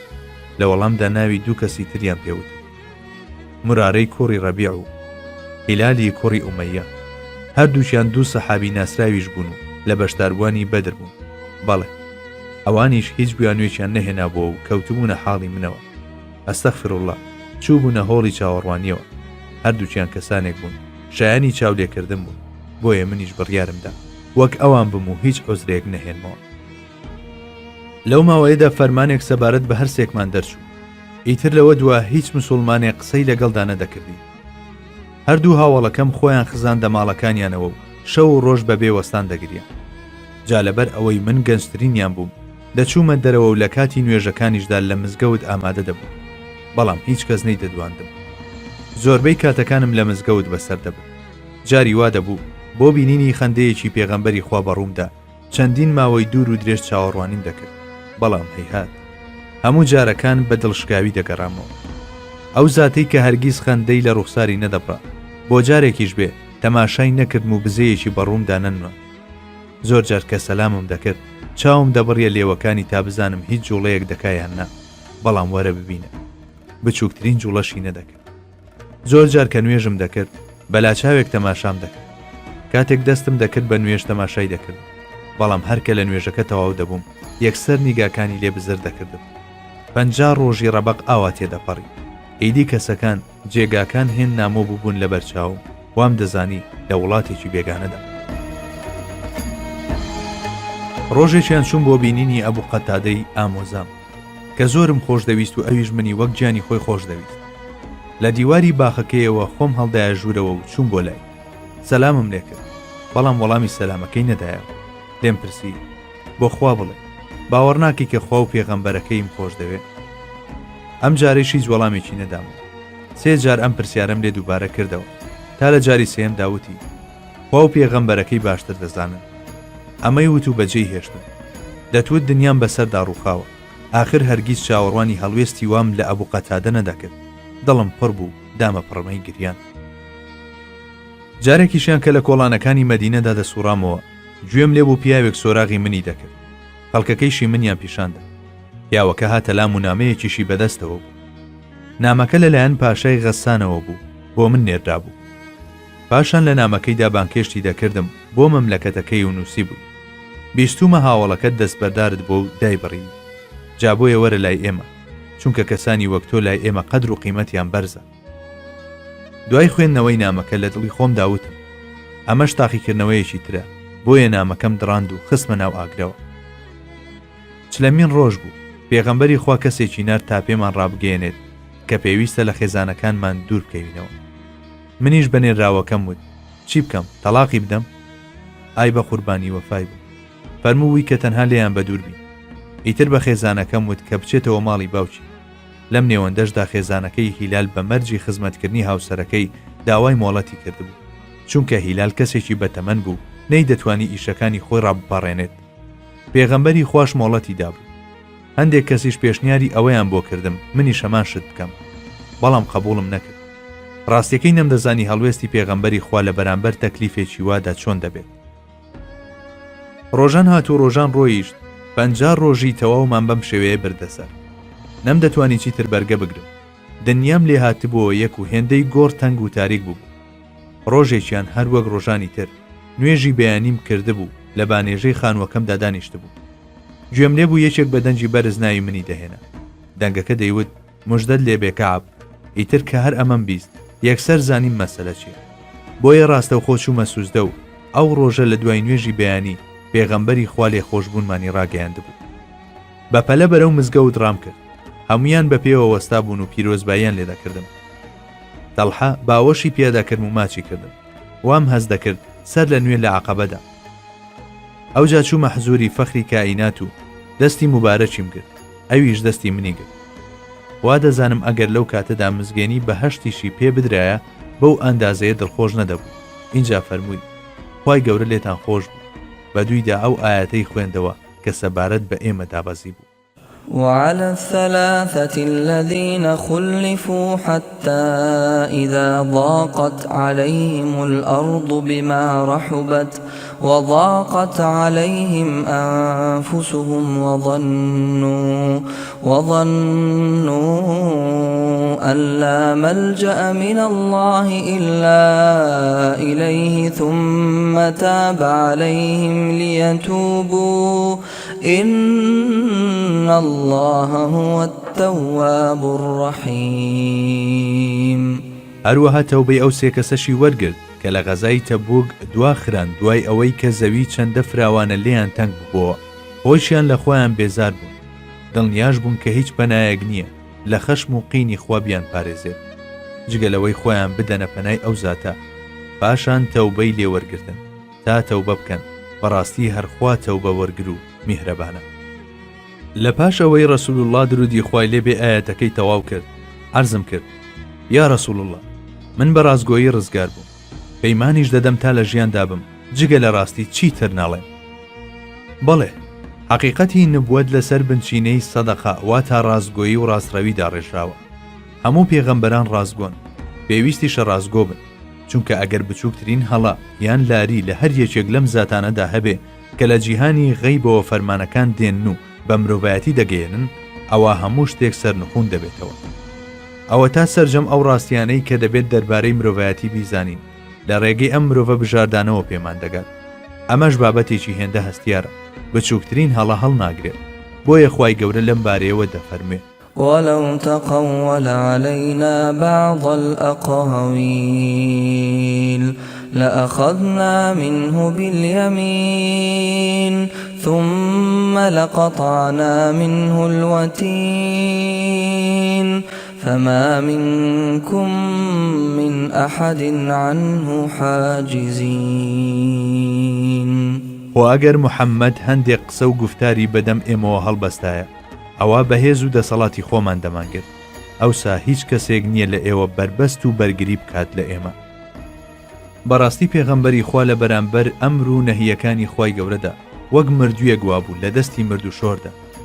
وەحی بەرەو چه ئاراستەیەک بیویستایە وەری دەجێڕە، ئیتر ئەویش هەتایە لەسەر ئەو ئاراستەیە دەمایەوە.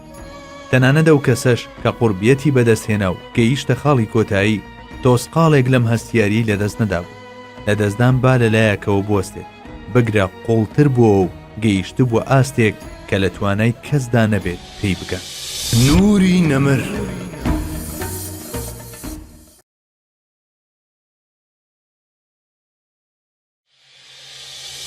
نوری نەمر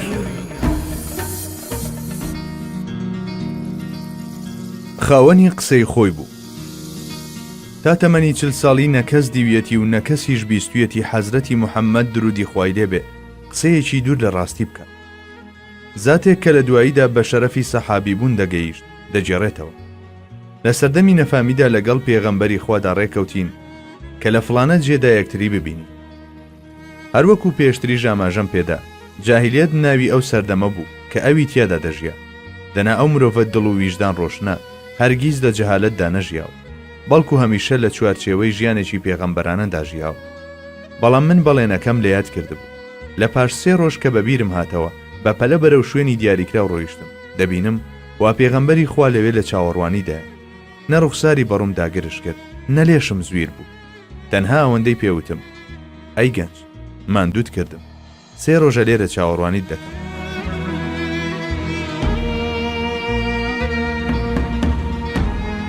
فەرمایشتەکانی تەزدیقی دەکەن. ئەو هەر لە لەدایک بوونیەوە حەزرەتی موحەممەد مستەفا بوو. هەر بۆیە لە پاش پێغەمبەرایەتیش چی بووتایە خەڵکی بە دڵ و گیان باوەڕیان پێدەهێنا و پشتڕاستیان دەکردەوە. بەڵێ سەران سەری گەردوون تەزدیقی دەکرد و لە بەرامبەریدا دەیوت: سەدەقتە یا ڕەسوول الله، ڕاست فەرمووی پێغەمبەری خوا. لە مەشدا مرۆڤەکان تەنها نەبوو، بەڵکو بە زمانی معجیزەکان هەر جۆرە و نوێنەری خۆی دەنارد و وەک بڵێ بەیعەتیان پێدەدا. لێرەدا دەمەوێت کەوانەیەک بکەمەوە و تیشک بخەمە سەر بابەتێک کە بە گرنگی دەزانم. دەربڕینە نورانیەکانی قورئانی پیرۆز و فەرمایشتە بە نرخەکانی سەروەرمان درودی خوای لێبێ لە ڕووی ڕەچاوکردنی پەیوەندی نێوان زات و سیفات و ئەسماوە، دارایی پلەیەکی هێندە بەرزن کە نەفەی لە سوفەکان لە ڕێگەی عەقڵەوە و نە ئەولیاکانیش بە هەنگاوەکانی دڵ و نە ئەسفیاش بەڕەهەندی ڕۆح نەیانتوانیوە و ناشتوانن بگەنە ئاستێکی وەها لە دەرک و دەربڕین. بەڵێ ئەمڕۆ حەبەرزانە لە دەمی سەرکەوتنیان بە پلەکانی کەماڵدا هەمیشە پێشانیان داوە و پیشانیشی دەدەن کە ئەوان هەر دەڕۆن و دەڕۆن، لە کۆتایی هەر مەنزڵێکیشدا کە پێی دەگەن ڕاستی و دروستی فەرمایشتەکانی قورئان و سونەتیان بۆ دەردەکەوێت و بە کەشف و مشاهدەوە چێژی فەرمودەکانی پێغەمبەری خوا دەکەن. بەڵێ هەموو ئەو فەرمودانەی پێغەمبەری خوا سەبارەت بە ئولوهیەت فەرموونی و ئەمڕۆ لەلایەن شارەزایانی ئەو بوارەوە دانەدانە تەزدیق دەکرێن و دەکرێنە بناغە و بنچینەی لێکۆڵینەوەکانیان. تەنانەت لە باسی خوایەتی و حەشر و زیندووبوونەوە و قەدەردا لە کۆمەڵە مەسەلەیەکی هێندە هەستیار و وردا دواوە لەگەڵ پاراستنی هاوسەنگی نێوانیان کە پێشینەکان و پاشینەکانیش نەکردە سەوەستانن لە پێی پێبردنیان، بەڵکو ئەگەر گریمانەی نەبوونی ئەو فەرمودە نورینانە بکەین ئەوە هیچیان نەیان دەتوانی لەم بوارەدا تاکە وشەیەکیش بڵێن.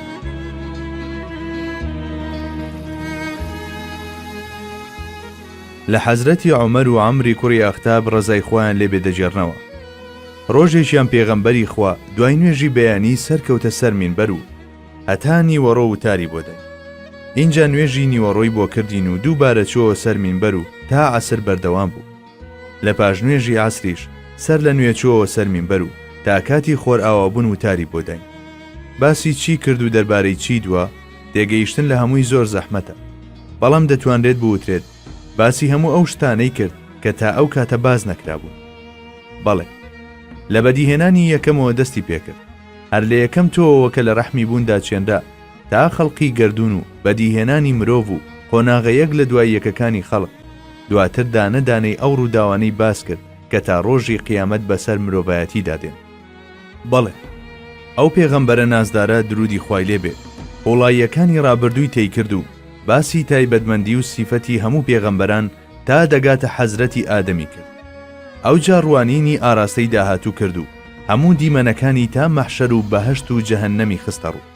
ئەمە لە کاتێکدا کە ئەو هیچ کتێبێکی نەخوێندبووە و زانیاریشی لە کەس وەرنەگرت بوو. دەیکەوا بێ هەموو ئەم شتانەی چۆن دەزانی؟ بەڵێ یەکێک هەبوو کە هەموو ئەو شتانەی فێر دەکرد، بێگومان ئەویش زاتی ئەڵڵا جەلە جەلالوه بوو کە بە هەموو شتێک زانایە. ئەو بابەتانەی باسی لێوە دەکردن هەر لە عەرشەوە تا فەرش، لەوێشەوە تا قوڵاییەکانی زەوی، هەر هەمووی لەلایەن گوتاربێژی ئەزەلیەوە فێر دەکرێت. تەنانەت مرۆڤی ئەم سەردەمەش باوەڕی وایە کە ممکن نییە ئەو زانیاریانە بێڕێگەیەکی تر بەدەست بێن. ئەمەش خۆی لە خۆیدا بەڵگەیەکی ترە لەسەر ڕازبێژی ڕەسووڵی ئەکرەم درودی خوای لێبێت.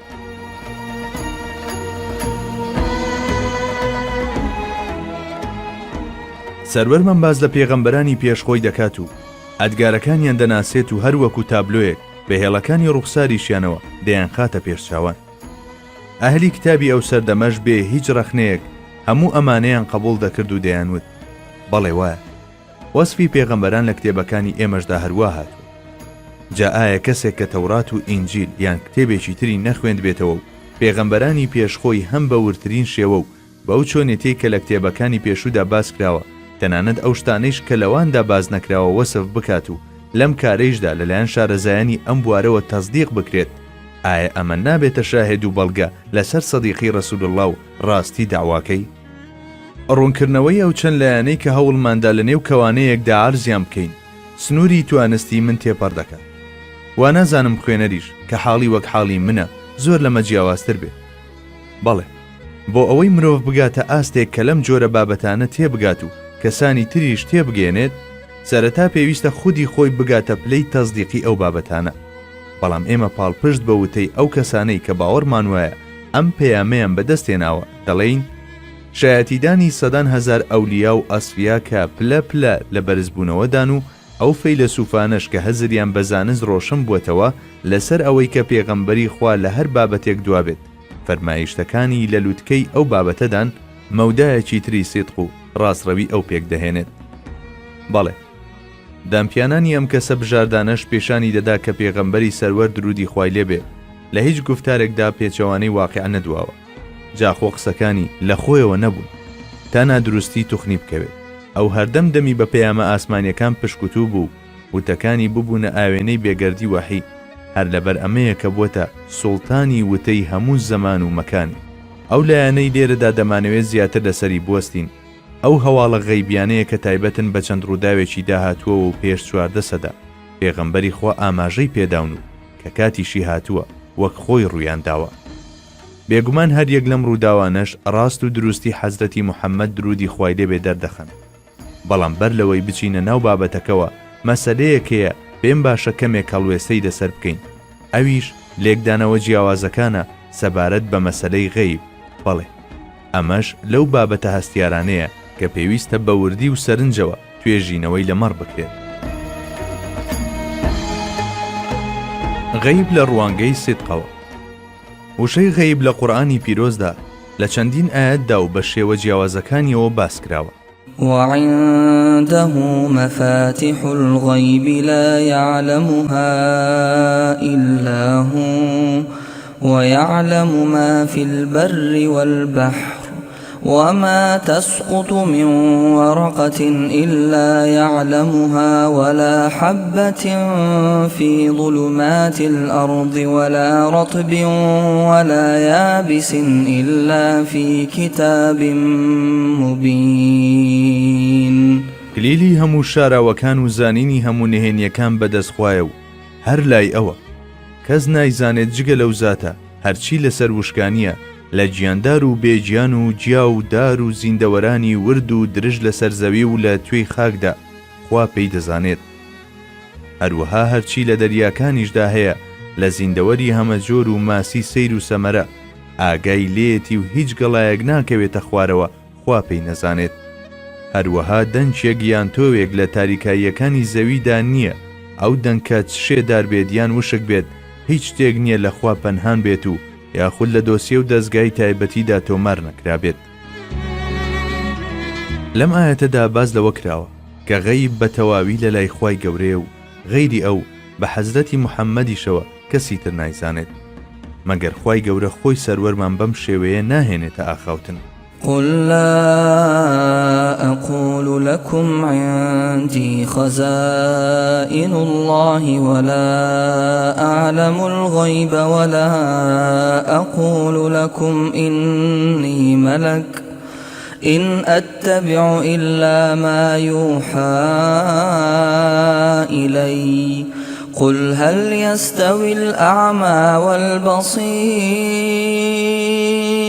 أفلا تتفكرون. ئەی محەممەد پێیان بڵێ من پێتان ناڵێم گەنجینەکانی خوا لای منە، هەروەها لە نهێنی و شاراوەکانیش هیچ نازانم و ئاگادار نیم و پێتان ناڵێم بەڕاستی من فریشتەم، بەڵکو تەنها شوێنی ئەوە دەکەوم کە بە وەحی و نیگا پێم دەگات. هەروەها پێیان بڵێ ئایا کوێر و چاوساغ وەک یەکن؟ ئایا بۆ بیر ناکەنەوە و تێنافکرن لەو ڕاستیانە؟ قل لا أملك لنفسي نفعا ولا ضرا إلا ما شاء الله ولو كنت أعلم الغيب لاستكثرت من الخير وما مسني السوء إن أنا إلا نذير وبشير لقوم يؤمنون. ئەی محەممەد پێیان بڵێ کە من ناتوانم هیچ قازانجیان زەرەرێک بەخۆم بگێنم مەگەر ویستی خوای لەسەر بێت بۆ ئەگەر غەیبم بزانیایە ئەوا چاکەی زۆرم کۆ دەکردەوە بۆ خۆم و هیچ ناخۆشیێکیشم توش نەدەبوو. من هیچ شتێک نیم تەنیا ترسێنەرێک بۆ یاخیەکان و مژدەدەریشم بۆ کەسانێک کە باوەڕ دەهێنن. لە سوورەتی ئەلجنیشدا بەم شێوەیە هاتووە: عالم الغيب فلا يظهر على غيبه أحدا إلا من ارتضى من رسول فإنه يسلك من بين يديه ومن خلفه رصدا ليعلم أن قد أبلغوا رسالات ربهم وأحاط بما لديهم وأحصى كل شيء عددا. ئەو زاتە زانای نهێنی و شاراوەکانە، کەسیش لە نهێنی و شاراوەکانی ئاگادار ناکە مەگەر بۆ پێغەمبەرێک خوا خۆی ڕازی بێت. ئەو کاتە فریشتە دەکاتە پاسەوانی لەبەر و پشتەوە تاخوا چاک بزانێت و ئاگادار بێلەوەی بەڕێک و پێچی پێیان و ڕێنمویی پەروەردیگاریان گەیاندووە، هەرچەندە خوا بە هەموو ئەو شتانەش ئاگادارە کە کردویانە و پێی هەڵساون و هەموو شتێک لای ئەو زاتە بە ژمارە ئامار کراوە. ئێستاش لەژێر ڕۆشنایی ئەم ئاەتەدا دەتوانین شیکارێکی لەم جۆرە بکەین. بانگەشەکردنی ئەوەی کە پێغەمبەری خوا بەڕەهایی غەیبی دەزانی زیادەڕەویە، هەروەک چۆن ئەوەی بوترێت هیچ غەیبی نەدەزانی کورتڕەویە. بەڵێ پێغەمبەری خوا درودی خوای لێبێ لە خۆیەوە غەیبی نەدەزانی، بەڵام لە ڕێگەی ئاگادارکردنەوە و هەواڵپێدانی پەروەردگاریەوە بە شێوەیەک دەیزانی، هەروەک زانیشی هەر دەتوت لە بەردەم شاشەکەیدا دانیشتووە و سەرجەم ئەو ڕووداوانەی کە تا ڕۆژی قیامەت ڕوودەدەن بە هێڵە گشتی و بنەماکانیانەوە ڕاوە دەکات و دەیان خاتە پێشچاوی مرۆڤایەتی. هۆ ئەو بابەتەش کە ئێمە دەمانەوێت بە وردی هەڵوێستەی لەسەر بکەین هەر ئەمەیە: ئەو لە خۆیەوە هیچی نەدەوت، بەڵکو گشت قسە و ئاخاوتنێکی وەحی پەروەردیگار بوو. چاکە هەواڵدەر و ئاگادارکەر خوای گەورە بوو، ئەوان نەک تەنها سەرداری هەردوو جیهان، بەڵکو تەنانەت کۆمەڵە کەسانێکی پێگەیشتوش لە نێو ئومەتدا لە شێوە کەرامەتدا ئاگاداری غەیب دەکرێنەوە. ئەوە تا ڕەسوولی سەروەر درودی خوای لێبێ لە فەرمودەیەکدا دەفەرموێ: لە نێو ئۆمەتەکەمدا کۆمەڵێک مولهەمون هەن، مولهەمونیش ئەو کەسانن کە مەزهەر و بەهرەمەندی ئیلهامی خوایین. حەزرەتی عومەریش ڕەزای خوای لێبێ یەکێکە لەوانە. ئەوە تا کاتێک لە مزگەوت دووتاری هەینی دەدا بینی وا سوپای موسڵمانان کە لە دووری چەندین ڕۆژە ڕێدەجەنگان خەریکە لەلایەن سوپای دوژمنەوە لە بەری شاخەکەوە گەمارۆ دەدرێن. بۆیە لە بەرامبەر ئەم دیمەنەدا وتارەکەی بڕی و لەسەر مینبەرەوە 3 جار هاواری کردە ساریە کە سەرکردەی سوپاکە بوو: ئەی ساریە، بۆ لای شاخەکە. حەزرەتی ساریەش بە بیستنی ئەم دەنگە ئاگاداری بۆسەکە بوویەوە و گەمارۆکەی پوچەڵ کردەوە. لەلایەکی ترەوە چەندین زاتی وەلی وەک محیەدینی عەرەبی و مەولانای جەلادینی ڕۆمی و ئیمامی ڕەبانی و مشتاق ئەفەندی و سەدان ئەولیای تریش چەندین هەواڵیان لە داهاتووداوە و ڕۆژگاریش ڕاستی هەواڵەکانیانی دەرخستووە. هەموو ئەمانەش ڕادەی دڵپەیوەستی ئەو زاتانە بە ڕەسوولی نازدارەوە دووپات دەکەنەوە و ڕای دەگەێنن هەموو ئەو واریداتانەی بەهرەمەندی بوون لە میشکاتی محەممەدیەوە سەرچاوەی گرتووە. ئیتر دوای ئەمە تێگەیشتن لەوەی کە ئەو زاتە بە ئیزنی خوا تا چه ئەندازەیەک کراوە بووە بەڕووی غەیبدا حواڵەی ئیدراک و هزری خوێنەری ئازیز دەکەین. جاگەر ئەو کەسانەی پێغەمبەری خوا پێیگەیاندون ئابەم جۆرە مەسەری ئیلهام بن و دڵیان واڵا بێ بەڕووی سروە ئیلاهیەکاندا و تا ئەو ڕادەیەش لە غەیب ئاگادار بکرێنەوە، بۆ دەبێ ئاگادارکردنەوەی سەرداری هەردوو جیهان کە ئەگەر هەر خۆی بەتەنها بخرێتە تایەکی تەرازوە و سەرجەم ئومەتەکەیشی لە تاکەی تردا، ئەوە تاکەی پێغەمبەری خوا سەنجینتر دەبێ لە غەیب وەک یەکێک لە موعجیزەکانی بە دوور بزانرێت. کتێبە بەناوبانگەکانی فەرموودە نزیکەی 300 موعجیزەی لەم جۆرەی پێغەمبەری خوا درودی خوای لێبێ باز دەکەن. بەشێکی زۆری ئەو هەواڵە غەیبیانەش وەک خۆی هاتوونەتە دی و ئەوانی تریشیان چاوەڕوانی کاتی سەر هەڵدانیان دەکەن. ئێمە لێرەدا هەموو ئەو هەواڵانە ناهێنین، بەڵکو تەنها چەند نمونەیەک دەهێنینەوە تاوەکو بیرۆکەیەکمان لەمەڕ بابەتەکە بداتێ. ئەو نمونانەش پۆڵێن دەکەین بۆ 3 کۆمەڵەی سەرەکی. یەکەم، ئەو هەواڵە غەیبیانەی تایبەتن بە سەردەمی خۆیەوە. دووهەم، ئەو فەرمایشتانەی سەبارەت بە داهاتووی دوور و نزیکەوە فەرموونی. سێهەم، ئەو دەربڕینە پڕموعجیزانەی کە بە شێوازی سەهلی ممتەنیع فەرموونی و لە پاش پێشکەوتنی زانستەکان حەقیقەتەکانیان ڕوون بووتەوە. نوری نەمر.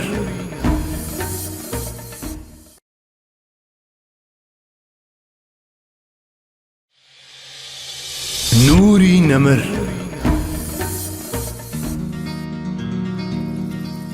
هەواڵە غەیبیەکان. یەکەم، ئەو هەواڵە غەیبیانەی تایبەتن بە سەردەمی خۆیەوە. کتێبەکانی فەرموودە لە پێشی هەمووشیانەوە سەحیحی بوخاری و موسلیم ئەم ڕووداوەی خوارەوە دەژێرنەوە. ڕۆژێکیان پێغەمبەری خوا چووە سەر مینبەر، ڕوانینی ئاراستەی جیهانە غەیبیەکان کرد و لە نێوەندی تەجەلیاتە جەلالیەکانیدا کە لە شێوەی تووڕەییدا خۆیان دەنواند، دەستە دەستە واریداتی بەسەر ئامادەبوواندا بەخش دەکرد. لەو نێوەندەدا فەرمووی: ئەمڕۆ چیتان دەوێت بپرسن؟ ئەیتر ئامادەبوانی کۆڕەکە پرسیاریان دەکرد و ئەویش وەڵامی دەدانەوە. لەو کاتەدا گەنجێک کەستایە سەر پێ وتی: ئەی پێغەمبەری خوا، باوکی من چییە؟ پێدەچێت ناوە ناوە قسە و قسەڵۆک لەبارەی باوکیەوە کرابێت و ئەو گەنجەیش پێیان ناڕەحەت بوو بێ. جا ئەو ڕۆژە هەلێکی دەستکەوت بوو لەبارەی باوکیەوە پرسیاری لە پێغەمبەری خوا دەکرد کە بە ئیزنی خوا چاوانی بەڕووی غەیبدا کراوە بوون. سەروەرمان وەڵامی دایەوە و فەرمووی: باوکی تۆ حوزافەیە. ئیدی گەنجەکە ئاسوودە بوو، چونکە ئەو وەڵامەی وەریگرت بوو، وەڵامێکی دڵخۆشکەر بوو. ئیتر لەمە دووە ئەویش بە شێوەیە کە هیچ گومان و دوو دڵیەک توخنی نەکەوێت. دەدرایە پاڵباوچێک و بە عەبدوڵای کوڕی حوزافەی سەهمی بانگ دەکرا. ئالەو کاتەدا کە هەر کەسە و پرسیاری شتێکی دەکرد، یەکێک لە ئامادەبووان کە زۆر چاک لەو حاڵەتە ڕۆحیەی پێغەمبەری خوا تێگەیشت بوو. بەڵێ، کەڵا عومەر ڕەزای خوای لێبێ یەکڕاست لەجێی خۆی ڕاپەڕی و فەرمووی: ڕەضینا بیئەڵڵاهی ڕەببەن وبئیسلامی دینەن وبمحەممەدی نەبیەن. ڕازی بووین ئەڵڵا پەروەردیگارمان و ئیسلام دینمان و حەزرەتی محەممەدیش پێغەمبەرمان بێت. ئەو متەناسک و پڕواتایانەی حەزرەتی عومەر دەواازەی بەڕووی ئەو سروە دڵنیایی بەخشانەدا ئاوەڵا کرد کە لە ناخی پێغەمبەری خوادا شنیان دەهات. ئیتر تەجەلیاتە جەلالیەکان شوێنیان بۆ شەماڵەکانی ئونس بەجێهێشت. ئەم ڕووداوە لە حەزوری ئەو سەحابیانەدا ڕوویدا کە مزگەوتیان پڕ کردبوو. هەر هەمویان تەزدیقی فەرمایشتەکانی پێغەمبەریان دەکرد و وەک بڵێ بە بێدەنگبوونیان دەیانگوت: ڕاست دەفەرموویت. ئیمامی موسلیم دەجێڕێتەوە، ڕاوی حەدیسەکەیش حەزرەتی عومەر ڕەزای خوای لێبێ دەفەرموێ: لە غەزای بەدردا بووین، پێغەمبەر درودی خوای لێبێ استراتیژی جەنگەکەی بە تەواوەتی داڕشتە بوو، مەیدانی جەنگەکە دەگەڕا. لە پڕێکدا ڕوانینەکانی بڕیە ئەو دیوی پەردەکانی غەیب بوو، نیگاکانیشی ڕوو لە ئاسۆکانی داهاتوو. بەدەستی مبارەکی ئاماژەی بۆ چەند شوێنێک کرد و فەرمووی: سبەینێ، ئێرە جێگەی کوژرانی ئەبوو جەهلە، ئێرەشی عوتبە و ئەمەش جێی شەیبەیە و وەلیدیش لێرەدا دەگەوزێت و چەندەها ناوی تریشی ژمات. لە پاش کۆتایی هاتنی جەنگەکە حەزرەتی عومەر سوێن دەخوات و دەڵێ: پێغەمبەری خوا ئاماژەی بۆ چه شوێنێک کردبوو، ئەوها هەمویانمان لەو شوێنەدا بە مردووی دیتەوە. بەڵێ، ئەو مرۆڤانەی کە تا لە ژیاندا بوون بە زمانیان تەزدیقی پێغەمبەریان نەدەکرد و ئێستا بەجەستەی مردویان شایەتی دەدەن لەسەر سید خۆڕازگۆیی ئەو پێغەمبەرە ئازیزە. بەڵێ، پێغەمبەری خوا هەواڵی ئەدا و هەواڵەکانیشی بێ ئەوەی سانتیمێک بترازێن وەک خۆیان دەهات نەدی. ئیمام ئەحمەدی کوڕی حەنبەل لە موسنەدەکەیدا ئەم ڕووداوە دەجێڕێتەوە. جارێکیان پێغەمبەری خوا درودی خوای لێبێت لە مزگەوت لە نێو هاوڵاندا دانیشت بوو. لە دەرفەتێکدا فەرمووی: پاشکەمێکی تر مرۆڤێکی نورانی لەو دەرگایەوە دێتە ژوورەوە. ئەو کابرایە لە چاکترین مرۆڤەکانی یەمەنە و ناوچەوانی جێدەستی فریشتەی پێوەیە. پاشماوەیە کابرایە کەر بەو شێوەیە کە پێغەمبەری خوا وەسفی کردبوو هاتە ژوورەوە، لە حزوریدا چۆکی دادا و مسلمان بوونی خۆی ڕاگەیاند. ئەو مرۆڤە سیما پاک و ڕوخسار درەوشاوەیەش کە نمونەی ئەدەب و ویقار بوو، جگە لە جەریری کوڕی عەبدیللای بەجەلی کەسی تر نەبوو. ئیمامی بەیهەقی لە دەلائیل النبوەکەیدا ئەم ڕووداوەی خوارەوە دەجێڕێتەوە. ئەبوو سوفیان لە کاتی فەتحی مەککەدا موسڵمان بوو، بەڵام هێشتا بە تەواوی ئیمان لە دڵیدا جێگیر نەبوو. جارێکیان کە پێغەمبەری خوا تەوافی کەعبەی دەکرد، ئەویش لەو ناوەدا دەسوڕایەوە. لەو کاتەدا ئەوەی بە خەیاڵدا هاتکە داخۆ دەبێت چۆن بێت ئەگەر سەر لە نوێ سوپار ڕێک بخەمەوە و بەرەنگاری ئەمە ببمەوە. ڕێک لەو کاتەدا پێغەمبەری خوا درودی خوای لێبێ هاتە لای و بە ئەسپایی ئەم قسانەی دا بەگوێیدا. دیسانەوە شکست خواردومان دەکردی. ئیدی ئەبوو سوفیان لە مەسەلەکە حاڵی بوو. ئەو ئیمانە لەرزۆکەی تا ئەو ساتە وەختە هەیبوو لە پڕێکدا جێگیر بوو. ئیتر لە شوێنی خۆی ئۆقرەی نەدەگرت و هەردەیوت داوای تۆبە و لێخۆشبوون دەکەم لە خوای گەورە. باشە دەبێت چێ هەواڵی ئەم خورپە ئاینی دڵی ئەبوو سوفیانی بە پێغەمبەری خوا گەیان دەبێت. ئەبوو سوفیان بەم هەڵوێستەی دەری دەخست کە حەزرەتی موحەممەد عەلەیهی سەڵاتی وەسەلام ڕەوانەکراوی پەروەردیگارە و ڕاستبێژە لە گوفتارەکانیدا.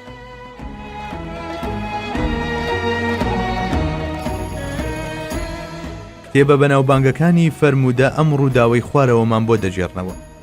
عومەیری کوڕی وەهەب کە بە پیاوە شەیتانەکەی سەردەمی جاهیلی ناسرا بوو لەگەڵ سەفوانی کوڕی ئومەیەدا ڕێکەوتن.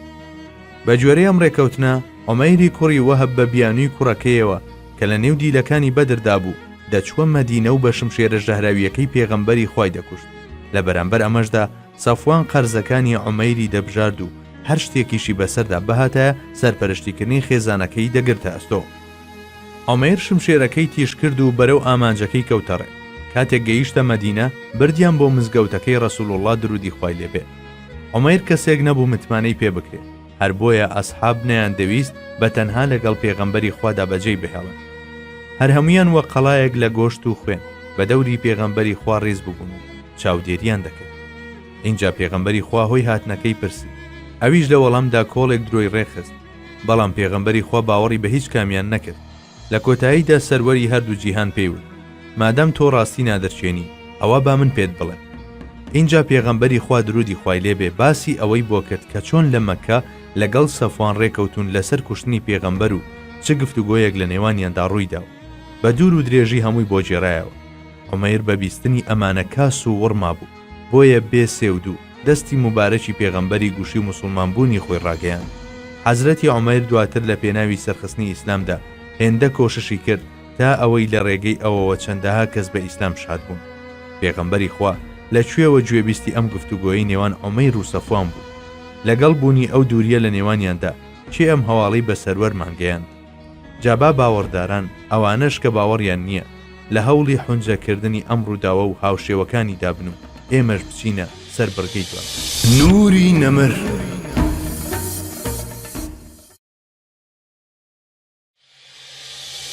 نوری نەمر.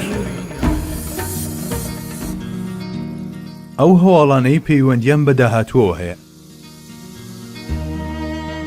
لە سەردەمێکی نزیکدا ئیمامی بوخاری و موسلیم لە ئوسامەی کوڕی زەیدەوە ڕەزای خوای دەبێت دەجێڕنەوە. حەزرەتی ئوسامە کوڕی زەیدی کوڕی حارثەیە، پێغەمبەری خوایە. هەر کات حەزرەتی حەسەن یا حوسەینی لەسەر ڕانێکی دابنایە، حەزرەتی ئوسامەیشی لەسەر ڕانەکەی تری دادەنە. جارێکیان کە ڕوویدا هەمویان بوو بەم جۆرە دوعای دەکرد: خودایە ڕەحم بەمانە بکە، چونکە منیش ڕەحمیان پێ دەکەم. پێغەمبەری خوا درودی خوای لێبێ لە دوا ڕۆژەکانی ژیانی مبارەشیدا ئوسامەی کردە سەرکردەی ئەو سوپایەی کە ئامادەی کردبوو بۆ جەنگان لەگەڵ ڕۆمەکان و ئەرچی تەمێکردنی دوژمنانی خوای لەو ناوچانەدا پێسپارد بوو کە پێش چەندین ساڵ باوکی تیایدا شەهید کرابوو. بەڵام کە ئوسامە بینی تەندروستی پێغەمبەری خوا درودی خوای لێبێ بەرەو خراپی دەچێ، سوپاکەی ڕاگرت و تا وەفاتی سەروەرمان نەیخستە جوڵە. ئەم ئوسامەیە دەڵێ ڕۆژێکیان لە خزمەتی پێغەمبەردا بووم، چوو بۆ سەر بانیژەی یەکێک لە خانوە بەرزەکانی مەدینە و تەماشای دەوروبەری دەکرد. لەو بەینەدا فەرمووی: إني لأرى مواقع الفتن خلال بيوتكم كمواقع القطر. ئێستا لە نێو ماڵەکانتاندا هەر وەک بارانبارین دابارینی فیتنەکان دەبینم. پێغەمبەری خوا ئەمەی وت و لێمان جیا بووە. لە پاش ئەو کوچە و کۆڵانەکان لە تاو تەوژمی فیتنەکە دەیان ناڵان. بەڵێ حەزرەتی عومەر و حەزرەتی عوسمان و حەزرەتی عەلی ڕەزای خۆیان لێبێ وەک قوربانی ئەو فیتنانە شەهید کران، هەروەک بڵێ فیتنەکانیش بە زمانی بەڵاو موسیبەتەکانیان بە پێغەمبەری خۆیان دەوت سەدەقتە. فیتنەکان. حەزرەتی عومەر ڕەزای خوای لێبێ بە درێژایی ژیانی لەسەر هەڵدانی ئەم فیتنانە دەترسا. ڕۆژێکیان کە لە ناو کۆڕێکی هاوڵاندا لە مزگەوت دانیشتبوو پرسی کەسەیە لە ناوتاندا دەنگ و باسی ئەو فیتنانە بزانێت کە پێغەمبەری خوا هەواڵی سەر هەڵدانی دابوون؟ هاوڵی بەڕێز حوزەیفە هاتە وەڵام، بەڵێ ئەی ئەمیری ئیمانداران، من دەیزانم. لە بەرامبەر ئەمەدا حەزرەتی عومەر فەرمووی تۆ کەسێکی بێر و چاونەترسی، ئادەی بۆمان باس بکە. ئەویش فەرمووی فیتنە و بەڵای مرۆڤ لە کەسوکار و سامان و نەفس و منداڵ و دراوسێدایە، بەڵام نوێژ و ڕۆژ و سەدەقە و فەرمانکردن بە چاکە و ڕێگریکردن لە خراپە دەبنە کەفارەتی ئەو بەڵایانە و دەیان ڕەوێننەوە. حەزرەتی عومەر فەرمووی نەخێر، من ئەمانە ناپرسم، بەڵکو مەبەستم لەو فیتنانەیە کە وەک شەپۆڵی دەریا شەپۆڵ دەدەن. اینجا حەزرەتی حوزەیفە فەرمووی ئەی ئەمیری ئیمانداران، جا تۆ چیت داوە لەوانە؟ لە نێوان تۆ و ئەو فیتنانەدا دەرگایەکی داخراو هەیە. لە پاشان حەزرەتی عومەر پرسی ئایا دەرگاکە دەکرێتەوە یان دەشکێنرێ؟ هەرکە حوزەیفە وتی دەشکێنرێ، حەزرەتی عومەر ڕاستڕەکی و بە دەنگێکی لەرزۆکەوە ئەم چەند وشەیی لە زار هاتەدا کەوا بێ ئەو دەرگایە هەرگیز جارێکی تر داناخرێتەوە. جاکە دواتر هاوڵان لە حەزرەتی حوزەیفەیان پرسی داخۆ حەزرەتی عومەر ڕەزای خوای لێبێ دەیزانی ئەو دەرگایە خۆیەتی؟ لە وەڵامدا پێی وتن هەروەک چۆن دەیزانی لە دوای شەو ڕۆژ دێت، ئاواش دەیزانی کەمە بەس لەو دەرگایە خۆیەتی. بەڵێ باش دەیزانی کە ئەو بڕوات ئەو دەرگا داخراوانەی تایبەتن بە یەکریزی ئومەتی محەممەدەوە دەکرێنەوە و فیتنە و فەساد لەگەڵ خۆیدا دەیبات و لە نێو ئومەتیشدا بیر و ڕای هەمە چەشن و ڕەوتی جۆراوجۆر سەر هەڵدەدات. حەزرەتی عومەر ئەمانەی دەزانی، چونکە هەواڵدەری ئەم ڕووداوانە زاتی سادق و مەزدوق فەخری کائینات حەزرەتی محەممەد مستەفا بوو، درودی خوای لێبێ، کە ڕۆژیشی هات هەروەک چۆن پێغەمبەری خوا هەواڵی دابوو هەروە ڕوویدا. حەزرەتی عومەر لەلایەن فارسێکی خائینەوە درایە بەرخەنجەر. هەر لەو ڕۆژەدا حەزرەتی عومەر درایە بەرخەنجەر، زامێکی قوڵ و برینێکی بەسۆش لە جەرجی یەکرێزی مسلماناندا دروست بوو. بەرەی نەیار زۆر بە چاکی ئامانجەکەی هەڵبژاردە بوو، تیرە بێویژدانەکەشی ڕێک و ڕاست ئامانجەکەی پێکا بوو. بەڵێ بە وەفاتی ئەو فیتنە و ئاژاوەکان وەک بڵێ بوونە لافا و جیهانی ئیسلامیان ڕاماڵی. بێگومان ئەمە لەلایەکەوە کۆست و پەژارەیەکی گەورە بوو، بەڵام لەلایەکی ترەوە بەڵگەیەکی هێندە بەهێز بوو، هەروەگەوەی بە زمانی ڕووداوەکان لە ئەستێرەکانی ئاسمان لا ئیلەهە ئیلا الله محەممەد ڕەسوول الله بنووسێت. سەرکەوتن. لە سونەنی ئەبوو داود و سەحیحی بوخاریدا ئەم بەسەرهاتەمان بەرچاو دەکەوێت کە خەبابی کوڕی ئەرەد ڕەزای خوای لێبێ بۆمان دەجێڕێتەوە. پوختەی بەسەرهاتەکەش ئەمەیە: لە سەردەمێکی پڕ ئازار و ناڕەحەتیدا پێغەمبەری خوا درودی خوای لێبێ لە پەنای کەعبەدا دانیشت بوو، سەرپۆشەکەی دابوو بەسەریدا. چێ دەزانێ ئەم جارەشیان تووشی چه ئازار و سوکایەتێک بوو بێت. ئەو سەردەمە بوو کە هەموو باو و نەریتەکانی جاهیلی وەک چەک لە دژی مسلمانان بەکاردەهێنران. هێشتا لە بەندی کۆیلایەتی ئازاد نەکرابوو. خاوەنەکەم و گەورەکانی تری مەکە بە جۆرێ ئازاریان دەدەم کە چیتر توانای بەرگەگرتنم نەمابوو. جاکە بینیم پێغەمبەری خوا عەلەیهی سەڵاتی وەسسەلام تەنهایە، یەکسەر خۆم گەیاندێ و عەرزم کرد: ئەی پێغەمبەری خوا، ئایا لە پەروەردیگار ناپاڕیتەوە تا کۆمەچی و سەرکەوتنمان بەهاناوە بنێرێت؟ وای دەزانی ڕەسوول الله خێرا دەستەکانی بەرز دەکاتەوە و دەکەوێتە دوعاکردن، نەکەرەوەندە، بەڵکو چاوەڕوانی دەکرد دوعای خراپیشیان لێ بکات. بەڵام پێغەمبەری خوا دوور لەم چاوەڕوانیە ئەمانەی خوارەوەی فەرموو: سوێن بەخوا، ئومەتەکانی پێش ئێوە ئەشکەنجەی زۆر سەختتریان چەشتووە، هەیان بۆ دەخرایە ناوچاڵەوە و بە مشار دەکرا بە دوو کەرتەوە، کەچی هێشتا لە دینەکەی پاشگەز نەدەبووەوە، یاخود هیوایان هەبوو گۆشت و ئێسخانی لە یەکتری جیا دەکرانەوە و تۆسقاڵێک لەرزە نەدەکەوتە ئیمانەکەیەوە. وەڵڵاهی خوای گەورە ئەم کارە تەواو دەکات و بە ئەنجامی دەگەیەنێ، بەڵام ئێوە پەلە دەکەن. ڕۆژێک دادێ سوار لە سەنعاوە دەڕوات بۆ حەزرەمەوت و جگە لە ترسی ئاژەڵە درندەکان ترسی لە هیچ شتێکی تر نابێت. هەروەها حەزرەتی عەدی کوڕی حاتەم کە فەرمودەیەکی هاوشێوەی ئەمەی لە پێغەمبەری خوا درودی خوای لێبێ ڕیوایەت کردووە، باس لەو ڕووداوانە دەکات بە چاوی خۆی ئەو ڕووداوانەی دیوە کە پێغەمبەری خوا هەواڵی ڕوودانی دابوون. تۆ یەکەم کەسی کە پێم دەگەیت. پێغەمبەر درودی خوای لێبێ لە یەکێک لە ڕۆژەکانی ئەو نەخۆشیەیدا کە بووە هۆی کۆچکردنی بۆ خانەی هەمیشەیی حەزرەتی فاتیمەی، ئەو فاتیمەیە کە بێ هاوتا بوو لە ناسکیدا و لە هەڵسوکەوت و نیگاپۆڵەکانیدا هەردەدوت خۆیەتی بانگی کرد و چەند شتێکی چرپاند بەگوێیدا. حەزرەتی فاتیمە بە بیستنی ئەو وتانە گریە و فیغانێکی وای کرد هەمووانی ڕاچڵەکان. لە پاشکەمێک دیسانەوە پێغەمبەری خوا صلی الله علیه وسلم چەند شتێکی تری بەگوێدا چرپاندەوە. ئەم جارەیان هێندە شادی گرتی، هەر کەسێ بیبینیایە وای دەزانی لە هەموو دەرگاکانی بەهەشتەوە بانکێشت کراوە. لە ڕاستیدا بەلای ئەوەوە هەرواش بوو. بەڵێ ئابە و شێوەیە دڵخۆش و شادومان بوو. ئەم ڕووداوە لە چاوی دایکی ئیمانداران حەزرەتی عایشە ڕەزای خوای لێبێ بزر نەبوو. پاشکەمێک هۆکاری ئەو ڕووداوەی لێپرسی، بەڵام حەزرەتی فاتیمە پێیوت ئەمە ڕازێکی تایبەتە بە پێغەمبەری خواوە و هیچ شتێکی تری نەدەرکەن. بەڵام لە دوای وەفاتی فەخری عالەم درودی خوای لێبێ کاتێک حەزرەتی عایشە جارێکی تر لێی پرسیەوە، حەزرەتی فاتیمە بەم جۆرە وەڵامی دایەوە. لە جاری یەکەمدا پێغەمبەری خوا هەواڵی وەفاتی خۆی پێدا. بۆیە گریە. بەڵێ وەفاتی نەبی بە جۆرە خستێ گریان و نوقمی فیغانی کرد، ئەوە تا چوارینەکانی ئەو ڕۆژەی بەسە بۆ ئەوەی دنیا بهێنێتە گریان. ماذا علي من شم تربة أحمدا ألا يشم مدى الزمان غواليا صبت علي مصائب لو أنها صبت على الأيام عدن لياليا. کەسێک بۆنی خۆڵی مەزارەکەی حەزرەتی محەممەدی کردبێ چ گەرەکیەتی بە دوای بۆنی تردا بگەڕێ. بەڵاو کارەساتێکی وان بەسەردا ڕژاوە، ئەگەر بەسەر ڕۆژگارەکاندا بەڕژایە هەمویان دەبوونە شەوگار. لە جاری دووەمیشدا مژدەی ئەوەی پێدام کە من یەکەم کەس دەبم لە ناو خێزانەکەیدا کە پێی دەکەم، ئەیتر لەبەر ئەوە دڵخۆش بوو. لە دوای 6 مانگ ئەویش بە باوکی شاد بووە.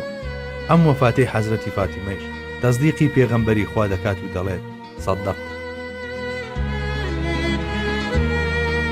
سڵح و ئاشتەوایی لە حەدیثێکی شەریفدا کە لەلایەن زۆرینەی ئەوانەی فەرمودەیان جێراوەتەوە ڕیوایەت کراوە، ڕۆژێکیان پێغەمبەری خوا صلی الله علیه وسلم لە وتاردا ئاماژە بۆ حەزرەتی حەسەن دەکات و دەفەرمێت إن ابني هذا سيد ولعل الله أن يصلح به بين فئتين عظيمتين من المسلمين.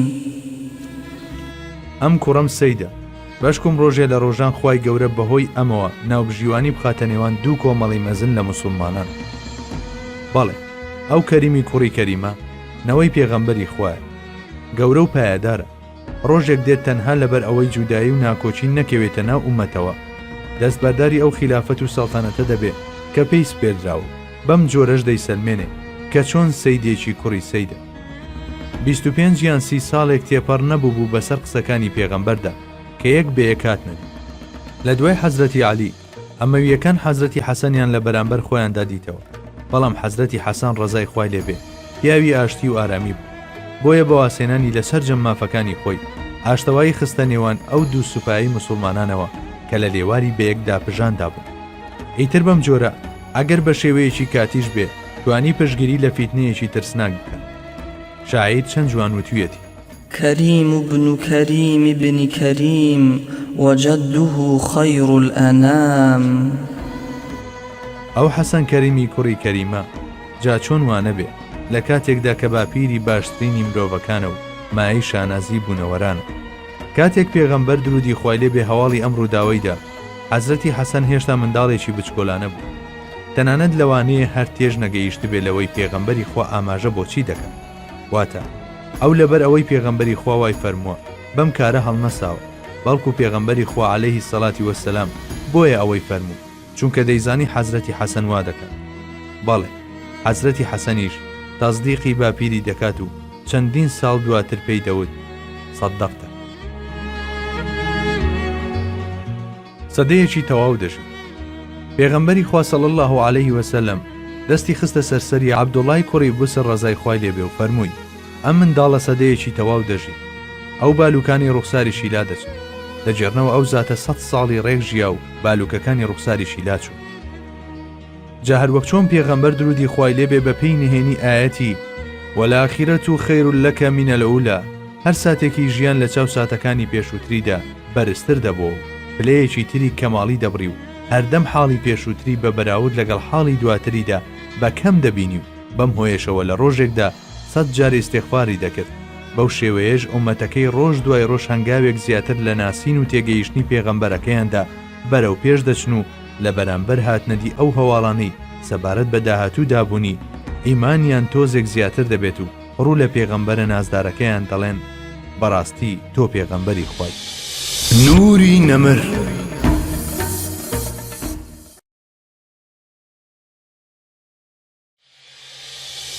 نوری نەمر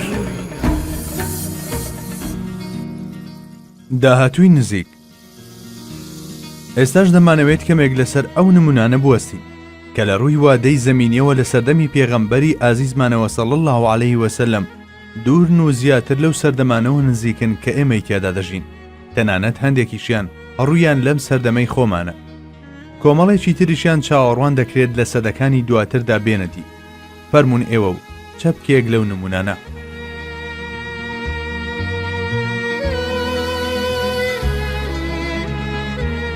هەواڵەکانی خەندەق. زۆربەی کتێبەکانی سیرە و فەرموودە ئەم بەسەر هاتەمان بۆ دەژێرنەوە. موسڵمانان سەرگەرمی هەڵکەندنی خەندەق بوون بە دەوری مەدینەدا. لەو کاتەدا تاشە بەردێکی زەبەلە هاتە ڕێمە کە بە هیچ جۆرێک لە جێی خۆی نەدەجوڵە. لە کاتی هەڵکەندنی خەندەقەکەدا پێغەمبەری خوار صلی الله عليه وسلم لەگەڵماندا بەشدار بوو. تەنانەت جارجارش بۆ بەرزکردنەوەی هێزی مانەویمان دەیفەرموو: اللهم لا عيش إلا عيش الآخرة فاغفر للأنصار والمهاجرة. پەروەردیگارە، جگە لە ژیانی ئاخیرەت ژیانێکی تر نییە، دەسا لە ئەنسار و مهاجرین خۆش ببە.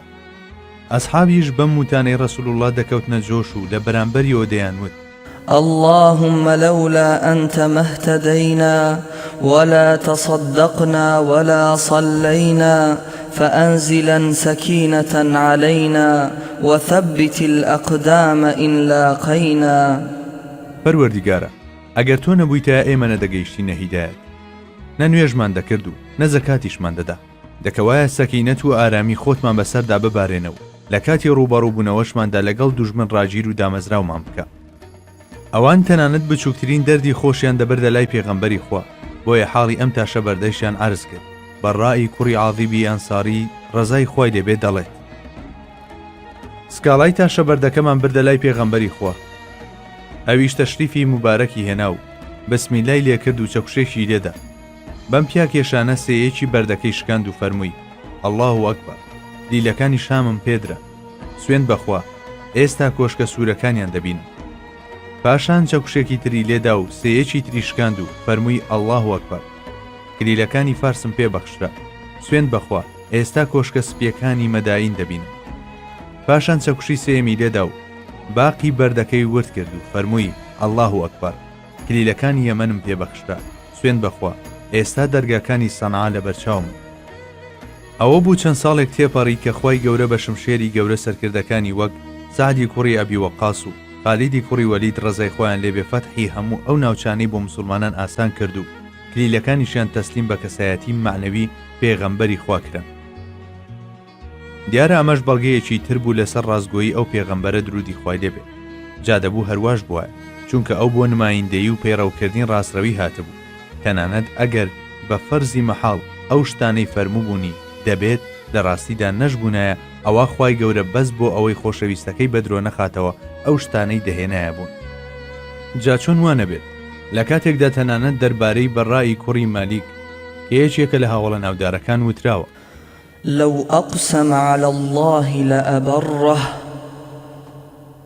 سوێن لەسەر هەر شتێک بخوات خوای گەورە ئەو سوێندەی بۆ بەجێ دێنێت.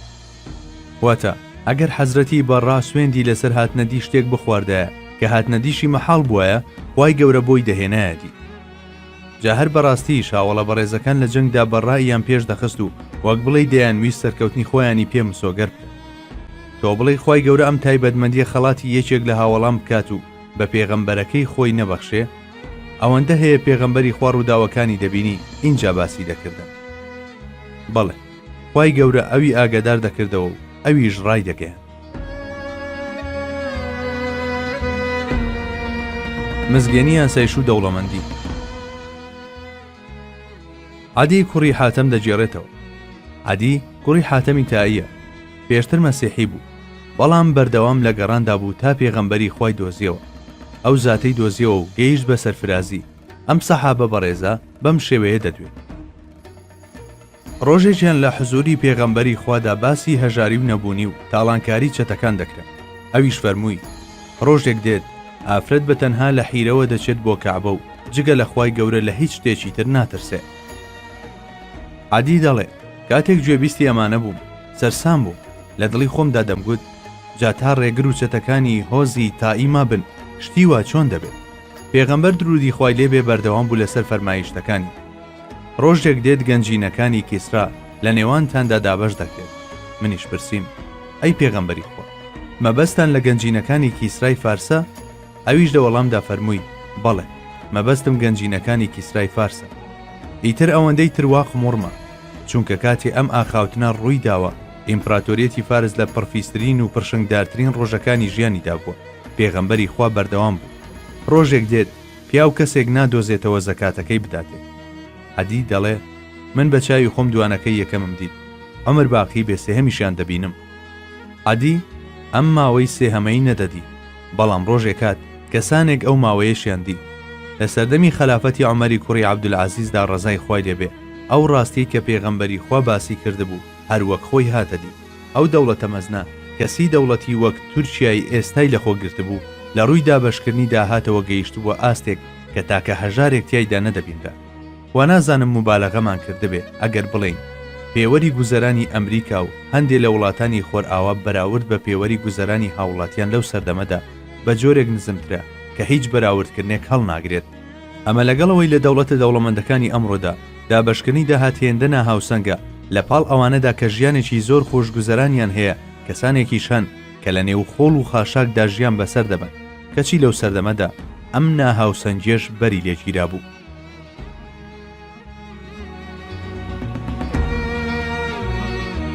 شەهیدبوونی عەمار.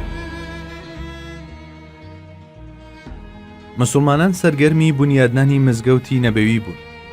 هەر یەکە و ئیشێکی دەکرد. هەیان بوو خشتی دروست دەکرد، هەیان بوو دەیگواستەوە و هیوایشیان هەبوو دیواری دادەن. بە دڵنیاییەوە پێغەمبەری خۆش صلی الله علیه وسلم لە نێو ئەوانەدا بوو کە کاریان دەکرد. بەڵێ ئەویش لەسەر پشتی خشتی دەگواستەوە. لە دەرفەتێکدا عەمار هاتە لای پێغەمبەر و لەسەر پشتیشی دوو خشتی هەڵگرت بوو. وەک بیەوێت ناس بکات گوتی یا ڕەسوول الله، ئەها دوو دانەیان خستوەتە سەرشانم. پێغەمبەری خوش زەردەخەنەیەکی کرد و بەدەم سڕینەوەی تەپوتۆزی ڕوخساریەوە ئەو ڕووداوە دڵتەزێنەی پێڕاگەیاند کە ڕێک پاش 3 ساڵ دواتر بەسەریدا دەهات. ويحك تقتلك الفئة الباغية ياخذ أبشر تقتلك الفئة الباغية. مژدە بێ عەمار، داخمە یاخی بووە کە دەتکوژن. بەم شێوەیە هەواڵی دایە و ئاگاداری کردەوەلەوەی کە لەلایەن ئەو پێڕەیاخی بۆ دەکوژرێت کە لە حەزرەتی عەلی هەڵدەگەڕێنەوە. بەڵێ لە جەنگی سفیندا حەزرەتی عەمار لە ریزەکانی سوپای حەزرەتی عەلیدا بوو، هەر لەو جەنگەیشدا شەهید کرا. تەنانەت لایەنگرانی حەزرەتی عەلی ئەمەیان وەک بەڵگەیەک بۆ ناحەقی لایەنی بەرامبەر دەهێنایەوە و دەیانگوت کەوابێ تاقمە یاخی بووەکە ئێوەن. بەڵێ ئەگەرچی لە سەفیندا خوێنی حەزرەتی عەمار ڕژا، بەڵام هەر دڵۆپە خوێنێکی وەک ئەوە وابوو کە لە بەرامبەر پێغەمبەری خوادا بڵێت ڕاستت فەرمووە. بەڵێ خوێنەری عەزیز، ئەگەر ئاگادارکردنەوەی خوای گەورە نەبێت مرۆڤ چۆن دەتوانێت ئەم شتانە بزانێت؟ ئەوە تا لە فیلمە خەیاڵیەکانی ئەمڕۆدا دەبینین هەندێک پێشبینی و کەهانەت سەبارەت بە ڕووداوەکانی داهاتوو دەکرێن. لە ڕاستیدا ئەمە کارێکی هێندە سەختیش نییە، چونکە هەموو ئەو پێشبینیانە چەندەها پێشەچی و سەرەتایان هەیە. کەمێک لێهاتوویی لە پێکەوەنان و داڕشتنی ڕووداوەکان بەسە بۆ ئەوەی مرۆڤ لەم جۆرە بابەتانەدا خەمڵاندن بکات، بەڵام لە هیچ کام لەو مەسەلانەدا کە پێغەمبەر درودی خوای لێبێ بەغەیبی هەواڵی لەبارەیانەوە داوە تۆسقاڵێکیش لەو پێشەچی و سەرەتایانە بوونی نەبووە. بەم پێیە لە توانای هیچ مرۆڤێکدا نییە ئەگەرچی زۆر بلیمەت و ژیریش بێ کە دەیەکی ئەو هەواڵانە ڕابگەێنێ کە پێغەمبەری خوا لەبارەیانەوە دواوە. ئەمەش دەگەڕێتەوە بۆ ئەوەی کە ئەم جۆرە بابەتانە لە دەرەوەی سنوورەکانی عەقڵی ئێمەی ئادەمیدا. بەواتایەکی تر ممکن نییە بەبێ بینایی چاوی غەیب و یاخود بەبێ کۆمەچی و پشتیوانی وحی ئەم مەسەلانە بزاندن کەوا بێ پێغەمبەری خوا لە خۆیەوە نا بەڵکو بە هەواڵ پێدانی لەلایەن پەروەردیگارەوە ئەمانەی دەزانی ئیتر لەبەر ئەمە فەرمایشتەکانی هەمیشە ڕاست دەردەچوو.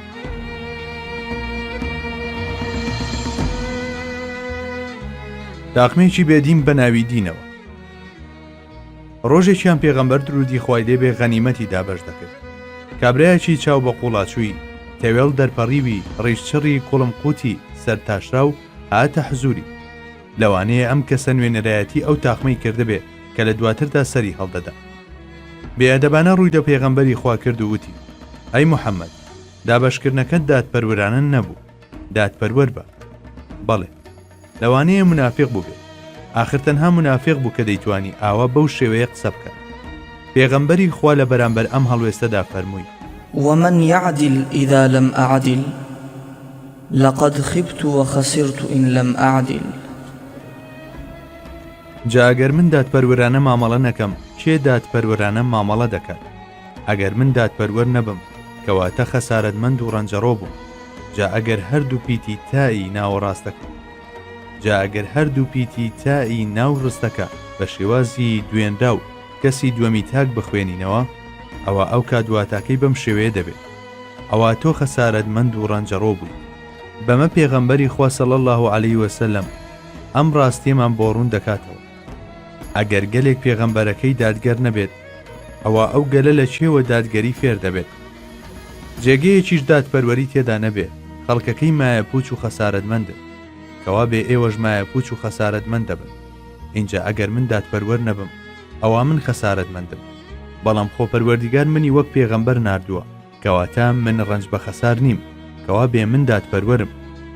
حەزرەتی عومەر ڕەزای خوای لێبێ بۆ تەمەیەکردنی ئەو نادانە کە ئەدەبی قسەکردنی لە حزوری پێغەمبەری خوادا نەدەزانی داوای مۆڵەتی کرد، ئیزم بدەن تا لە گەردەنی ئەو منافقە بدەم. بەڵام پێغەمبەری نازدار ئیزنی نەدا. پاشان لە زاری مبارەکیەوە سەبارەت بە غەیب ئەم وتانە هاتنە دەرەوە. لە داهاتوودا قەومێکی ڕوخسار ئەبڵەقی چاو بە قوڵاچووی لوتپان سەر هەڵدەدەن. کاتێک قورئان دەخوێنن، قورئان خوێنی خۆتانتان لەبەر چاو دەکەوێت، بەڵام ئەم قورئان خوێندنەیان لە گەرویان ناترازێت، وەک چۆن تیر لە کەوان دەردەچێت ئاوها لە دین دەردەچن. تەنانەت بازووی یەکێکیان گۆشتەگرەیەکی گەورەی پێوەیە. ساڵەکان بە خێرایی تێدەپەڕی، هەروەک بڵێ ڕۆژەکان چێبەرچەیان بوو بۆ تەزدیقکردنی پێغەمبەری خوا صلی الله علیه وسلم. لە نەهرەواندا حەزرەتی عەلی هەموو خەواریجەکانی دایە بەر شمشێر. هەر لەوێشدا مژدەیان پێدا کە کابرایەکیان لە بەردەستدایە ڕێک بەو شێوەیەیە کە پێغەمبەری خوا وەسفی کردبوو. کەواتە ئەمە ئەو کەسانە بوون کە لە دین دەرچوون و لە دژی دین جەنگیان بەرپا کرد. لە فەرموودەیەکی ضعیفدا هاتووە کە پێغەمبەر درودی خوای لێبێ بە حەزرەتی عەلی فەرمووە: من لە پێناو تەنزیلی قورئاندا جەنگام، تۆش لە پێناو تەئویلیدا دەجەنگی. واتە هەر کە قورئان دەستی کرد بە نازڵ بوون، هەموو خەڵکی لە دژم وەستان، جا منیش بەرەنگاریان بوومەوە. ڕۆژێکیش دێ کەسانێک دێن بە هەڵە تەئویل و تەفسیری قورئان دەکەن، ئیتر تۆش لە بەرامبەر ئەوانەدا دەجەنگی. جا کە وەختی هات ئەویش ڕوویدا. حەزرەتی عەلی ڕەزای خوای لێبێ لە دژی خەواریجەکان جەنگی بەرپا کرد و بەرەنگاری ئەو کەسانە بووەوە کە وەک دەرچوونی تیر لە کەوان لە دین دەرچوون. بەڵێ، ئەو پیاوە لوتپانە دەموچاو ئەبڵەقا هەروەک ئەوەی بۆ تەزدیقکردنی پێغەمبەری خوا دروستکرا بێت وابوو، بە جۆرێک کە ئەو حاڵەتە نەرێنی ئەو بە شێوەیەکی نەرێنی ڕاست و دروستی پێغەمبەری خوای دەردەخست. جا هەروەک چۆن ئەو پاداشتەی ئیماندار دەستی دەکەوێت لە ئەنجامی بەرەنگاربوونەوەی شەیتاندا، هیچ سود و پاداشتێکی دەستی شەیتان ناخات، ئاوەهاش بەو جۆرە ئەو کابرایە سەرڕای ئەوەی بوو بە هۆکارێک بۆ تەزدیقی پێغەمبەری خوا صلی الله علیه وسلم، بەڵام هیچ شتێکی بەدەست ناکەوێت.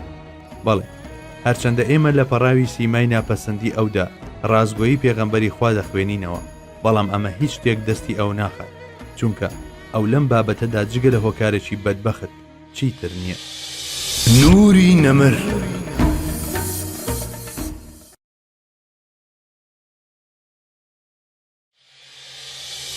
نوری نەمر.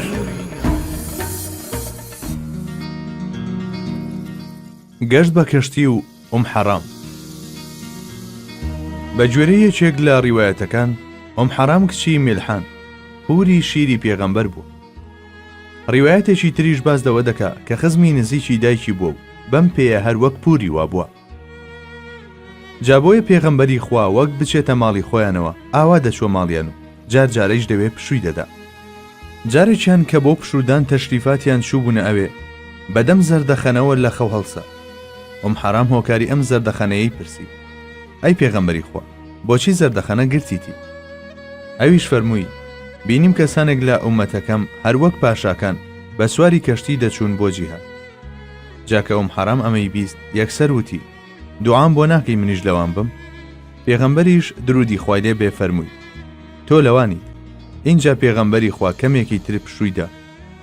ئەمجارەیشیان بەدەم زەردەخەنەوە خەبەری بووە و هەمان شتی بە حرام وتەوە. ئەویش دووبارە داوای کردەوە: دوعام بۆ ناکەیت منیش لەوان بم؟ لە بەرامبەرم داواکاریەدا پێغەمبەری خوا پێی فەرموو: تۆ لە یەکەمینەکان دەبیت. ساڵەکان یەک لە دوای یەک تێدەپەڕی. ئەوە بوو حرام لەگەڵ عوبادەی کوڕی سامتی هاوسەریدا هاودەم لەگەڵ یەکەم کاروانی مسلماناندا بە سواری کەشتی بەرەو فەتحی قوبرس بەڕێکەوتن. بەڵام لەوێ حرام لە وڵاخەکەی دەکەوێتە خوارەوە و گیان دەسپێرێت. ئیتر لەو ڕۆژەوە مسلمانان زیارەتی گۆڕەکانیان دەکەن و بەکوڵ بۆیان دەگرین.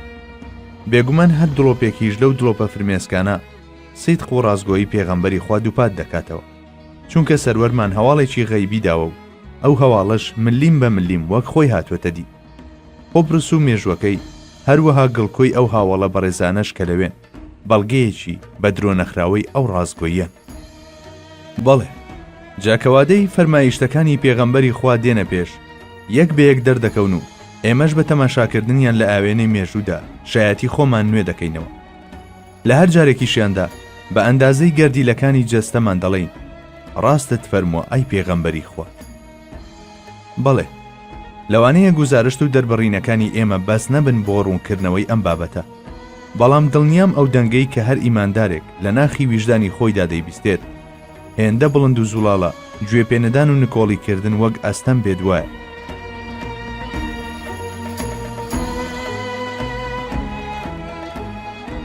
بەنو قەنتوڕە. پێغەمبەری خوا صلی الله علیه وسلم دەربارەی ئەو گەلەی کە بەسەر جیهانی ئیسلامیدا زاڵ دەبێت فەرموویەتی: فإذا كان آخر الزمان جاء بنو قنطراء عراض الوجوه صغار الأعين ذلف الأنوف. بەنو فەنتورا پەیدا دەبن. ئەمانە گەلێکن دەم و چاویان پانە و چاویان بچووکە و لوتیان پانە. هەندێک لە پەراوەکانی مێژوو دەڵێن ئەو گەلە مەغۆلەکان بوو. جا لە مێژووی جیهانی ئیسلامیدا دوو ژێردەستەیی گەورە و ترسناکەن کە وەسفەکەی پێغەمبەری خۆیان بەسەردا ساغ دەبێتەوە. یەکێکیان داگیرکاریەکەی فێردیناندا لە ئەندەلوس کە ئەمە لە هەموو ڕوویەکەوە شاڵاوێکی بربەری و درڕندانە بوو. لەو شاڵاوە درڕندانەیەدا مرۆڤەکان کوشت و بڕکران و کتێبخانەکانیش کرانە کاولە و سووتێنران. ئەوی تریشیان کارەسات و نەهامەتی مەغۆلە. ئەوانیش هەرچی ناوەندی کللتوری و ئادگاری شارستانی هەیە لە میسر و سووریا و ئەنەدۆڵدا هەر هەمویان خاپور کرد و گشت لایەکیان کردە وێرانە و پاشانیش بۆی دەرچوون. جا لەبەرەوەی پێغەمبەری خوا زۆر خەمخۆری چارەنووسی ئومەتەکەیەتی و لە نزیکەوە پەیوەندیدارە پێوەی، ئاوا بەم جۆرە هەواڵانە سەرنجیان ڕادەکێشێ و ئاگاداریان دەکاتەوە. هەروەک بفەرموێ: کاتێک ئومەتی موحەممەد شایستەی سزادان دەبێت، خوای گەورە وەک ئامرازێکی تەمێکردن ستەمکارانیان دەکا بەگشتدا. بەڵێ، ستەمکار شمشێری خوایە، لە پێشدا تۆڵەی پێدەسەندێت، اینجا دەگەڕێتەوە و تۆڵە لەویش دەسەنێتەوە، واتە زاڵمیش لە زوڵمەکەیدا بەردەوام نابێت. بەڵام لە سەرەتادا خوای گەورە ئەو زاڵمانە بەسەر مسلماناندا زاڵ دەکات، لە پاشاندا دەیانگرێت و بێخیان هەڵدەتەچێنێ و دەیان با بە ناخی زەویدا. ئیتر بەم شێوەیە پێغەمبەری خوا کە نمونەی بەرجەستەبوونی شەفەقەتە، هۆشیاری دەداتە ئومەتەکەی تا دووچاری ئەوها عاقیبەتێکی شەڕ نەبن و وێنەی ئەو بەڵاو موسیبەتانەشیان بۆ دەچێشێت کە بەسەریان دادێت، تا دوورە پەرێز بن لەو کردارانەی کە دەبنەمایی کێشکردنی خەشم و تووڕەیی خوای گەورە. بەڵێ، هەواڵدانی ئەو سەروەرە لەو ڕووداوانەی کە 600 دوای خۆی هاتنەدی بە ئاشکرا ڕای دەگەێنێت کە ئەو پێغەمبەری خوایە.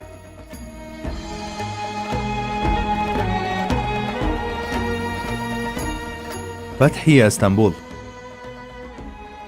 ئەستەمبول کە تا ئەو ڕۆژە بە قوستەنتەنیە ناو دەبرا، فتح دەکرێت و دەکەوێتە دەستی مسلمانان. حاکم لە مستەدرەکەکەیدا ئەم هەواڵدەر ئاسایی پێغەمبەری خوا بەم جۆرە دەژێڕێتەوە. لتفتحن القسطنطينية فلنعم الأمير أميرها ولنعم الجيش ذلك الجيش. ئەڵبەت ڕۆژێک دێت قوستەنتەنیە فەتح دەکرێت. جا سەرکردەیە و فەتحە چەندە سەرکردەیەکی چاکە و ئەو سوپایش کە فەتحی دەکات چەندە سوپایەکی چاک و پەسەندە.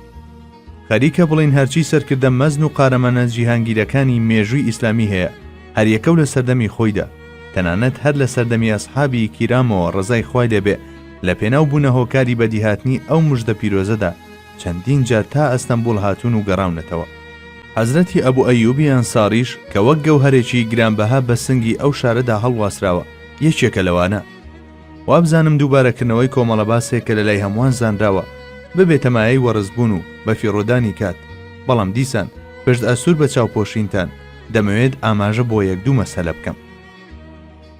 ئۆلوباتلی حەسەن ئەو قارەمانەی کە لە ڕۆژی فەتحی ئەستەمبولدا بەسەر شوراکاندا سەرکەوت و یەکەم ئاڵای چەقاند، سەربازێکی هەروە ئاسایی نەبوو، بەڵکو یەکێک بوو لەو ئەفسەرانەی کە لە ئەندەڕووندا پێگەیشت بوو، لە هەمان کاتیشدا هاوپۆڵی سوڵتان محەممەدی فاتیا بوو.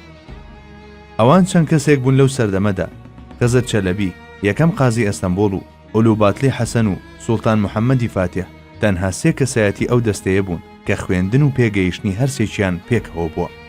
ئەو ڕۆژەی شوراکان بەزێنران، ئۆلوباتلی لە پای بەبێژینگبوونی جەستەی و ئەو هەموو برین و پێکانەی بەری کەوتبوو چووە سەر شوراکان و توانی بەیداغەکە هەڵبکات. پاشکەمێک محەممەدی فاتح لە پەناسەری ئەم پاڵەوانەدا گیرسایەوە کە دواساتەکانی تەمەنی دەژیە. زەردەخەنەی سەر لێوی حەسەن فاتحی سەرسام کردبوو، بۆیە لێی پرسی هۆی ئەم زەردەخەنەیە چییە؟ ئەویش وەڵامی دایەوە کەمێک بەر لە ئێستا ڕەسوول الله تەشریفی هێنا و ئەم ناوەی دەپشکن. دیدەم بە بینینی جەماڵی گوڵینی شاد بوو، ئیتر چۆن شادومان نەبوو. بەڵێ 9 سەدە پێشتر هەواڵی دابوو، 9 سەدە دواتریش لەنێو ئەو هەموو سوپایەدا بوو کە ئەوێیان فەتح دەکرد. منیش پاڵپشت بەما هەموو جارێک وتومە و هەر دەشڵێم ئەگەر 3-4 کەس بەدڵێکی خاوێن و پڕ لە ئیخلاسەوە لە پێناو خزمەتکردنی دینی خوادا لە شوێنێکدا کۆ ببنەوە، ئەوە بە دڵنیاییەوە ڕوحیانەتی پێغەمبەری خوا صلی الله عليه وسلم لەوێدا ئامادە دەبێ و هۆیشیان و شوێنەکەیشیان شەرەفمەند دەکات. جا هەروەک چۆن فەتحی ئەستەمبول بە وێنەی شایەتیەکانی تری سیدقی ڕەسوول دەبێتە بەڵگەیەکی تر لە بەڵگەکانی ڕازگۆیی پێغەمبەری خوا، هەر بەو جۆرە ئەبوو ئەیوبی ئەنساریش شاهێدێکی بەڵگەنەویستی تری ئەم شایەتیە. جاخۆ حەزرەتی ئەبوو ئەیوب لە پێشەنگی ئەوانەوە بوو کە مزگەێنی ئەو فەتحیان بیست بوو. ئیتر لەبەر ئەمە بوو کە لە مەدینەی منەوەرەوە کەوتبوو ڕێو وەسیەتی کردبوو کە لە ئەستەمبول ئەسپەردەی خاک بکرێت. داهاتووی دوور وەهن، خۆشەویستی دنیا و ترس لە مردن. پێغەمبەری خوا صلی الله عليه وسلم هەواڵی ئەو ڕووداوانەشی پێڕاگەیاندوین کە لە ڕۆژگاری ئەمڕۆمانەوە زۆر نزیکن. یەک لەوانە يوشك الأمم أن تداعى عليكم كما تداعى الأكلة إلى قصعتها فقال قائل ومن قلة نحن يومئذ قال بل أنتم يومئذ كثير ولكنكم غثاء كغثاء السيل ولينزعن الله من صدور عدوكم المهابة منكم وليقذفن الله في قلوبكم الوهن. فقال قائل يا رسول الله وما الوهن؟ قال حب الدنيا وكراهية الموت. هەروەک چۆن ئومەتەکان گەلەکان مرۆڤەکان یەکتری داوەت دەکەن بۆ سەر سفرە، ئاواژ یەکتری داوەت دەکەن بۆ سەر ئێوە و دەدەن بەسەرتاندا. یەکێک پرسی جا ئایا لەبەر ئەوەیە کە ئێمە کەمین؟ پێغەمبەری خۆش لە وەڵامدا فەرمووی نەخێر بە پێچەوانەوە، ئێوە ئەو ڕۆژە زۆرن، بەڵام هەروەک کەف و شەخەڵێکن کە لافا و ڕای دەماڵێ. خوای گەورە ترس و سامی ئێوە لە سنگی دژمنانتاندا دەردەهێنێ و وەهنیش دەخاتە دڵی ئێوەوە. دیسان یەکێکی تر پرسی ئەی پێغەمبەری خوا وەهن چییە؟ پێغەمبەری خوش فەرمووی خۆشویستنی دنیا و ڕقبوونەوە لە مردن. لە یەکەم ڕوانیندا بۆ ئەو بڕگانەی سەرەوە ئەم واتایانە حاڵی دەبێت. ڕۆژێک دێت گەل و نەتەوەکان بە کۆمەڵ دەدەن بەسەرماندا، وەک ئەوەی لەسەر سفرە خواردن دابەش بکەن، ئاوها سامانە زەمینی و ژێرزەمینیەکانمان لە نێوان خۆیاندا دابەش دەکەن. بەڵێ دەست دەگرن بەسەر هەموو سامان و سەرچاوەکانماندا، لەسەر زەوی بێدیان ژێر زەوی هەر بە بەرچاوی خۆشمانەوە وەک بڵێ سفرەکانمان دەپێچنەوە و لوشی دەدەن. بەڵێ خۆمان پاروەکەیان بۆ ئامادە دەکەین و پاشان دەیخەینە بەردەمیان، ئەوانیش بە ئیشتیهایەکەوە کە تێربوون نازانێت چڵێسانە هەموو ئەو شتانە قوت دەدەن کە دەخرێنە بەردەمیان. هەموو ئەمانە لە پایچی ئاخر چونکە ئەو کات ئێمە چیتر درەختێکی ڕەگدا کوتا و نین و بووینەتە ئەو خۆڵ و خاشاکەی کە سێڵاو ڕای دەماڵێ. بەڵێ لە بەرامبەر ئەو یەکتر خۆری و لە یەکتر خوێندنەی کە دەرەنجامی جیاوازی میزاج و مەشرەب و حیزب و بیر و ڕاکانمانەوە سەریان هەڵداوە، ئەوان لە دەوروبەری بەرژەوەندیە نزمە دینیاییەکان کۆبوونەوە و ئێمەیان خستە ژێڕکێفی خۆیان. لە پێشدا ئەوان لە ئێمە دەترسان چونکە ئێمە هێندەی هەڵهاتنی ئەوان لە مردن بەرەو ڕووی دەچوین و دنیامان بەکەم دەزانی. ئەی ئێستا هەڵبەتە ئێستا ئێمە لە مردن ڕادەکەین و لەوانیش زیاتر دنیامان خۆش دەوێت. ئیتر ئەوانیش ئەم لاوازی ئێمەیان قۆستوەتەوە و لە هەستیارترین جێگەمان دەدەن. جا ئەگەر کەمێک چرتر بیرکردنەوەمان ئاراستی ئەم فەرمودەیە بکەین کە لە یەکەم ڕوانیندا وا دێنێت بە خەیاڵی مرۆڤدا کە مەبەستی شاڵاوی خاچپەرستان بێت، ئەوە بۆمان دەردەکەوێت کە بە ئاشکرا ئاماژەش دەکات بە کۆمەڵە ڕووداوێک کە لە مێژوەکی زۆر نزیکتردا ڕوویان داوە. بۆ نمونە ڕائیف خەرەداغ کتێبێکی نووسی بە ناوی گەردەلوولی نەوت، بەڵام دواتر هەر لەلایەن ئەو دەستانەوە کە گەردەلوولەکەیان هەڵگیرساندە بوو تیرۆر کرا، چونکە ئەو کتێبە لەلایەکەوە بەدبەختی و غەدر و واوەیلاکانی مرۆڤی سەدەی 19 و 20 ئەو جوگرافیایانە و لەلایەکی تریشەوە قاڵە و هاواری دەستدرێژی کارانی لەخۆ گرتە بوو. ئەی چۆن وەک سفرەیەکدایان بەسەر دەوڵەتی عوسمانیدا هەموو دەردەکەیشیان ئەوە بوو دەست بگرن بەسەر سامانە سروشتیەکانی ئەم خاکە بەرین و دەوڵەمەندەدا. تەنانەت سەختترین هێرشی ئاشکرای خاچپەرستان بە درێژایی مێژوو لە چاو ئەم دەستدرێژیە ژێربەژێر و پەنهانیەی کوفردا هێشتا بە بچووکی دەمایەوە. بەڵێ وەک ئەوەی یەکتری بۆ سەرخوانێک بانکێش بکەن، ئاوها یەکتریان بانکێش کرد و هەرچی سەروەت و بوونی ئەو میلەتە هەیە لە نێوان خۆیاندا دابەشیان کرد. ئەو زەهنیەتەی کە چرخی خیانەتی لەو سەردەمەدا دەچەرخاند، حەزرەتی عوسمان و حەزرەتی عەلی ڕەزای خوای لێبێ لە پشتەوە پێکاو عەسری سەعادەتی بە خوێن سوور کرد. جا هەر نەوەکانی ئەوانیش بوون کە لە پشتەوە خەنجەریان لە ئالی عوسماندا و جیهانی ئیسلامیان بێسەر کرد. ئیتر بەو جۆرە وەک ئەوەی بەرەو سفرەیەکی ڕازاوی ئامادەکراو ڕابکەن، ئاوەها دابارینە سەرمە. جا هەر وەک محەممەد عاکیف دەڵێت چێیان هیندی و چێیان گۆشتخۆر چێیان نازانم چ بەڵایەک بوو، ئیدی هەموو ئەمانە خڕبوونەوە و دەوڵەتی عوسمانیان بەتاڵان بن. لە ڕابردوودا هێرشبەران بە زیهنەتێکی دیاریکراوە هێرشیان دەکردە سەرمە. ئەمەش لە هێرشی ئەوروپای دەمارگیردا خۆی دەبینیەوە. ئەو داماوە چاواشەکراوانە بە عەقڵی خۆیان بۆ ڕزگارکردنی گۆڕی حەزرەتی مەریەم دەهاتن. هەڵبەتە نەیان دەزانی کە حەزرەتی مەریەم عەلەیهی سەلام لە دیدی ئێمەدا زۆر فەزیلەتدارتر و پایە بڵندترە لەوەی ئەوان باوەڕیان پێێتی. ئاخر ئێمە باوەڕمان وا بوو کە ئەو لە بەهەشدا دەبێتە خێزانی سەروەرمان و بەو چاوەوە تەماشامان دەکرد کە دایکی ئیماندارانە. و ئەگەر حەزرەتی مەریەم لە ژیاندا بووایە، ئەوە لە بەرامبەر بیر و باوەڕی باتڵ و بەژموردەی ئەواندا کە ئەویشی بێزار و ناڕەحەت دەکرد دەبووینە پارێزگاری ڕاستەقینەی حەقیقەتەکەی. ئەوەی مەبەستمە بڵێم ئەوەیە کە شاڵاوی خاچپەرستان بەرهەمی ئەو زیهنەتە نابوتە نییە کە پێغەمبەری خوا ئاماژەی پێدا بوو لەو فەرمودەیەدا کە کردبوومانە بنەڕەتی باسەکەمان، بەڵکو مەبەستی ئەو ڕێکەوتنە ترسناکەی کوفرە کە لە ڕابردوویەکی نزیکدا بە هەموو سام و بیمێکەوە بینیمان و تا ئێستاش هەر دەیبینین. بەڵێ تا ئەم ساتەیش جیهانی ئیسلامی سفرەیەکی کراوەیە بەڕوویاندا و نەیتوانیوە لەو حاڵەتەی دەربازی ببێت. جا هەروەک بینیتان ئەو ڕووداوانەی 14 سەدە لەمە و پێشەواڵیان درابوو، ئەمڕۆ وشە بە وشەیان هاتوونەتە دی و بوونەتە بەشێک لە واقعی حاڵ.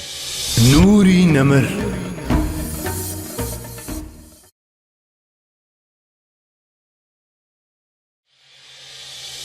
نوری نەمر.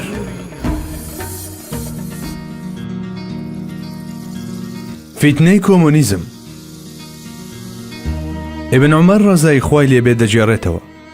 ڕۆژێکیان پێغەمبەری خوا ڕووی کردە لای خۆرهەڵات و فەرمووی: ألا إن الفتنة هاهنا من حيث يطلع قرن الشيطان. وریابن فیتنە ئالێرەوە سەر هەڵدەدا لەو شوێنەوە کە چاخی شەیتانی تێدا بڵاو بووتەوە. ئەگەرێکی بەهێسەیە کە پێغەمبەری خوا عەلەیهی سەڵات وەسەلام لەم فەرمودەیەدا ئاماژە بۆ ئەو فیتنەیە بکە کە وەک بەدیلێک بۆ ستەمکاران و کافرانی خۆرئاوا لە خۆرهەڵاتدا سەر هەڵدەدات.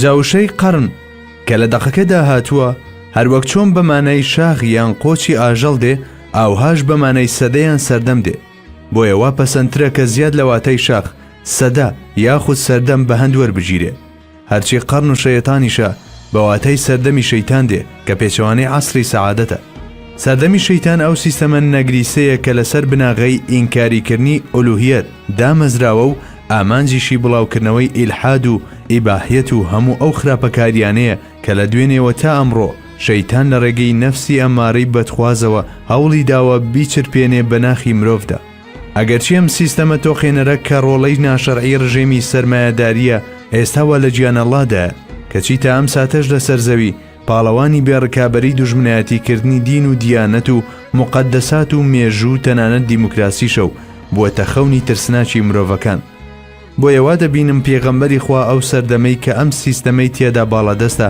بە شوێن کەوتوانیشیەوە بە سەردەمی شەیتان ناوزەر دەکات ئیتر بەم جۆرە هۆشیاری دەداتە ئومەتەکەی لە بەرامبەر ئەو قەیرانە جیهانیەوە کە ئەم سەردەمە لەگەڵ خۆیدا دەیانهێنێت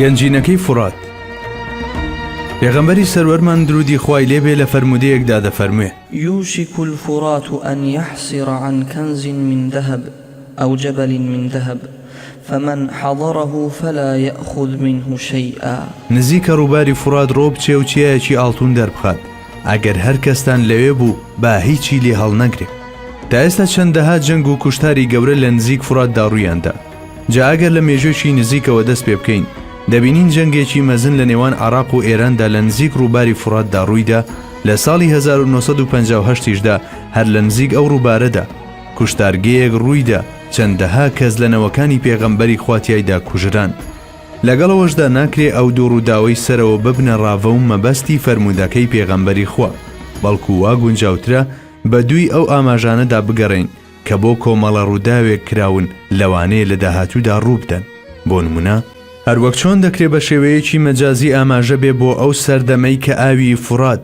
وەگە ئاڵتون بە نرخ دەبێت ئاوهاش دەگونجێ وشەی ئاڵتون هێما بێ بۆ ئەو داهاتەی لە ئەنجامی دروستکردنی بەندا و بربەستەکانەوە بەدەست دێ هەروەک دەشگونجێ هەواڵی ئەوە درابێ کە ئاوی فورات بە تەواوی وشک دەبێ و لە ژێریدا چەندین پاشخان و سەرچاوی ئاڵتون و نەوت دەردەکەون ئەمە جگەلەوەی کە دەکرێت لە ئەنجامی دارمانە خاچیەکانەوە کانێکی لەو شێوەیە بدۆزرێتەوە بەڵام هەر چۆنێک بێت گومان لەوەدانیە فەرمودەکە باز لە مەترسی ئەو ناوچەیە دەکا کە وەک بۆمبێکی تەوقیتکرا وایە لە جەستەی جیهانی ئیسلامیدا ئەمانە شتانێک نین ئەمڕۆ دەرکەوت بێتن بەڵکو ڕوودا و گەلێکن لە داهاتوودا ڕوودەدەن ئیدی ئەوانەی بەو ڕۆژگارە دەگەن سەر لە نوێ لە ناخی دڵیانەوە دەڵێن ڕاستت فەرموایی پێغەمبەری خوا و بەمەش ئیمانەکەیان تازە دەکەنەوە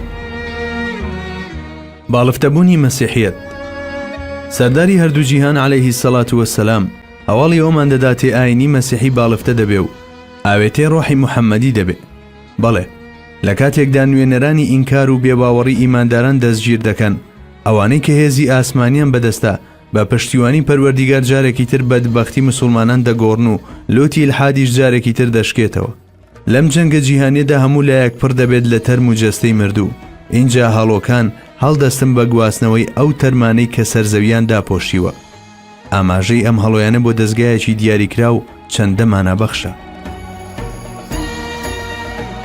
چاکسازی لە کشت و کاڵدا چەندین چاکسازی پێشکەوتن لە بواری کشت و کاڵدا ئەنجام دەدرێت لە سایه ئەو پێشکەوتنانەوە هەناری وا دێتە بەرهەم کە 20 کەس اینجا دەتوانن تەواوی بکەن و سێبەری توێکلەکەیشی مرۆڤێکدا دەپۆشێ هەروەها دەنکە گەنمیش بەو جۆرە گەورە دەبێت ئەمانەشتانێکن ئێمە لە ڕۆژگاری ئێستاماندا نایان بینین بەڵام بە دڵنیاییەوە لە داهاتوودا دەبینرێن جاکە ئەو ڕۆژە دێ دەوترێت بەڕاستی تۆ نێردراوی پەروەردیگاریت ئیتر بەم شێوەیە ڕایەڵەکانی وابەستەبوون بە پێغەمبەری خواوە نوێ دەکرێتەوە و پتەوی بەدەست دێنن چونکە سەدەکانی ڕاستی و دروستی ئەوە دەردەخەن و هەموو فەرمایشتەکانی یەک بە یەک دەخەنە پێشچاوان ئێمە شەیدا و تامەزرۆی ئەو سبەینەیەین کە لە ڕەحمی زەمەنەوە چاو بە دنیا هەڵدێنێت ئەوە سبەینەیەکە جگە لەو هیچ ڕۆشناییەکی تر نییە خۆ ئەگەر ساتێک خامۆش ببێت ژیان سەر تاپا دەبێتە شەوی یەڵدا دەگڕۆحە شاد بێ عاکیف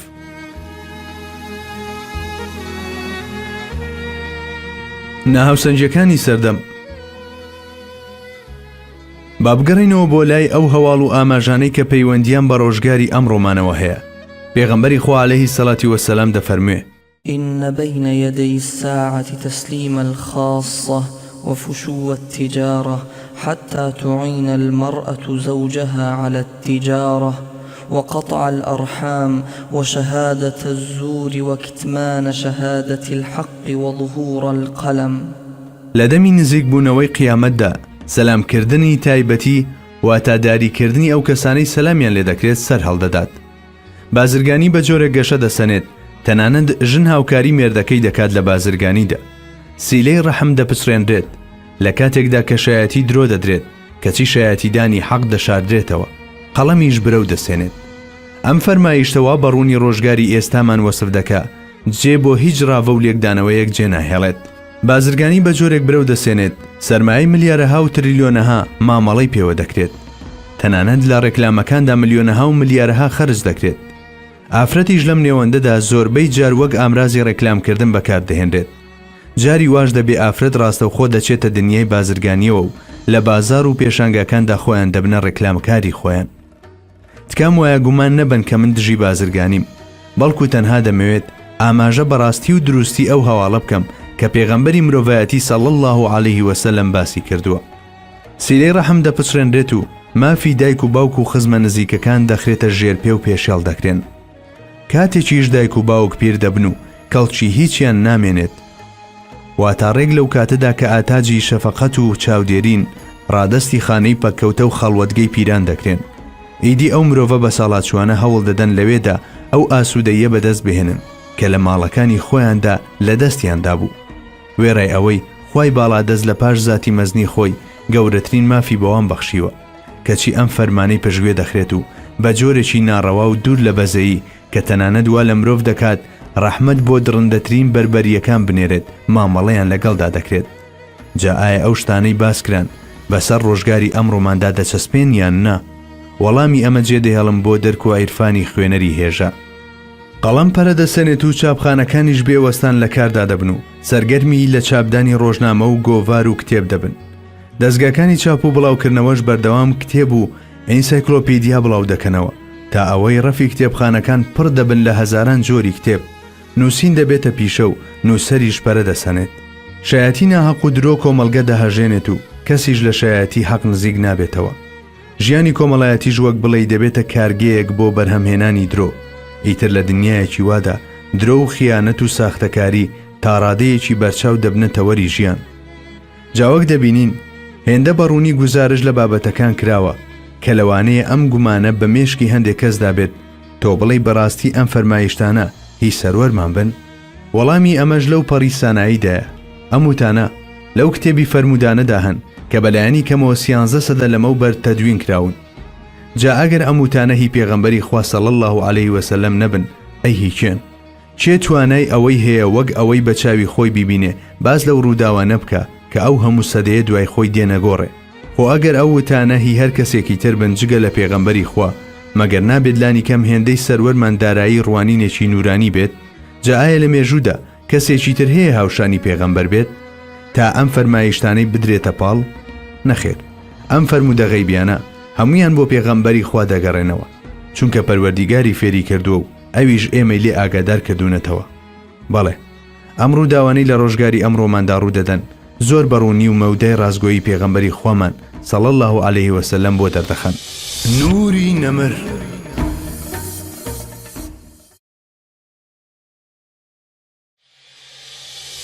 نوری نەمر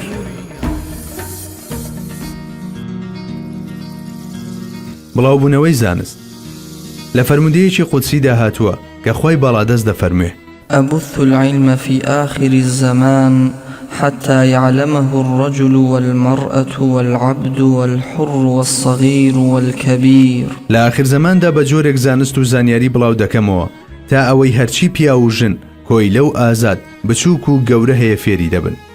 سەرجەمچین و پێکاتە جیاوازەکانی کۆمەلگا لە ناوەندەکانی فێربووندا سەرگەرمی بەدەستێنانی زانست دەبن، بە جۆرێک هەروەک بڵێ دەکەونە پێشبڕچێکردنی یەکتری لەم بوارەدا.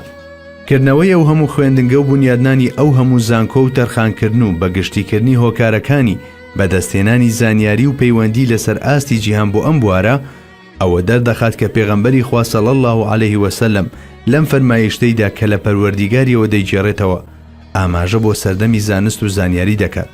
پێشکەوتنەکانیش لەم بوارەدا وتەکانی سەروەرمان پشتڕاست دەکەنەوە، وەک بڵێ زمان حاڵی هەر ناوەندێکی زانستی بریتی بێلا ئەی پێغەمبەری خوا تۆ گفتار دروستیت.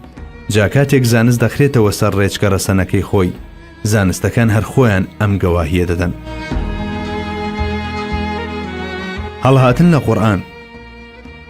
هەروەها پێغەمبەری ئازیزمان درودی خوای لێ بێ لە فەرمودەیەکی تردا کە دەق هەودەق بەسەر واقعی ئەمڕۆماندا دەچەسپێت دەفەرموێ: لا تقوم الساعة حتى يجعل كتاب الله عارا ويكون الإسلام غريبا. قیامەت هەڵناسێت تا قورئان نەبێتە مای شەرم و نەنگی بۆ هەڵگرانی و ئیسلامیش غەریب و نامۆ نابێتەوە.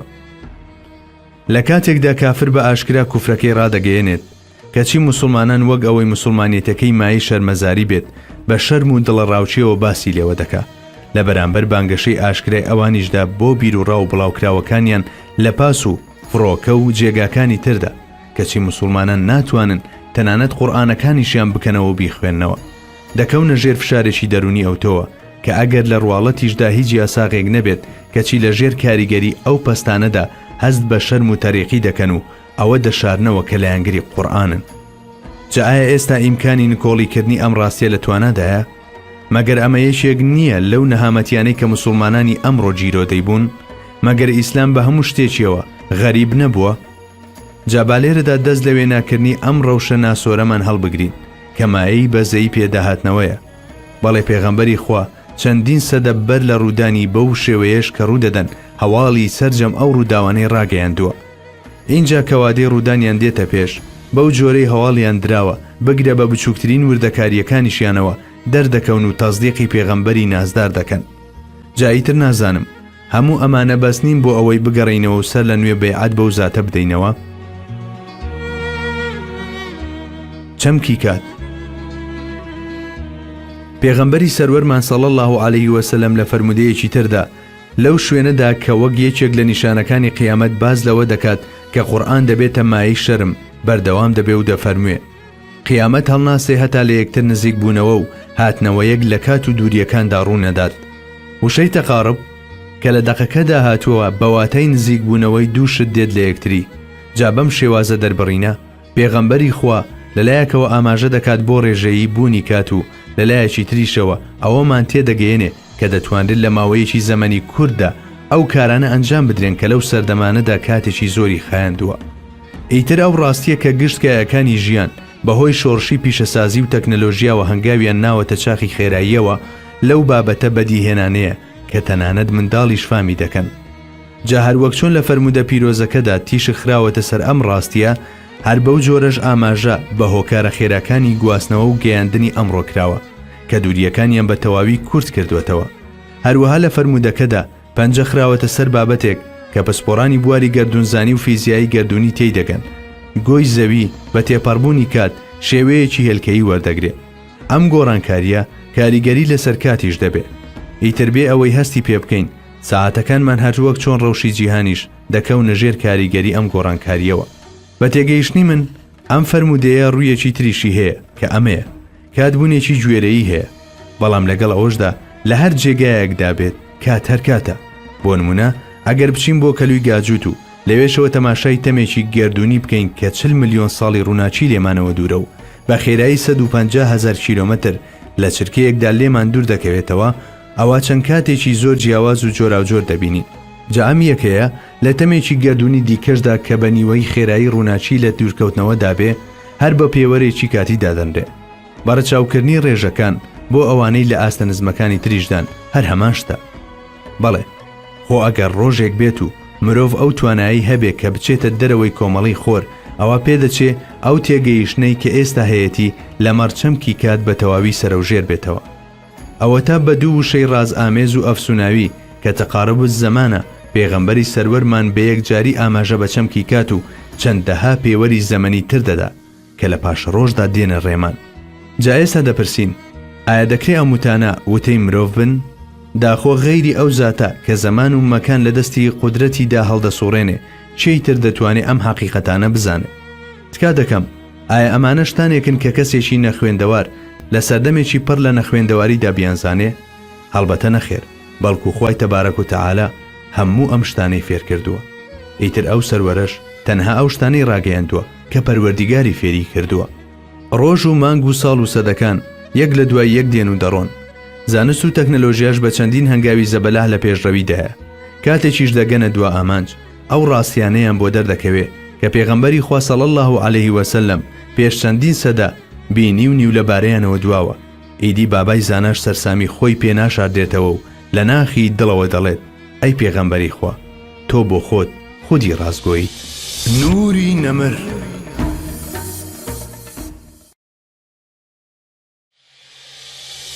نوری نەمر.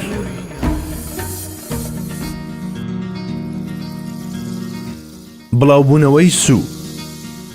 ڕۆژێک دێت سیستەمی سوخۆری و فایز تا دەتوانێت بڵاو دەبێتەوە. تەنانەت ئەو کەسەش کە خۆی مامەڵەی پێوە ناکات ناتوانێت خۆی لێ ببوێرێ و تۆز و پڕیشکەکەی هەر بەردەکەوێت. پێغەمبەری خوا صلی الله علیه وسلم لە فەرمودەیەکی مبارەکیدا ئاماژە بۆ ئەم پەتایە دەکات کە بە یەکێک لە گەورەترین نەخۆشیەکانی ئەم سەردەمەمان هەژمار دەکرێ و ڕۆژ لە دوای ڕۆژ ڕەهەندە ترسناکەکانی لە پەرەسەندندایە. ليأتين على الناس زمان لا يبقى منهم أحد إلا أكل الربا فمن لم يأكل أصابه من غباره. ڕۆژگارێک بەسەر خەڵکیدا دێت کەسێکیان تێدا نامێنێت سوو نەخوات، هەر کەسی ژنەی خوات ئەوە تۆزەکەی بەردەکەوێت. فەرمودەکە سەرنجبان بۆ لای دوو خاڵ ڕادەکێشێت. یەکەمیان بەهۆی ئەوەی کە سەرجەمدارایی و سامانی دەوڵەت لە بۆتەی سووەوە بەدەست دێت و دەستگا داراییەکان بانگ بن یان بانگ نەبن لەم ڕۆوە وەک یەک مامەڵە دەکەن، ئەوە مرۆڤ هەر چەندێکیش هەستیاری بنوێنێت بە دڵنیاییەوە پشکی خۆی لەم پەتا گوێزراوەیە کە سەر تاپای ژیانی تەنیوە بەردەکەوێت، واتە چەند پڕیشکێکیش بەر ئەو دەکەوێت. ئەوەندە هەیە مرۆڤ لەوەها هەلو مەرجێکدا تەنها بەنیەتی قورتاری دەبێت و نیازی دڵی دەبێتە پەناگە و داڵدەدەری. دووهەمیان لە زمانی عەرەبیدا تەپ و تۆز پیاپژان واتایەکی تریشی هەیە. کەسانێک سوخۆری دەکەن، ئەوانش کە ئەم کارە ناکەن بەر تەپ و تۆزەکەی دەکەون. لە کاتێکدا چینی سەرمایەدار لە ڕێگەی سوخۆریەوە سەرمایەکەی خۆی گەشە پێدەدات، چینی هەژاریش بە هەمان شێوە بێنەوا و کەساز دەبێت. ئیتر بەم شێوەیە تەپ و تۆز و هەرای ململانێ و چێشمەچێشمی بێ ئامانی نێوان ئەم دوو چینە کۆمەلگا هەراسان دەکات و ڕۆژێکیش دێت دەگاتە ئاستێک هەمووان بێزار دەکات. پێم وایە هەموو ئەمانە هاتوونەتە دی و لە هاتنەدیشدان. ئەوە تا ئەو لایەنانەی کە ئەم فەرمودە پیرۆزە بە هەردوو ڕووەکەیەوە ئاماژەی بۆ دەکات ئێستا بە هەموو قێزەوەنیەکیەوە لە بەرچاوی مرۆڤی ئەم سەردەمەدایە. بە جۆرێک خەریکە بڵین دامەزراوەیەکی بازرگانی نەماوە کە ڕاستەوخۆیان ناڕاستەوخۆ بە سوو خواردنەوە تێوە نەگلابێ. هەرچی بازرگانی هەیە لە جیهاندا گشتی لە نێوان جەڕ و بێچەکانی ئەم جۆرە بیرکردنەوەیەدا هەڵدەسوڕێ و تێگڕای دنیا مامەڵەکردن بە سووەوە هەروەک ئاڵوگۆڕی شمەک و دراو بەکارێکی ئاسایی دەبینێت. سەروەری هەردوو جیهان صلی الله علیه وسلم هەرزوو ئومەتەکەی لەو قەیرانە ناهەموارە ئاگادار کردەوە کە لە ئاکامی سووەوە بەرۆکی مرۆڤایەتی دەگرێت و هۆشیاری دانێ کە زۆر وریایانە هەڵسوکەوت بکەن و نەکەونە ناو پەنگاوی سووەوە. بەڵام وەرە ببینە کەوا ئەمڕۆ جیهانی ئیسلامی تاوەکو بیناقاقای لە نێو زەلکاوی سوخۆریدا تێناوە و وا دیارە هیچ نیازێکیشی نییە لێی بێتە دەر. ئەمە سەرڕای ئەوەی کە ئیسلام دینێکە جەنگی دژی سوو ڕاگەیاندووە. خۆزگە مسلمانان هیچ نەبوایە بەشێکی ئەو دەربڕینە هەڕەشە ئامێزانەی قورئانی پیرۆز لەمەڕ ئەم بابەتە تێبگەیشتنایە و لەو دەربەدەری و پەرێشانی ڕزگاریان بووایە کە بەهۆی سوو خواردنەوە دووچاریان بووە. ئەو دەمەی ئیماندار خۆی دەشارێتەوە. پێغەمبەری ڕەحمەت درودی خوای لێ بێ لە فەرمودەیەکی تردا کە ڕەوشی ئەمڕۆمان بە وێنەی تابلۆیەک دەخاتە پێشچاو دەفەرموێ يأتي على الناس زمان يستخفي المؤمن فيهم كما يستخفي المنافق فيكم اليوم. ڕۆژگارێک دادێ بەسەر مەردومدا ئیماندار لەناو خەڵکیدا خۆی دەشارێتەوە هەروەک چۆن ئەمڕۆ منافق لەناو ئێوەدا خۆی دەشارێتەوە.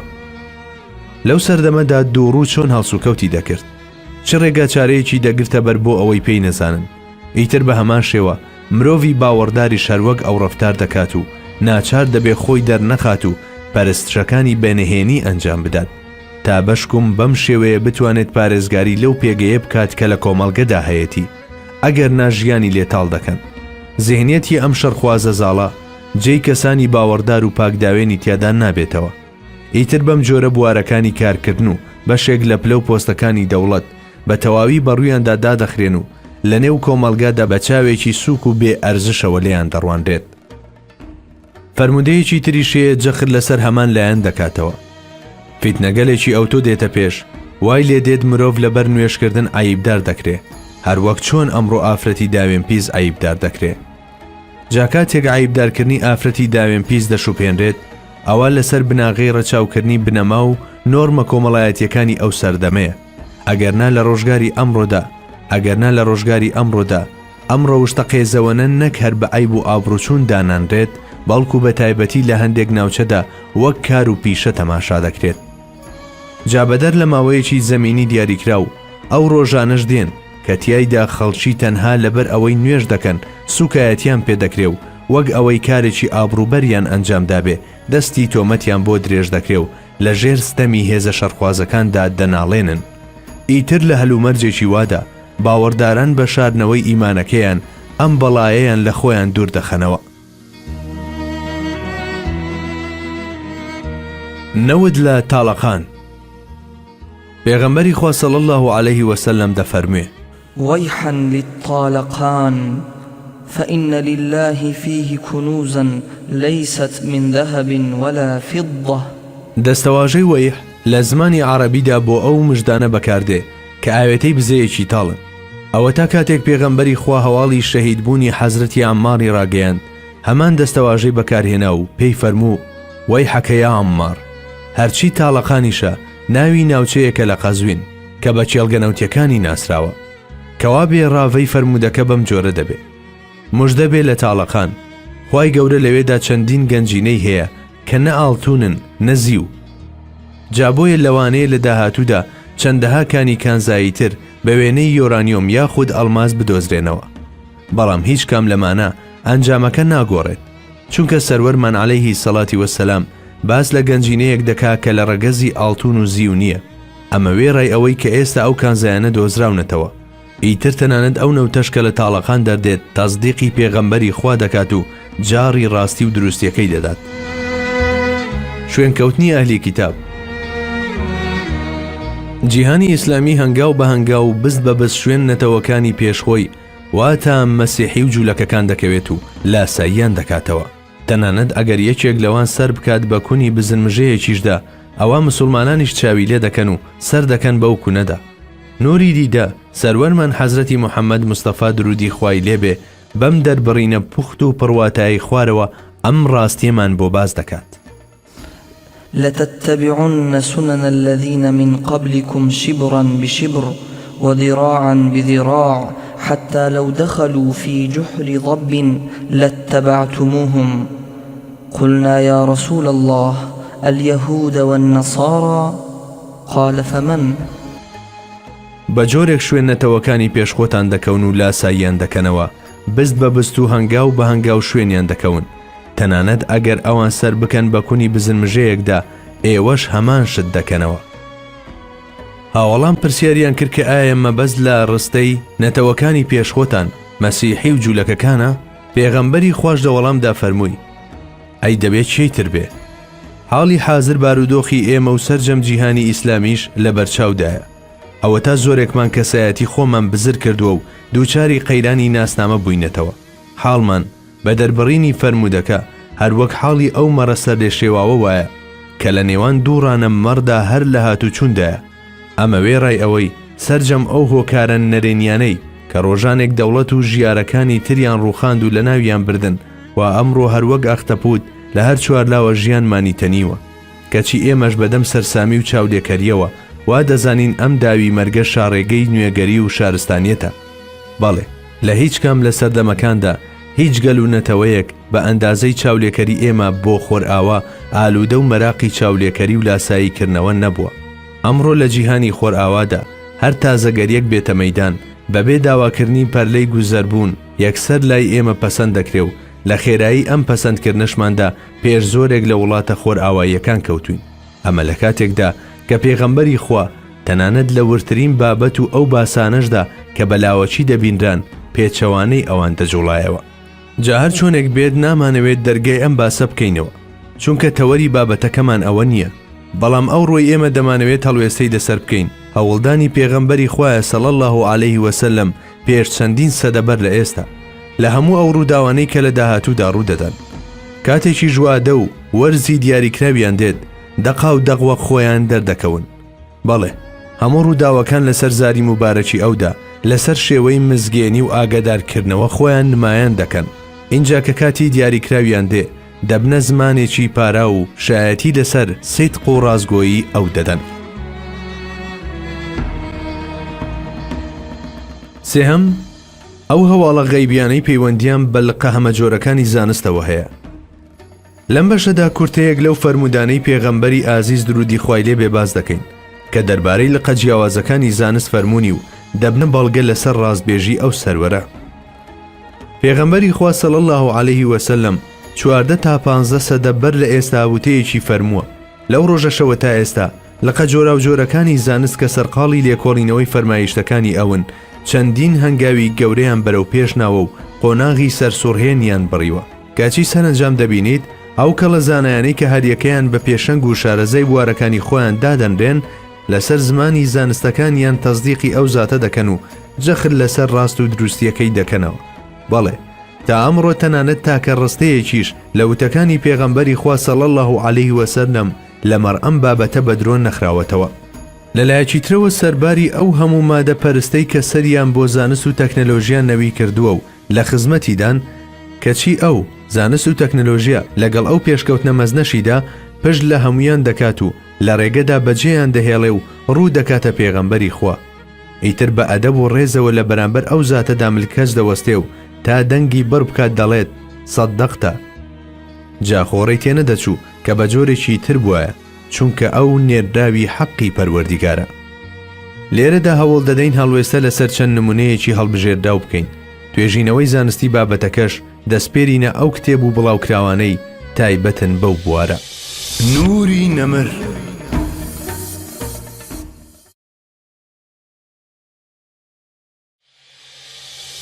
نوری نەمر.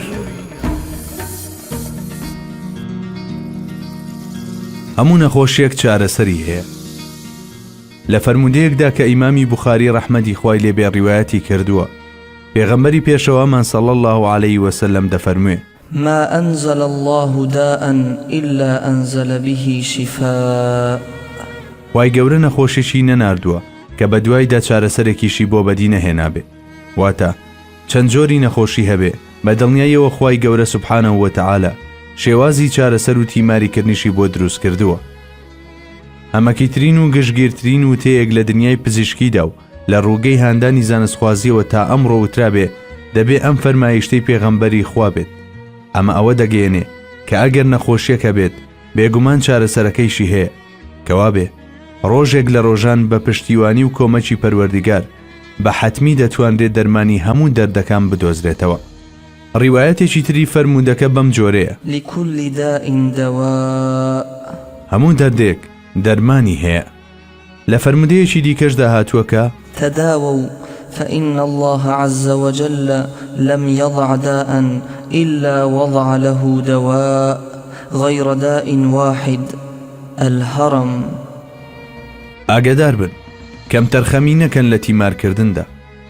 خوای گەورە دەردێکی ناردبێ ئەوە بە دڵنیاییەوە بە دوایدا ڕێگەچارەیشی پیشانداوە. تەنها یەک نەخۆشی هەیە چارەسەری نەبێ ئەویش پیربوونە. خۆ ئەگەر ڕێگەچارەی درێژکردنەوەی ژیانیش بدۆزنەوە یاخود بۆ ماوەیەکی کاتی تەمەنی مرۆڤەکان لە ئاستێکی دیاریکراویشدا بوەستێنن بەگرە ئەگەر مردنیش دوا بخەن ئەوە دیسان دەستەوەسان دەبن لەوەی کە گەشتی تەقدیرکراوی قافڵەی مرۆڤایەتی بوەستێنن.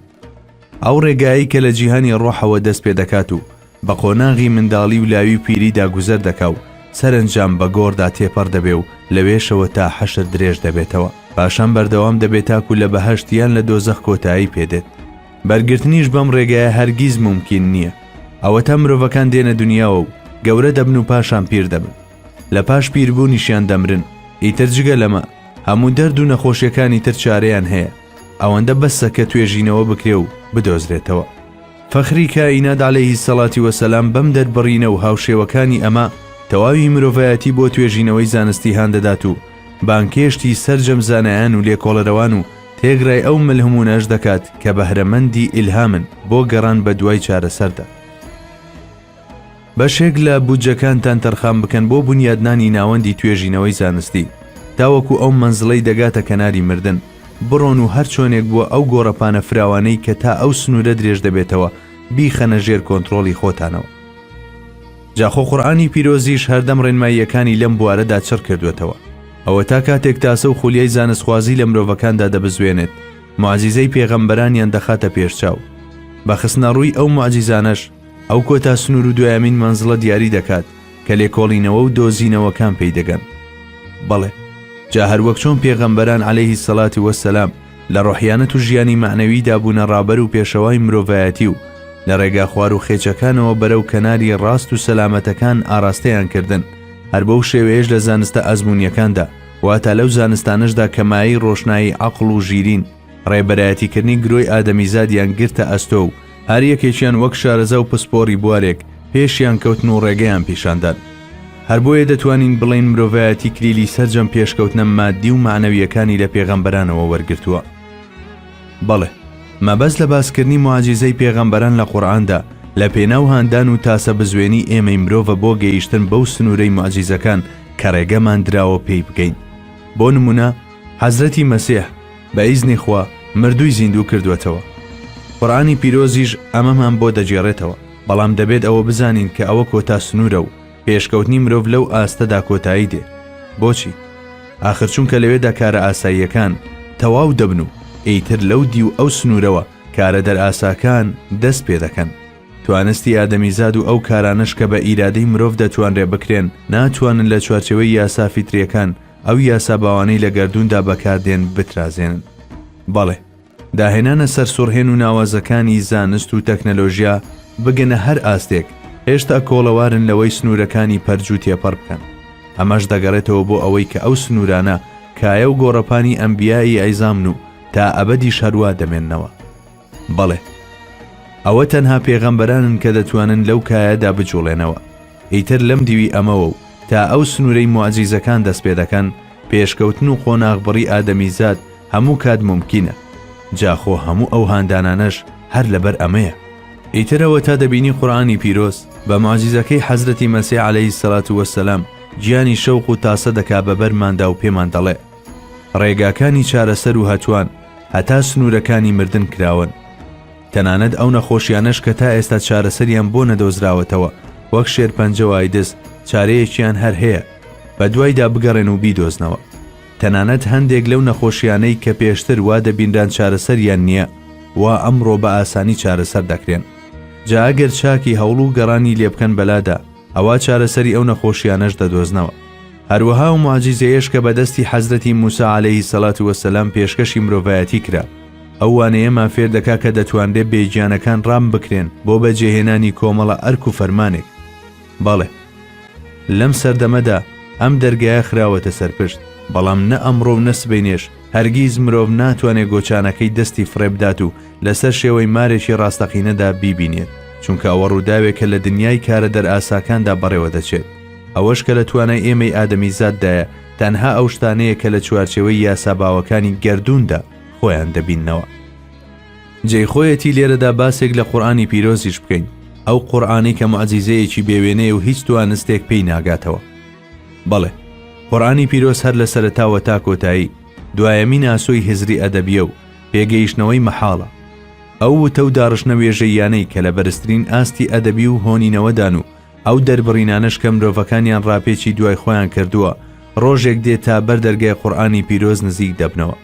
بەڵام ئیتر لەوێدا هەروەک لە بید دەگەنە ئاسۆی سەرسامبوون و دەچەخن، چونکە قورئانی پیرۆز معجیزەیەکی ناوازەیە لە گفتاردا. جا بۆیە گفتار و ئاخاوتنە مرۆییەکان هەر چەندێکیش خەشەنگ و کاریگەر بن هێشتا لە چوارچەوەی کاروبارە باو و ئاساییەکان دەرناچن.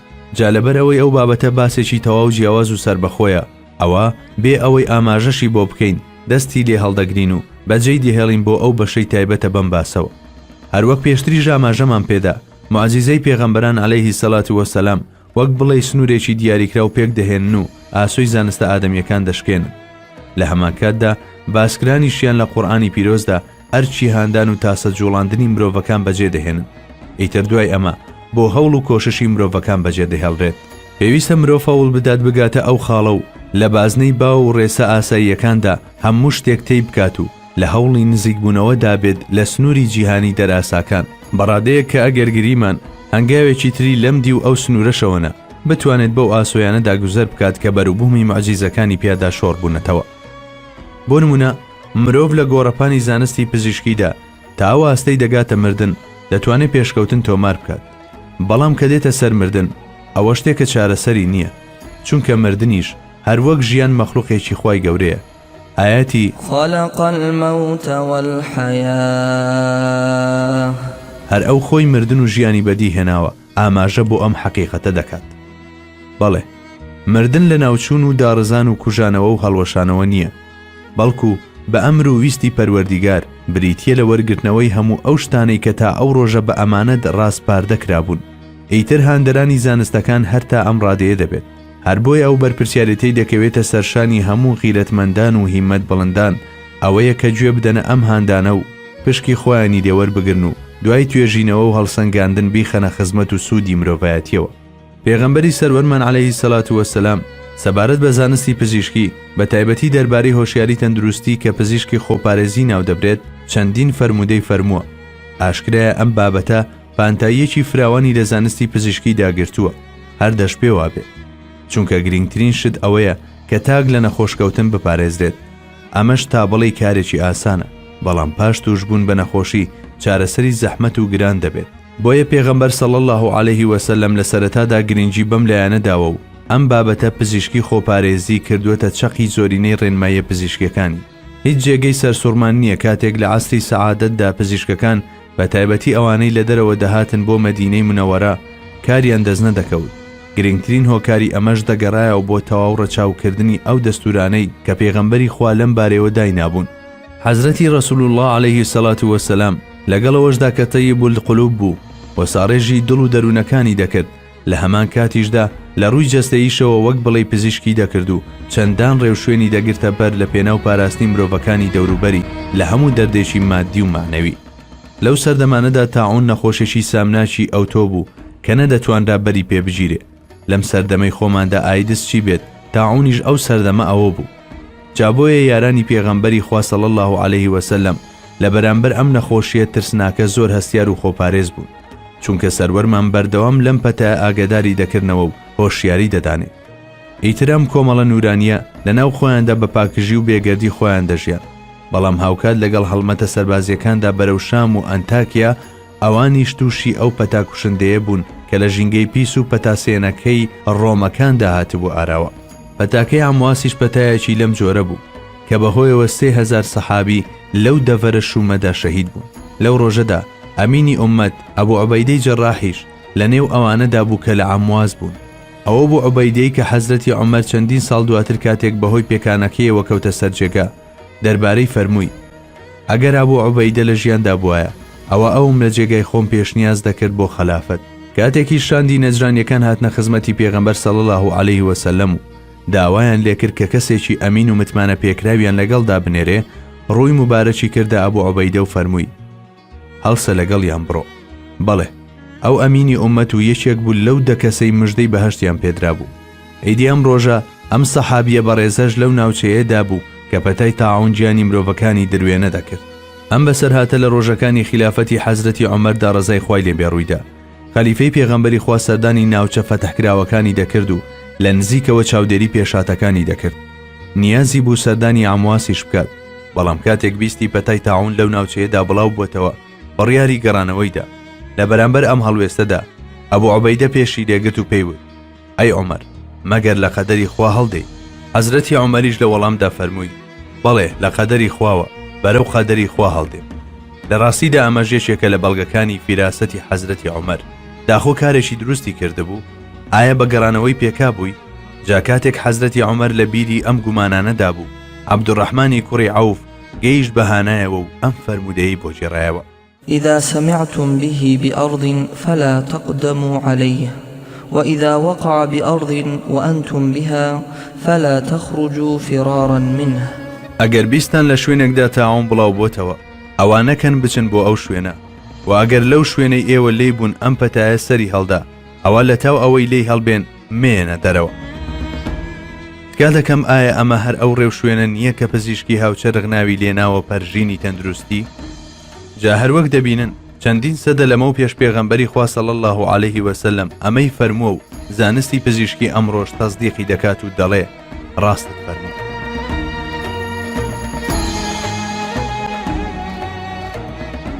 دەردی گولی و پەرژینی تەندروستی.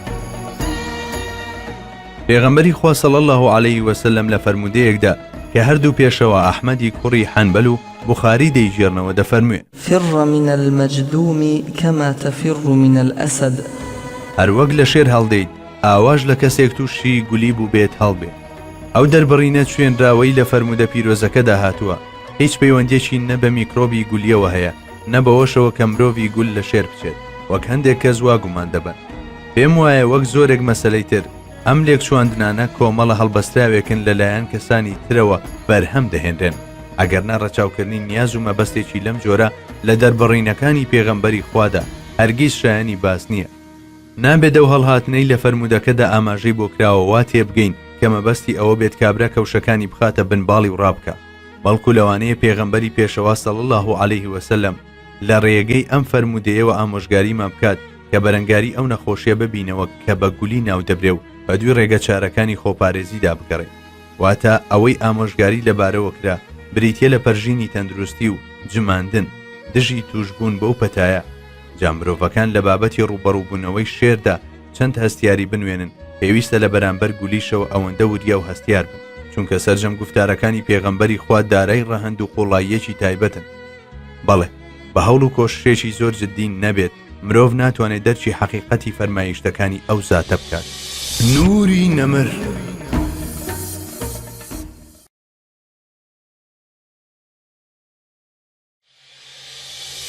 نوری نەمر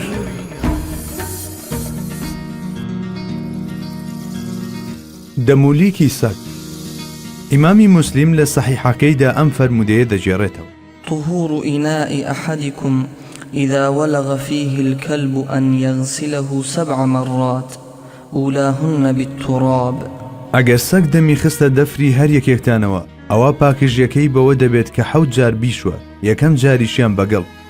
ئەو کەرەسە و مادانەی ئەمڕۆ لە بواری پاکشکردنەوەدا بەکاریان دەهێنین لەو سەردەمەدا بوونیان نەبووە. ئیتر لەو ڕۆژگارەدا پێغەمبەری خوا صلی الله علیه وسلم بە مەبەستی پاکشکاری دژە میکرۆب بە زۆری ئامۆژگاری بەکارهێنانی گەڵی دەکرد. اینجا دواتر و لە ئەنجامی لێکۆڵینەوە زانستیەکاندا دەرکەوت کە گڵیش هەر وەک ئاو کردداری پاکشکردنەوە ئەنجام دەدات.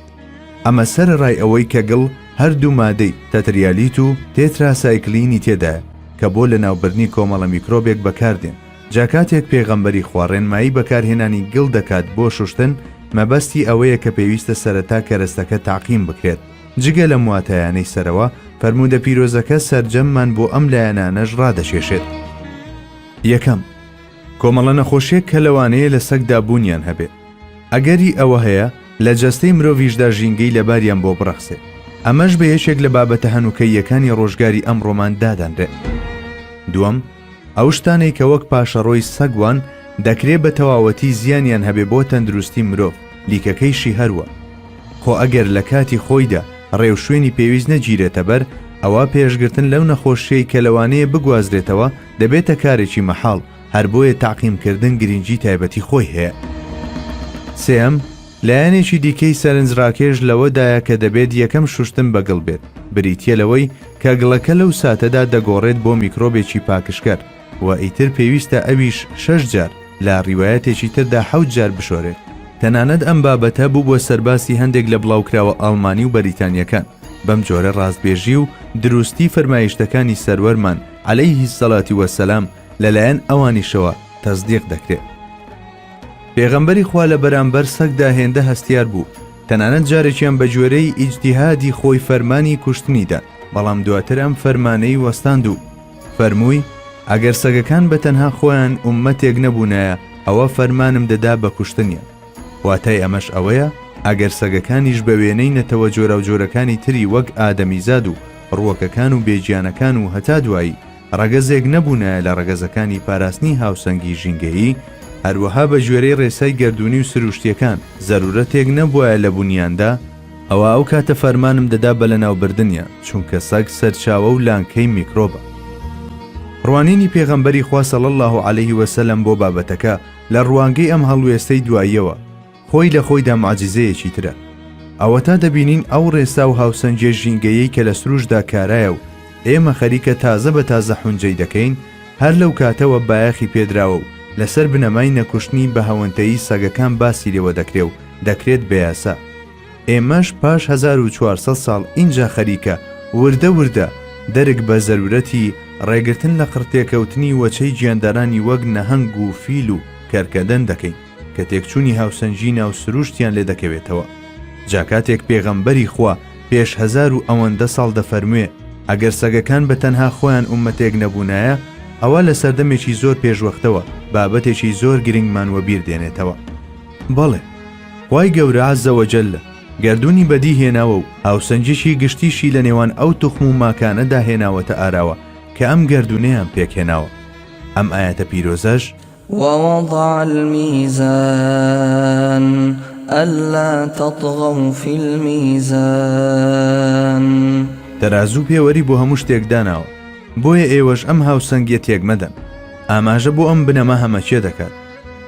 بەڵێ، پێغەمبەری خوا مەردی هاوسەنگی بوو، هەڵبەتە کە هاوسەنگی دەپاراست و بە دەربڕینەکەی سەرەوەی قەڵاچۆی سەگی نەدەکرد، بە تەنها لەو ڕستە چەند وشەیەی سەرەوەدا توانیمان چەند لایەنێکی موعجیزەیی تۆمار بکەین. بەڵام چێ دەزانێت لە داهاتوودا هەمان ڕستە دەبێتە ئیلهامی چەند حەقیقەت. خۆ ئەگەر هەر کەسێکی تر بەڕەچاوکردنی مێژووی دەربڕینی ئەم وتەیە بە درێژایی هەموو ژیانی لە بیرکردنەوەدا بووایە و تەنها ئەم تاکە ڕستەیی بووتەیە، ئەوە ئەمە بەس بوو بۆ ئەوەی بیخەینە ڕێزی زانا و بلیمەتەکانەوە. کەچی پێغەمبەری خوا صلی الله علیه وسلم ئەم فەرمودەیە و هەزارەهای تری وەک ئەمەی فەرمووە. ئێستا با لێگەڕین بلیمەتی لە دەرگانەی ئەو سەروەرەدا خەریکی سوالکردن بێ و ئێمەش کۆتایی بەم بڕگەیە بهێنین. زۆر بەڕوونی و بەبێ هیچ دوو دڵیەک دەڵێین بەسەرهات و ڕووداوەکان هەمیشە و هەردەم بە زمانی تایبەتی خۆیان تەصدیقی پێغەمبەری خوا دەکەن و دووپاتی دەکەنەوە کە تۆ پێغەمبەری خوایت و هەموو کات ڕاستگۆ و دروستی. جایمە گومانمان لەوەدا نییە کە تا هۆشیاری زانستی بەرەو پێش بچێ، ڕۆژێک دێ مرۆڤەکانیش هەمان قسە دووبارە بکەنەوە.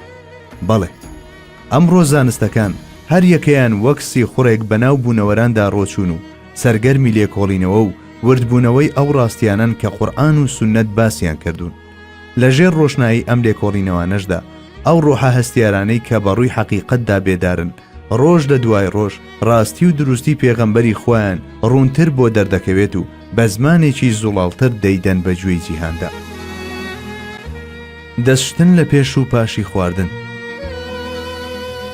لە فەرمودەیەکدا کە تیرمذی و ئەبوو داود ڕیوایەتیان کردووە، پێغەمبەری خوا صلی الله علیه وسلم دەفەرموێ: بركة الطعام الوضوء قبله والوضوء بعده. بەرەکەتی خواردن لە شۆردنی دەستەکانتاندایە، لە پێش نان خواردن و لە پاشیشیدا. واتە ئەگەر لە خواردنەکانتاندا بە دوای مبارەکی و پاک و خاوێنیدا دەگەڕێن و حەز دەکەن ئەو خواردنەی دەیخۆن ببێتە مای بەرەکەت بۆتان، ئەوە هەم لە پێش و هەم لە پاش تەواوبوونیشدا وەک ئەوەی دەستنوێژ بگرن دەستەکانتان بشۆن. پێغەمبەری خوا صلی الله علیه وسلم بەمونتانەی بنەما و بناغەیەک بۆ پاکژیدا دەڕێژێت. ئەگەر نا ئێمە بە عەقڵی خۆمان دەرشی ئەمانەمان نەدەکرد، نەخاسمە مرۆڤی ئەو سەردەمە هەرگیز بیری بەلای ئەوەدا نەدەچوو کە دەکرێ لە نێو نینۆکێکدا ملیۆنەها میکرۆب خۆیان مەڵاز بدەن. تۆواز دە خەڵکی ئەو کاتە بهێنە. هەر لەم سەردەمەی خۆماندا چەند کەس هەیە ڕووی زانستی ئەم بابەتە بزانێت. دیسان سەبارەت بە پاک و خاوێنی پێغەمبەری خوا ئامۆژگاریمان دەکات کە کاتێک لە خەو هەڵدەستین یەکسەر دەست نەبەین بۆ خواردن، بەڵکو پێویستە سەرەتا دەستەکان جوان بشۆرێن، چونکە مرۆڤ نازانێت کاتێک لە خەودا بووە دەستی لەکوێدا بووە و بەرچی کەوتووە. هەروەک دەبینین پێغەمبەر صلی الله علیه وسلم پاکژی دەستەکانی دەخاتە پێشچاو و بەبایەخەوە جەختی لەسەر دەکاتەوە. پزیشکەکان ئەمڕۆ توانیان بە تەواوی لەم مەسەلەیە تێبگەن و بۆ خەڵکیشی ڕوون بکەنەوە. بەڵێ مرۆڤ لە کاتی نووسندا دەستی بەم لەو ئەولادا دەجێڕێ و بێ ئەوەی ئاگاشی لێبێ دەستی میکرۆباوی دەبێت. اینجا کاتێک بێدەستشتن دەست دەبا بۆ دەمی ئەوە ڕوونەکە چی قوت دەدات. جامەگەر لەو سەردەمەدا میکرۆسکۆب و تیشکی ئێکس و تاقیگەی شیکاری هەبوون تا پێغەمبەری خوا ئومەتەکەی لەو میکرۆبانە ئاگادار بکاتەوە کە دەستی مرۆڤ پیس دەکەن.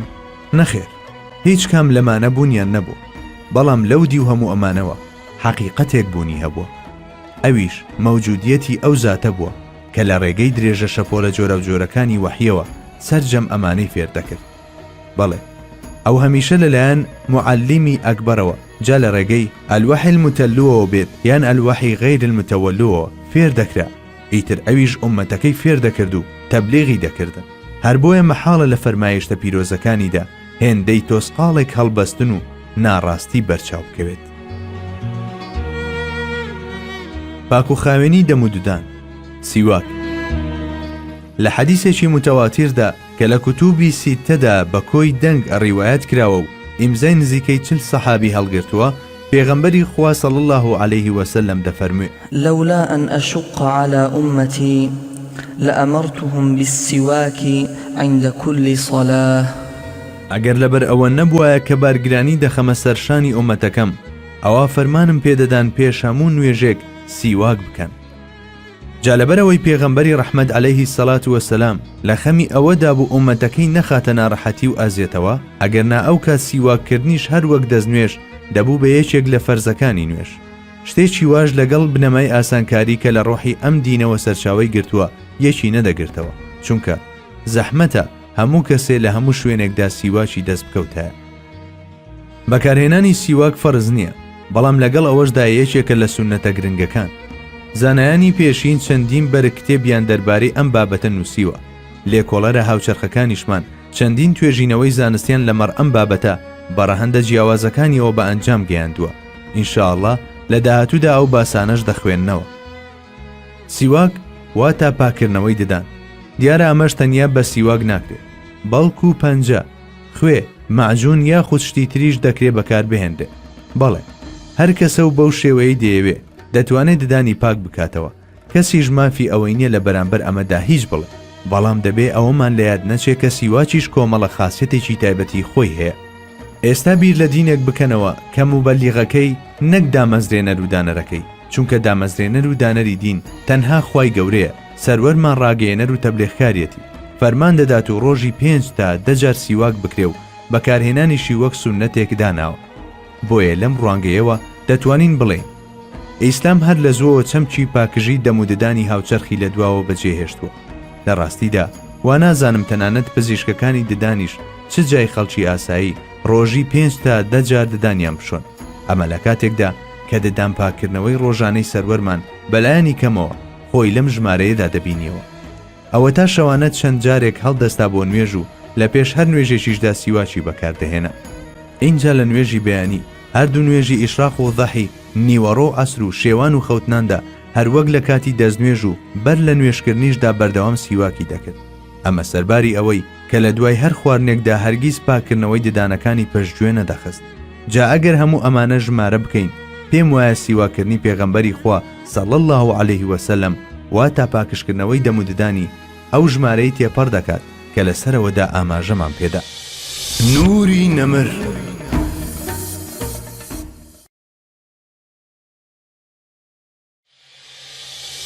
نوری نەمر هاوسەنگی لە خواردن و خواردنەوەدا.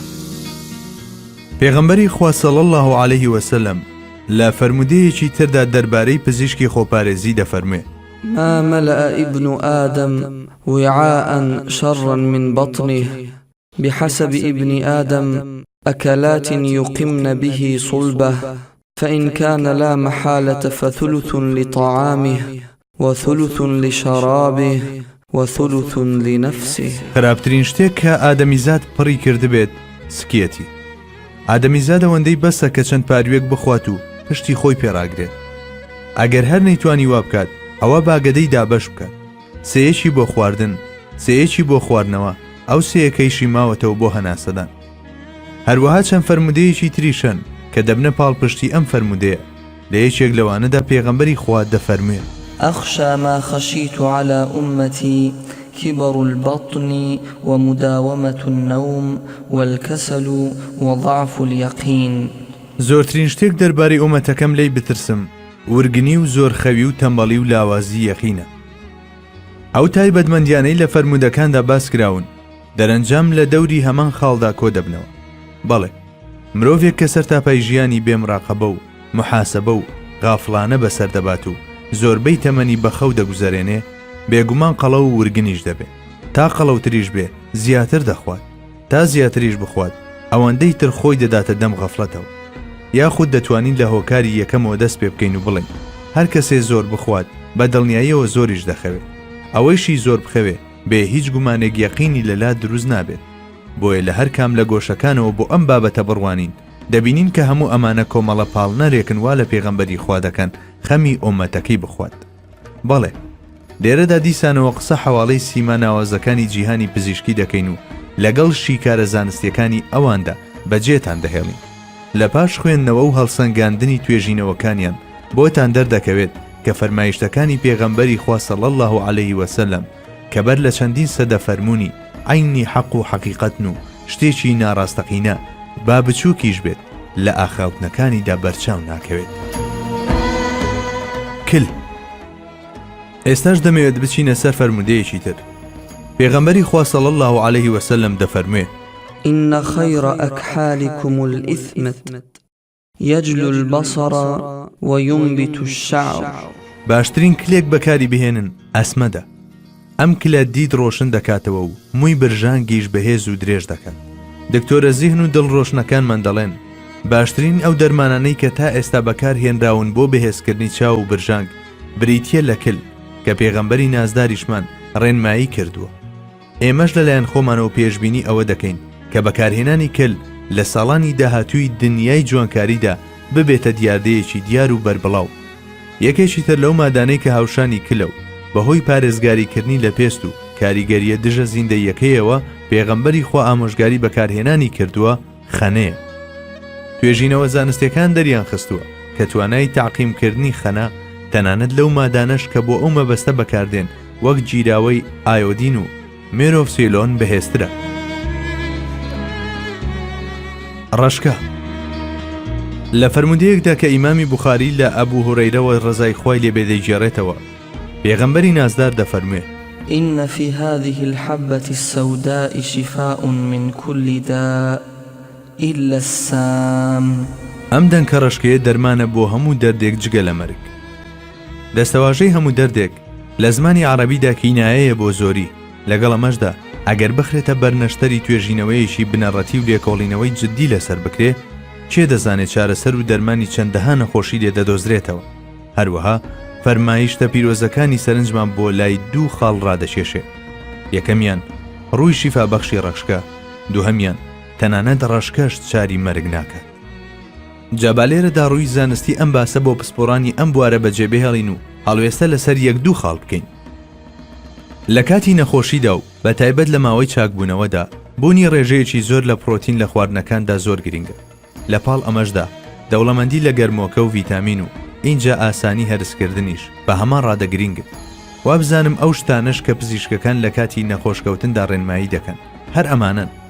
جابۆیە دەبێت ئەو خواردنانەی نەخۆش دەیخوات پرۆتین و کالۆری زۆریان تێدا بێت و هەرسکردنیشیان ئاسان بێت تاکو لەلایەکەوە نەخۆشەکە ئەو هێزەی بێتەوە بەرکە لە دەستی داوە لەلایەکی تریشەوە لە کاتی هەرسکردندا وزەی زۆر بەکار نەبات.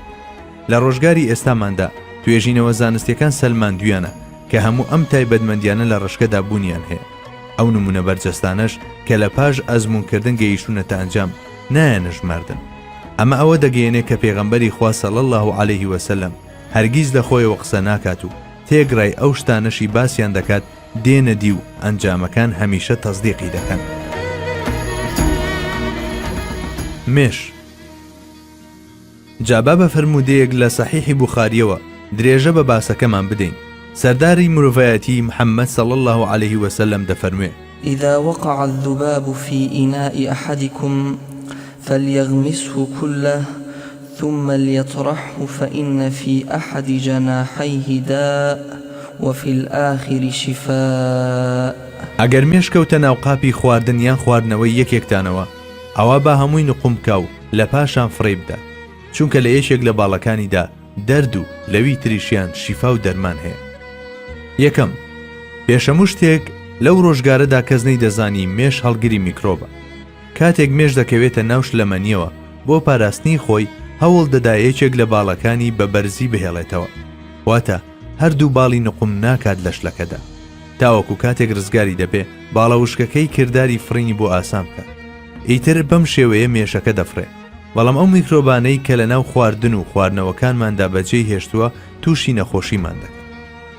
دووهەم، لە حاڵەتێکی وادا ڕێنمایی دەکرێت بە مێشەکە بە تەواوی نقمی دەفرەکە بکرێ و دواتر دەربهێنرێ و فڕێ بدرێ، چونکە لە یەکێک لە باڵەکانیدا میکرۆب و لەوی دیکەشیان دەرمانێکەیە کە کاریگەری و زیانی ئەو میکرۆبە ناهێڵێ. جا لەو کاتەدا کە مێشەکە لە تاوترسی لە ناوچوون باڵە فرتێ دەکات، بەدەستدان لە پشتی ئەو کیسە دەتەقێ کە دەرمانەکەی تێدا ئەمبار کراوە. ئیتر بەو شێوەیە مێشەکە ئەو میکرۆبە لە ناو دەبات کە باڵەکەی تری هەڵی گرتە بوو. ئەو زانایانەی بە دوواداچوونی ئەم حاڵەتەیان کردووە دەڵێن کاتێک دەستمان نا بە پشتی مێشەکەدا لە ڕێگەی میکرۆسکۆپەوە بینیمان کە چەند بوونەوەرێکی میکرۆسکۆپی بەم لاو ئەولادا پەرش و بڵاو بوونەوە. لە لێکۆڵینەوەکانی دواترماندا بۆمان دەرکەوت کە ئەوانە چەند کارمەندێکی تایبەتن بە کردداری تاقیمکردنەوە. خوێنی بێنوێژی. دایکی مانداران حەزرەتی عایشە ڕەزای خۆی لێبێ بۆمان دەژێڕێتەوە. ڕۆژێکیان فاتیمەی کچی حوبەیش هات بۆ خزمەتی پێغەمبەر صلی الله علیه وسلم و وتی: ئەی پێغەمبەری خوا، بە هیچ شێوەیە خوێنم ناوەستێتەوە و بەردەوام لە سووری مانگانەدا، جا ئایا واز لە نوێژ بهێنم؟ پێغەمبەری خوش لە وەڵامدا فەرمووی: نەخێر، ئەوە خوێنی سووری مانگانە نییە، بەڵکو گرفتێکە لە دەمارەکانی خوێندا. بەڵێ، باش تێپەڕبوونی ئەو هەموو سەدەیە اینجا بۆمان دەرکەوت کە سەرچاوەی خوێنی حەیض خوێنبەربوونێکی ناوەچیە. ئیتر بۆ جارێکی تریش لە بەرامبەر ئەو زاتەوە سەراسیمە و حەیراندا دەمێنی داخۆ ئەبێ پێغەمبەری خوا صلی الله علیه وسلم لەو سەردەمەدا چۆن ئەم بابەتەی زانی بێ کە تەنها لە ڕێگەی توێژینەوە زانستیەکانی ئەمڕۆوە سەلمێنراوە، بێگومان لە ڕێگەی هەواڵپێدانی پەروەردیگاریەوە. بەڵێ، پەروەردیگاری فێری دەکرد، ئیتر ئەویش دەیزانی. تێپەڕبوونی هەموو ئەو سەدەیەش چەندین ڕەهەندی جۆرا و جۆری هاویشتە سەر ئەو گەوهەری دەربڕینە. قسەی زانایانیش لەم ڕۆوە ئەوەیە کە خاوەنی ئەم وتەیە جگە لە پێغەمبەر ناکرێ کەسێکی تر بێ.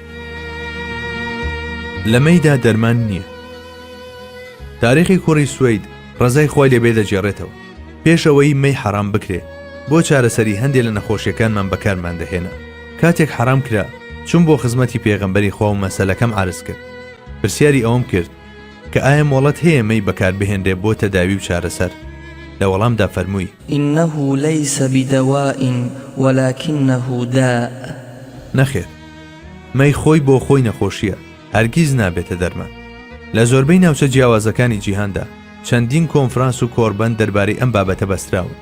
لە هەمووشیاندا زانایان و لێکۆڵەرەوان یەکدەنگ بوون لەسەر ئەوەی تەنانەت تاکە دڵۆپێکیش لەمەی بەسە بۆ ئەوەی کە کۆمەڵێک شیتەڵبوونەوە و پوکانەوە لە پێکاتەی فیزیکی و ڕۆحی مرۆڤدا بێتەکایەوە. جا هەروەک دەبینین پێغەمبەری ئازیز صلی الله علیه وسلم بەر لە چەندین سەدە پەنجەی خستووەتە سەر ئەم بابەتە و ڕایگەیاندووە کە مەی خۆی لە خۆیدا نەخۆشیە. خەتەنەکردن. پێغەمبەری خوا عەلەیهی سەڵاتی وەسەلام 5 شت بە بەشێک لە فیترەت دادەنێت، یەکێک لەوانە خەتەنەبوونە. جا بابزانی زانایان لەم بارەیەوە چی دەڵێن؟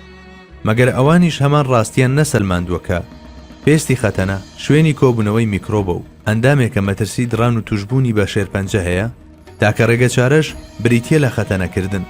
ئەمەش نیشانەی ئەوەیە کە خۆرئاوە لەم مەسەلەیەشدا زۆر لە پێش هەندێک لە دەبەنگە سەرخۆشەکانی لای خۆمانەوەیە. ئەمڕۆ ژماری ئەوانەی کە لە ئەمریکا و بەریتانیاوە خەتەنە کراون دەگەنە ملیۆنەها. تکا دەکەم ڕێم بدەن لێرە داوتەیەکی کەڵەشایەتی ئەم چەرخەتان عرض بکەم کە لە ڕێگەی بیرچێشیەوە هاتەوە بیرم. خۆرئاوەسکی پڕە بە ئیسلام و ڕۆژێکیش دێ کە دای بنێ، هەروەک چۆن دەوڵەتی عوسمانیش سکی پڕە بە خۆرئاوە ڕۆژێک دێ ئەویش سکەکەی دابنێ. ئەم وتەیە کە 70-80 ساڵ بەر لە ئێستا وتراوە بەشێکی هاتوۆتە دی. ئیتر ئێستا ئێمەش بە چاوی پڕ ئومێد و هیواوە لە چاوەڕوانی لە دایکبوونەکەی ترداین. ئەوە تا ژانی لەدایک بوونەکە تاوی سندووە. ئینشاءالله لە داهاتوێکی زۆر نزیکدا گریانی مژدەبەخشی ئەو کۆرپەیە دەبیسترێت.